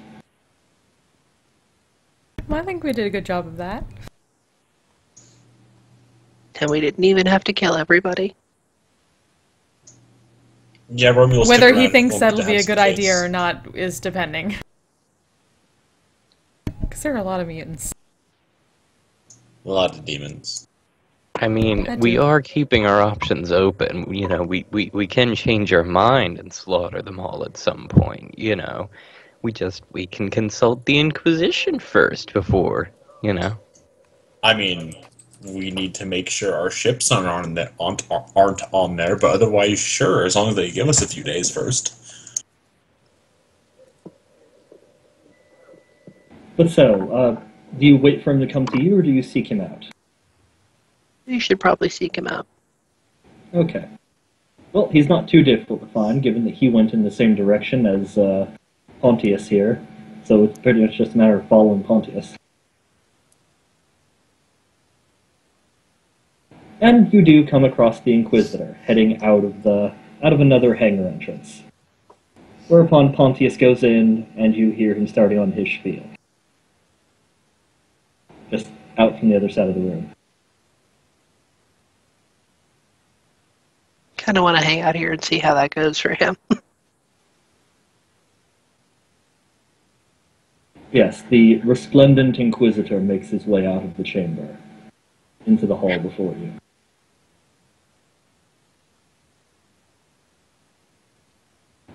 Apologies, Lord Captain. It appears there was a numbers issue.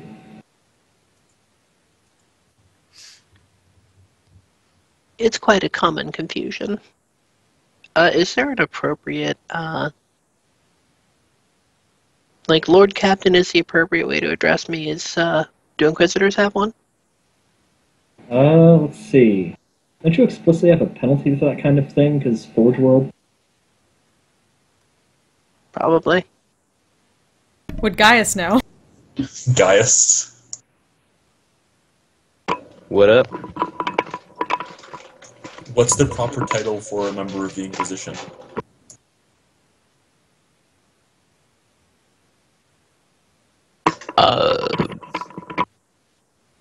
Is Inquisitor name not good enough? Like Lord Inquisitor or something? I don't know.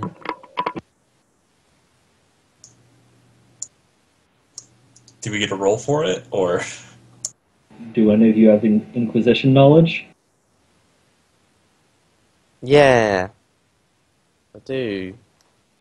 I could make a case for it being common law Imperium. I mean, everyone who lives in America knows that the right way to speak to a judge is Your Honor. Fair. Reasonable.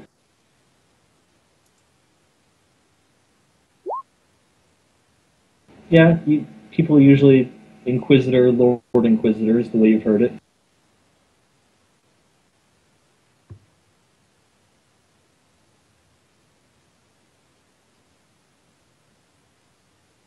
You're not sure where the distinction comes in between calling someone Inquisitor or Lord Inquisitor?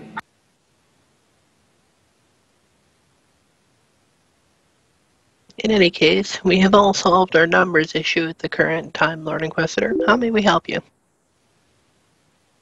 I'd heard that the Zennith was back in system. I was curious of your progress.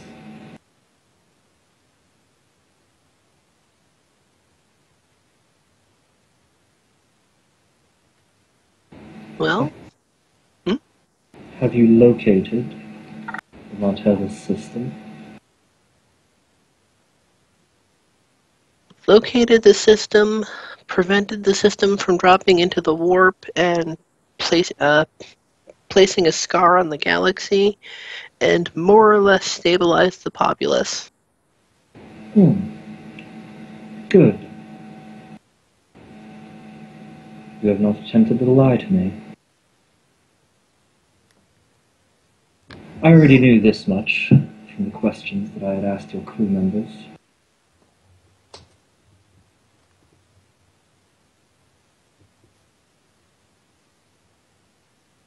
We just got into port. You do work fast, Lord Inquisitor.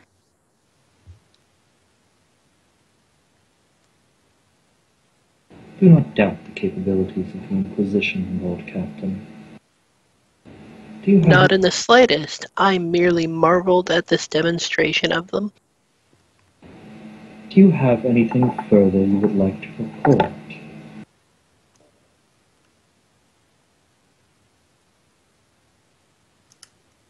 I don't believe so at this time. You can have your people get all the system specifications from my ship. I am more curious of the specifics of the people.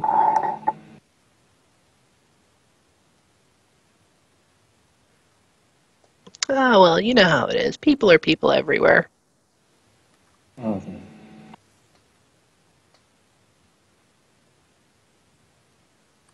You are aware of the unique history of the system, yes?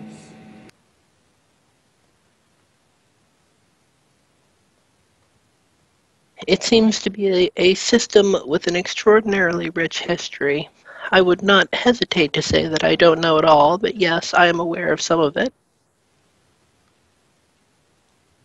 We are quite concerned of the corrupting influence of the alien on any surviving population, not to mention the pervasive energies of the warp.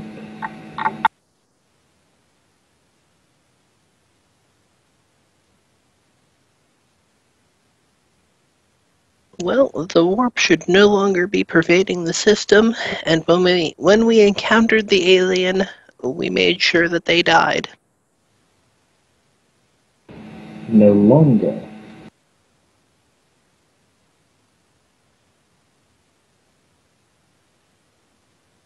There was an alien device that was working to bridge the system through the warp.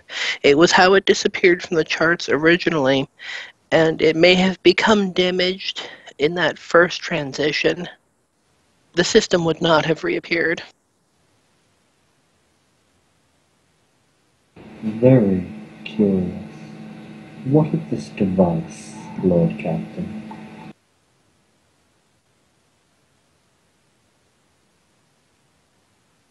The device was put into shutdown mode safely, ending the threat of the warp in the system, and then destroyed from orbit very thoroughly.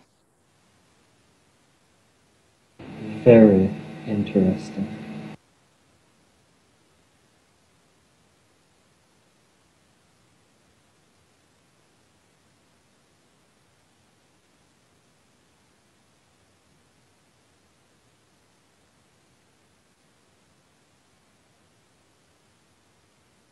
Could show him the lovely insignia now.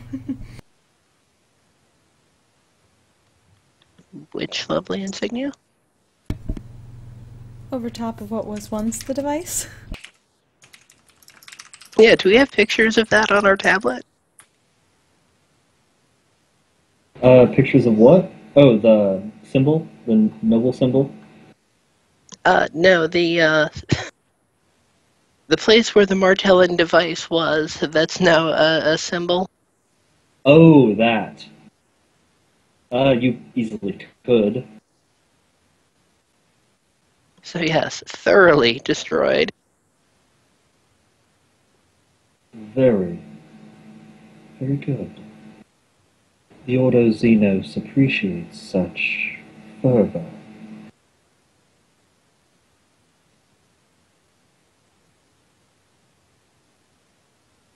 Do tell me, I see your gathered officers here. Where's your master-at-arms? You get the strong impression that is not really a question.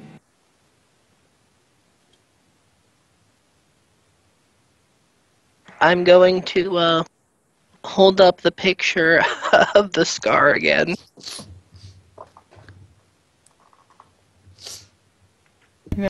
You may want to explain that.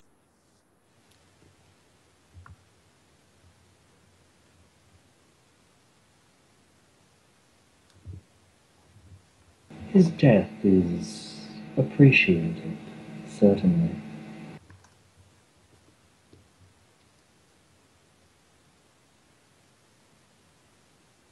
Although it is the circumstances of why it is required that we are very interested in.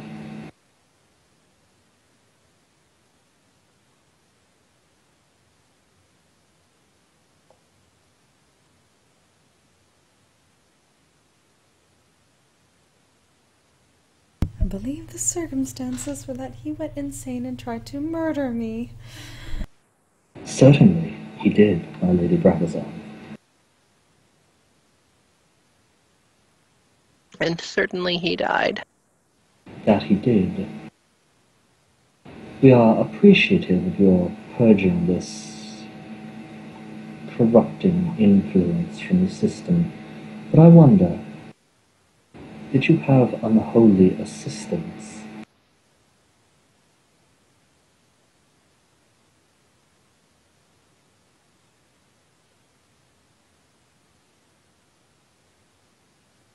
You know, this is one of those difficult to answer questions. Trust Inquisitors to ask the tricksy ones.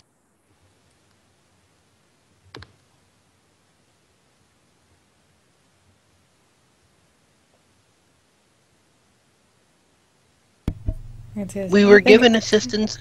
Anything and when unholy we that we determ- had was abruptly destroyed. We were given assistance by natives of the planet. When we discovered the nature of the assistance, we removed it, which is what led to the unfortunate death of Mr. Rivera. It was quite thoroughly purged. Very curious.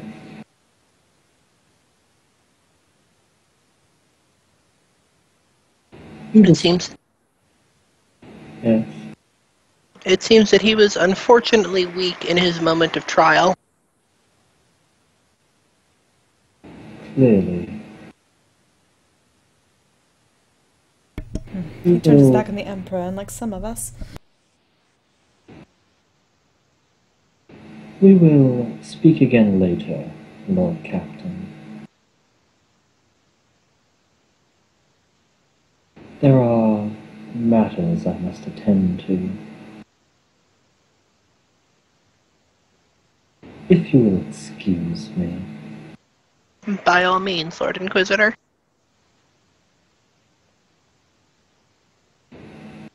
Gives you a little slow bow of the head, and then carries on down the corridor, hands clasped behind his back.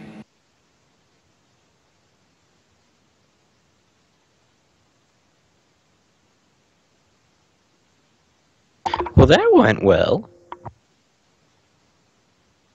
I believe that Well, we're man not intends to dead. murder you, or possibly hug you.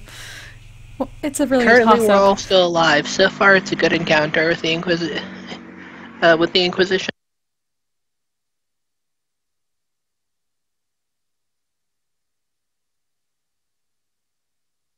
And how's the betrayal going? You hear a large amount of exchanged fire. You hear the loud clatter of bolt guns and las rifles going off.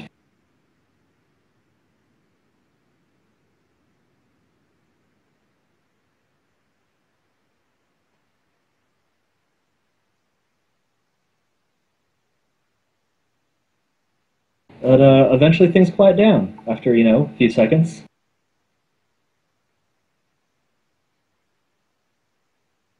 And a party emerges. Not the one that went in. Not that surprised. He really didn't have it in him to engage in a proper betrayal.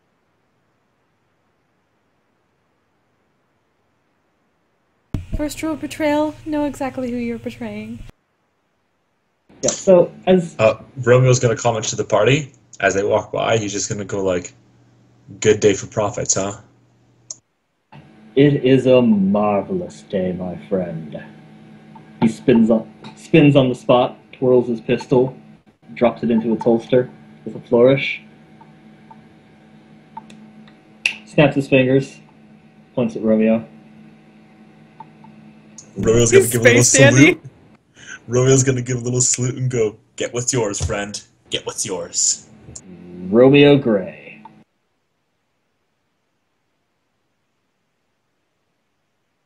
Yeah? Oh, is that in character? Yeah.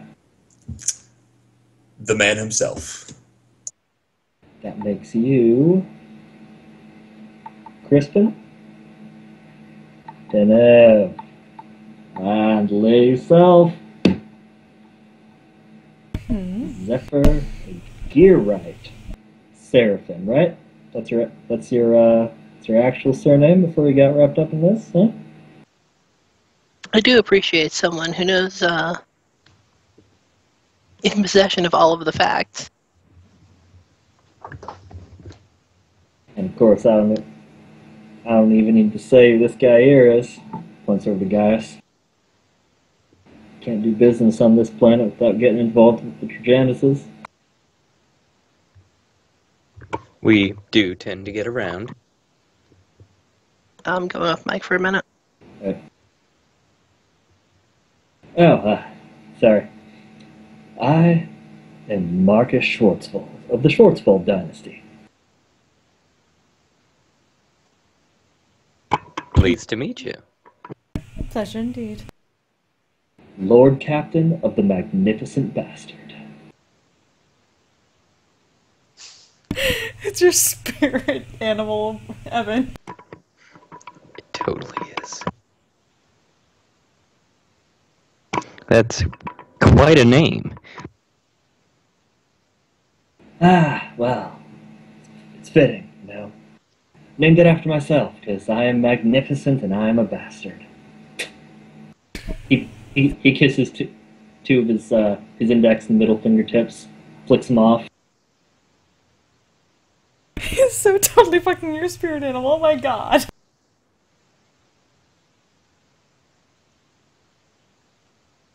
Romo just comments in, "You picked a good line of work, sir.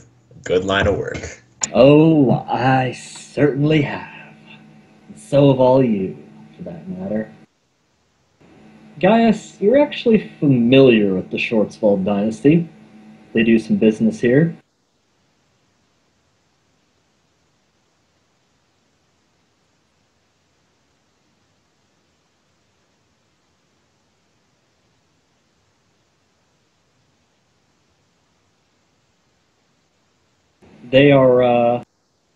They're known as some of the most unscrupulous scum of the earth rogue traders there have ever been.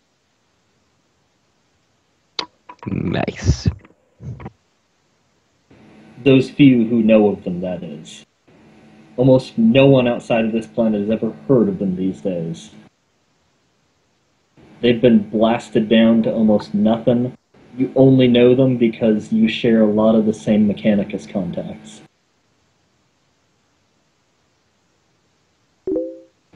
They're pirates and thieves and con artists. So what you're saying is pure underworld would probably come into contact here. Potentially so. Romeo's got it. I guess you could... Please tell me he's actually Space Dandy, because it just seems like that. Never having watched Space Dandy, I couldn't actually tell you. He's basically Space Dandy.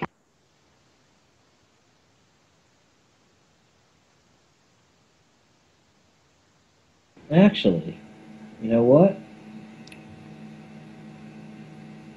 Been looking to see if I could get in touch with you.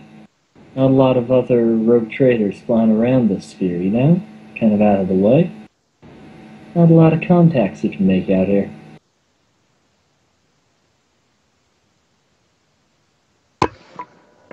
I would imagine so, but why me?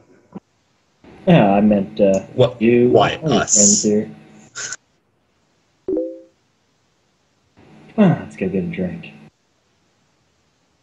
Better yet, let's go buy a bar.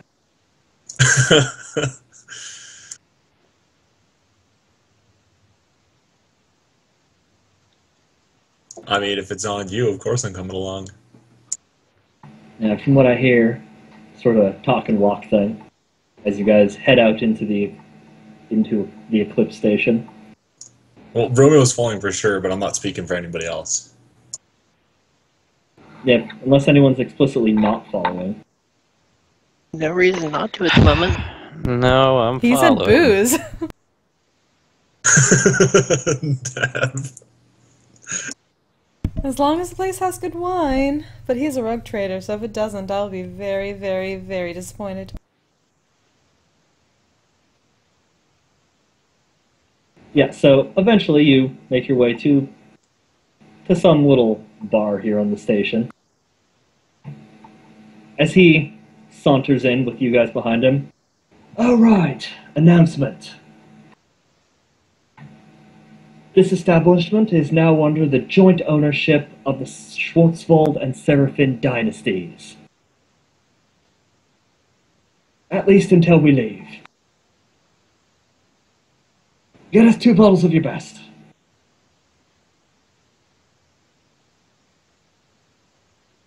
Well, that's what I'll be having. The rest of you?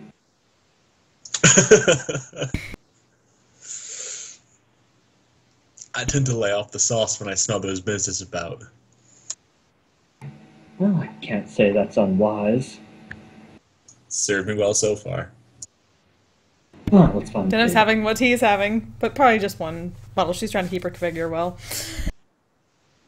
Yes, well, let's go find a nice table. And you know, if we can't find the nice one, we'll have someone build a better one.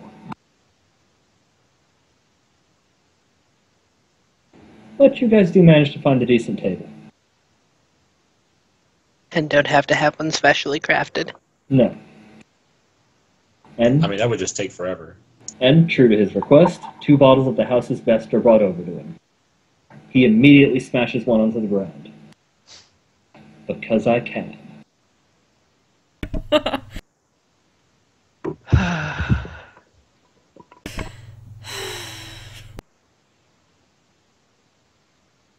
Romeo just looks over the dude who brought over the bottle. He's like, I'll tip you if you clean it up. The guy shrugs, gets down, and starts trying to wipe stuff up. Anyways. Word is that the Seraphins aren't doing so hot these days. Not much better than the Schwarzwalds. Shock.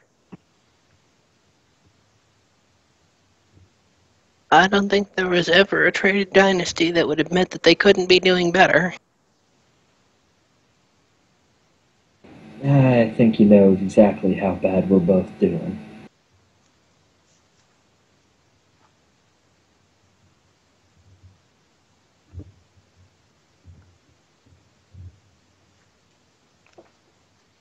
It has been explained to me at length in a small room with by a man with an extremely dry manner of speaking.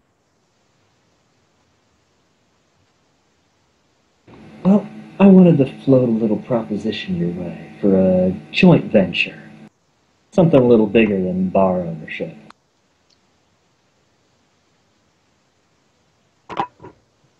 Go on.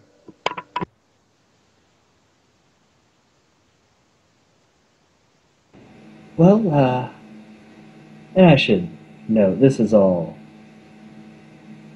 perfectly legal by imperial law. The Lex Imperialis kind of frowns upon the sort of person I have my eye on.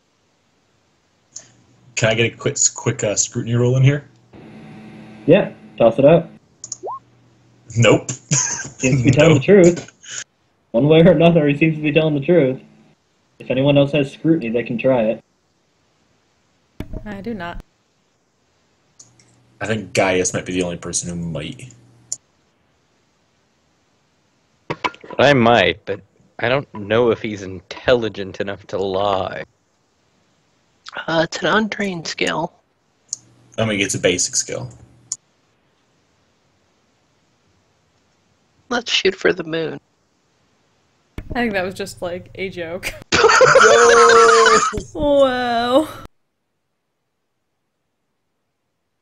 Yeah, so he does actually seem to be telling the truth.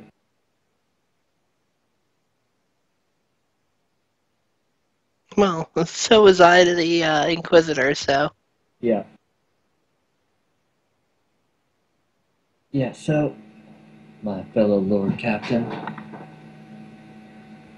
I want you to help me pull off the greatest heist that Coronis Expanse has ever seen.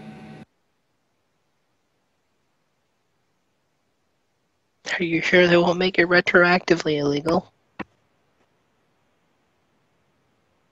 There's this planetary governor running a pretty well-to-do world out in the expanse. Now, just on the edges. Right where imperial jurisdiction starts to just barely starts to fade, you know? Word is he's on the outs, and he knows it. He started to shop around for other options. Looking at inviting people over, you know, traitors, aliens. Word is he's going to go full-on secessionist here soon enough. Maybe a few years, maybe a little longer. And what is it you plan to remove from his possession? Well, here's the thing about really sketchy guys like that, like me. He's been building up all sorts of wonderful stuff in his treasure vault.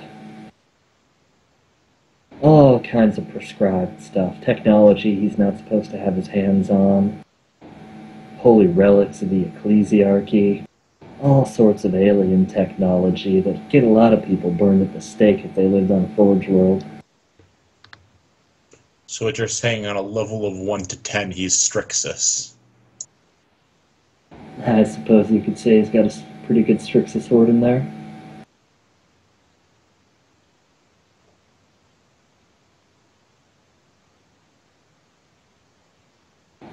Thing is,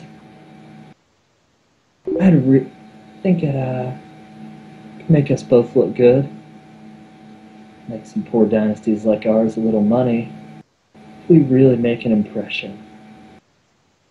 Eventually the Imperium's going to come along, stomp this guy, burn down his palace, and all that wonderful stuff that we could make some profit off of is just going to go away.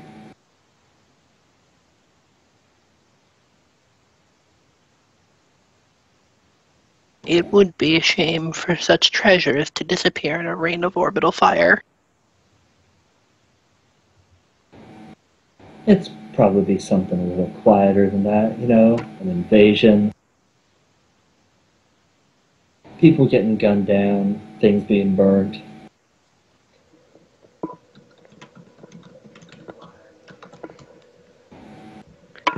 I think it would help to send a better message to let everybody know that nobody's safe like that.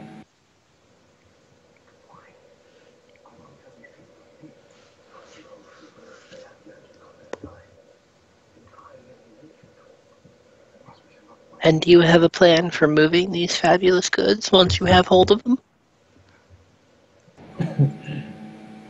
Oh, you think I want to loot the vault?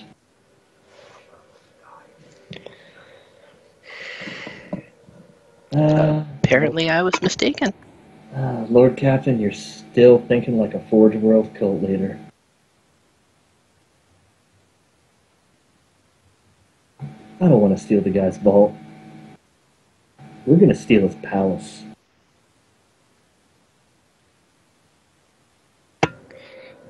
Okay, you have my attention.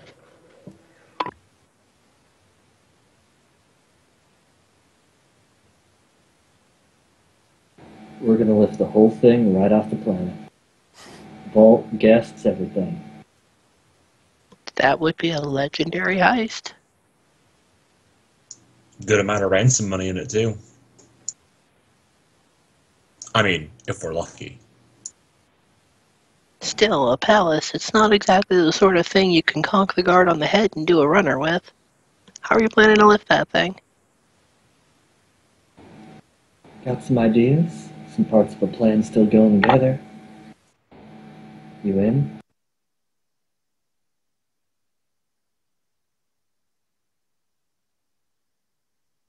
I figure you have some business to wrap up first. We do have some matters that need tending, yes. Oh, got a little thing I have to take care of, too. Apparently some guy thought he could try to betray me. Well,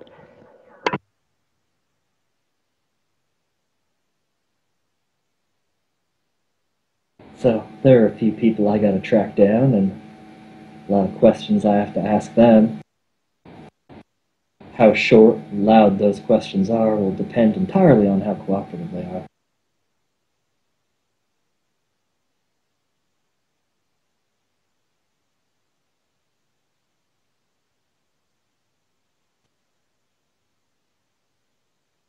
But, I have an office here on the cliffs. Say when your astropath drops one of mine a message when you think you're ready to come together.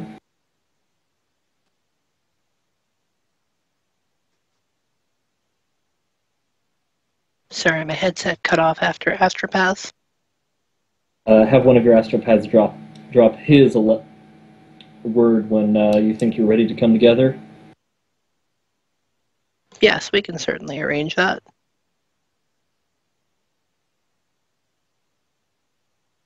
Alright, I look forward to it. Yeah. Dynasties like ours, gotta stick together. Not like we got a lot of pull loan.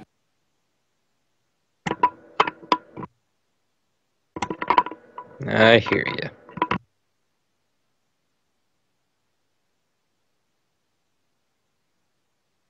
So, two things before we walk out of this bar. First, what's the name of the dude we're hitting?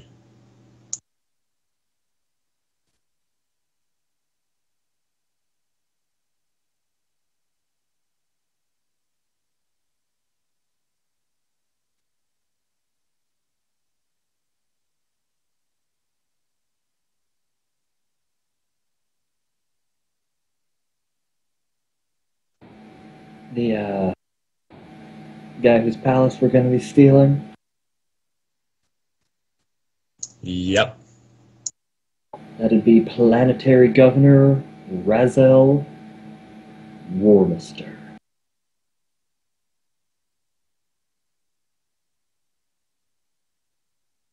Razel has made a few enemies in the administration. Yeah. I mean, some people would. And, number two, this heist got a name. Every heist needs a name. Oh, can't decide that right here, just, in a bar. Gotta think on that. I mean, you got a bottle right there.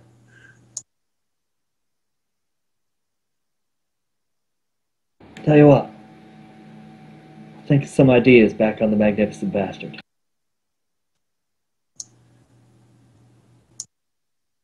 Let me know when you guys think we can get together.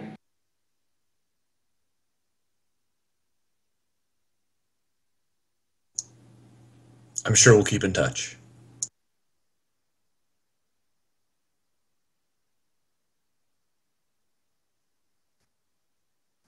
Oh, now be careful. I think there was an Inquisitor looking for you. Yes, we met him. Ah, great, yeah. I nearly crapped myself when that happened. Wasn't planning on that happening today. Well, we appreciate the heads up either way. Yeah, you bet. No, excuse me. I have to go beat the crap out of a nobleman. Enjoy! Oh, you bet your ass I will.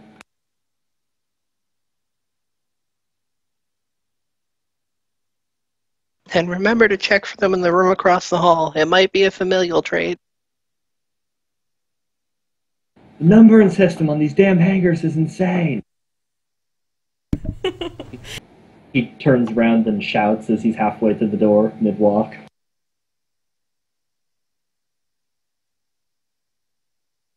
And makes his way off.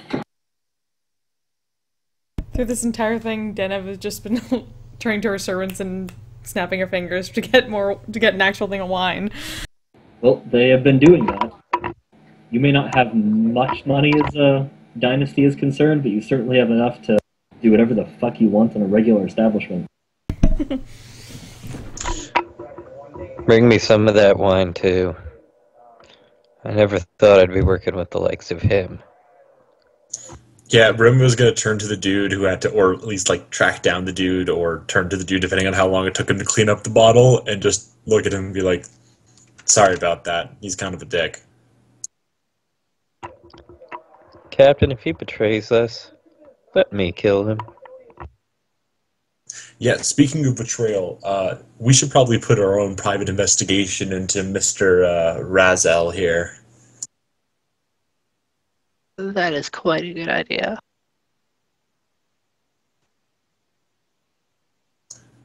I say if we want to be real safe, we wait a little while, wait until, I mean, I'm sure our dudes will be okay on Martellus. Wait a little while, wait till he leaves, get our own private investigator. I'm sure we can spare the cash.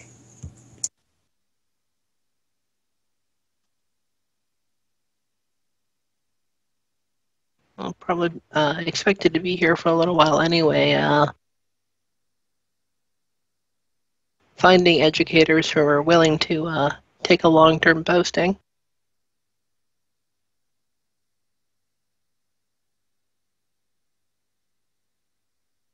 And shopping. So much shopping. Now you're speaking my language.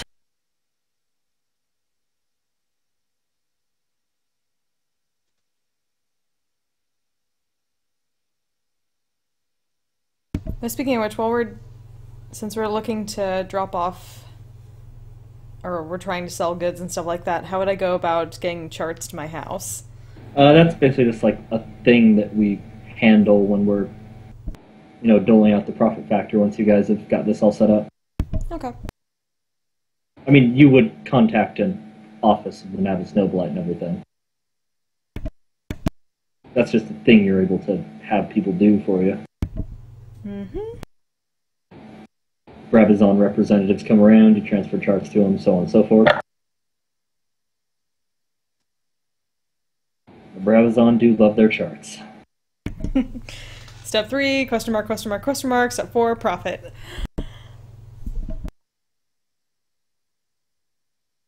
Well, that's what happens when you're a race of people based entirely on navigating ships, and every chart you own spontaneously explodes.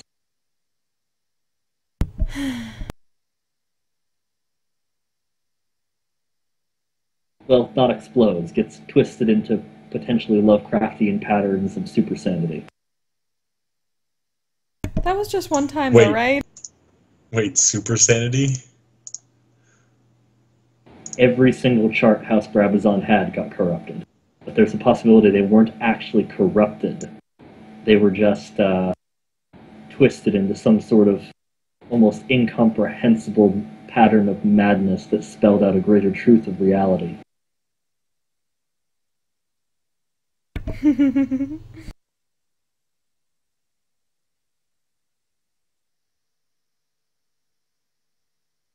It's all very sad. Mind you, the Brabazon have made damn sure nobody knows that.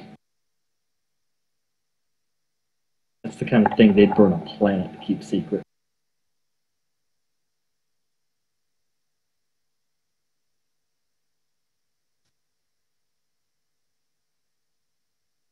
That's their bread and butter you'd be fucking with there.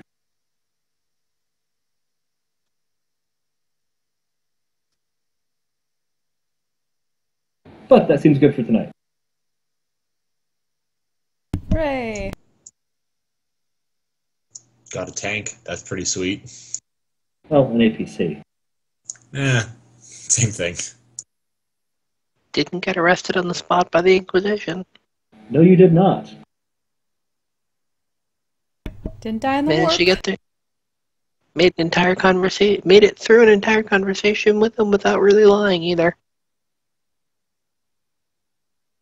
And he apparently knows a shitload more than someone should be able to know minutes after you touch down. Yes, he does. From a system that you explicitly know did not have any connection with the Imperium. If I were to take a guess, he's probably got some contact on the ship, and he did some kind of Vox transmission to him when we were about to land. It did take us a while to actually pull into the planet, right, into the dock. Yeah, So, you come in at the edge of the system and you have to sublight into the actual planet. yeah.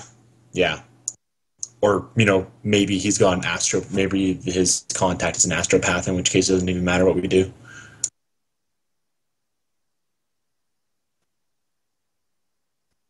There are ass tons of people on board your ship. Millions of them. Well, probably hundreds of thousands of them. Probably contact. Romeo not surprised. But it's good to know that he's on there. But who's on there? Apparently a contact with the Inquisition's Xenos, at least. Romeo is glad about that? It's better than not knowing. Right. He's not glad that he exists, he's just glad that he knows. Right. Notably, the Ordo Xenos would be the guys you would most have to dodge around as a cold trader. Yup. Since, that is explicitly trading alien crap. Yup. Or if they're particularly radical, they would also be your best customers.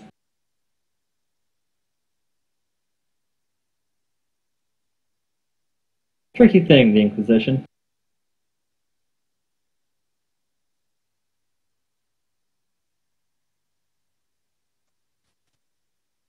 There's a sliding scale of radicalism.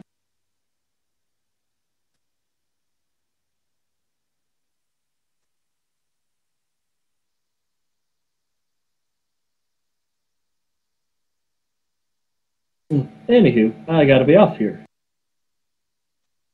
Yeah, very good idea. But since the opportunity seemed to have presented itself, I did want to introduce the next possible thing. And you did it while having a hangover still, maybe? A little bit of one. That is major props. It's not the headache kind, just feels like my head is full of cement kind. I think that's the perfect place to be for the guy you just played. Wow. There's a reason that I chose a guy like that. Besides just the fact that it's a guy proposing a heist. The fact that it's more like a regular rogue trader than we should be expecting from our current captain. Well, there is that, but more so, I had mentioned that there was a unique story structure that I was going with. And part of that is that I'm drawing from a movie. Notably Ocean's 11. Okay. Oh boy. Notably in the sense of, if we do this, there'll be some planning session, and then smash cut to the start of the thing, and at any point during a session, you can fate point to flash back to the planning session, where it's like, okay, we already planned for this thing.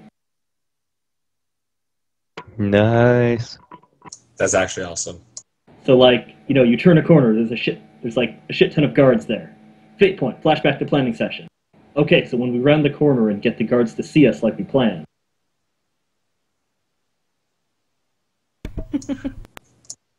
That does sound pretty sweet. Also, this is the kind of dude that if you let Romeo be, he'd probably eventually turn into. Romeo evolved into Captain Schwarzwald. Dun, dun, dun, dun, dun. Romeo's actually a time traveler, and that is him in the future. Or like an alternate version. Hey, one Alternate bad time. jump The back darkest, in the cave. the douchiest timeline. One bad warp jump, and that could totally happen. The douchiest timeline. It would go a long way to explaining the confusion between our ships.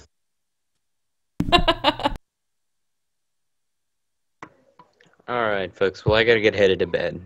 Yeah, me too. Yep, later. Yeah. See I ya, know that. thanks for a fun session. That was awesome. Exciting for shopping.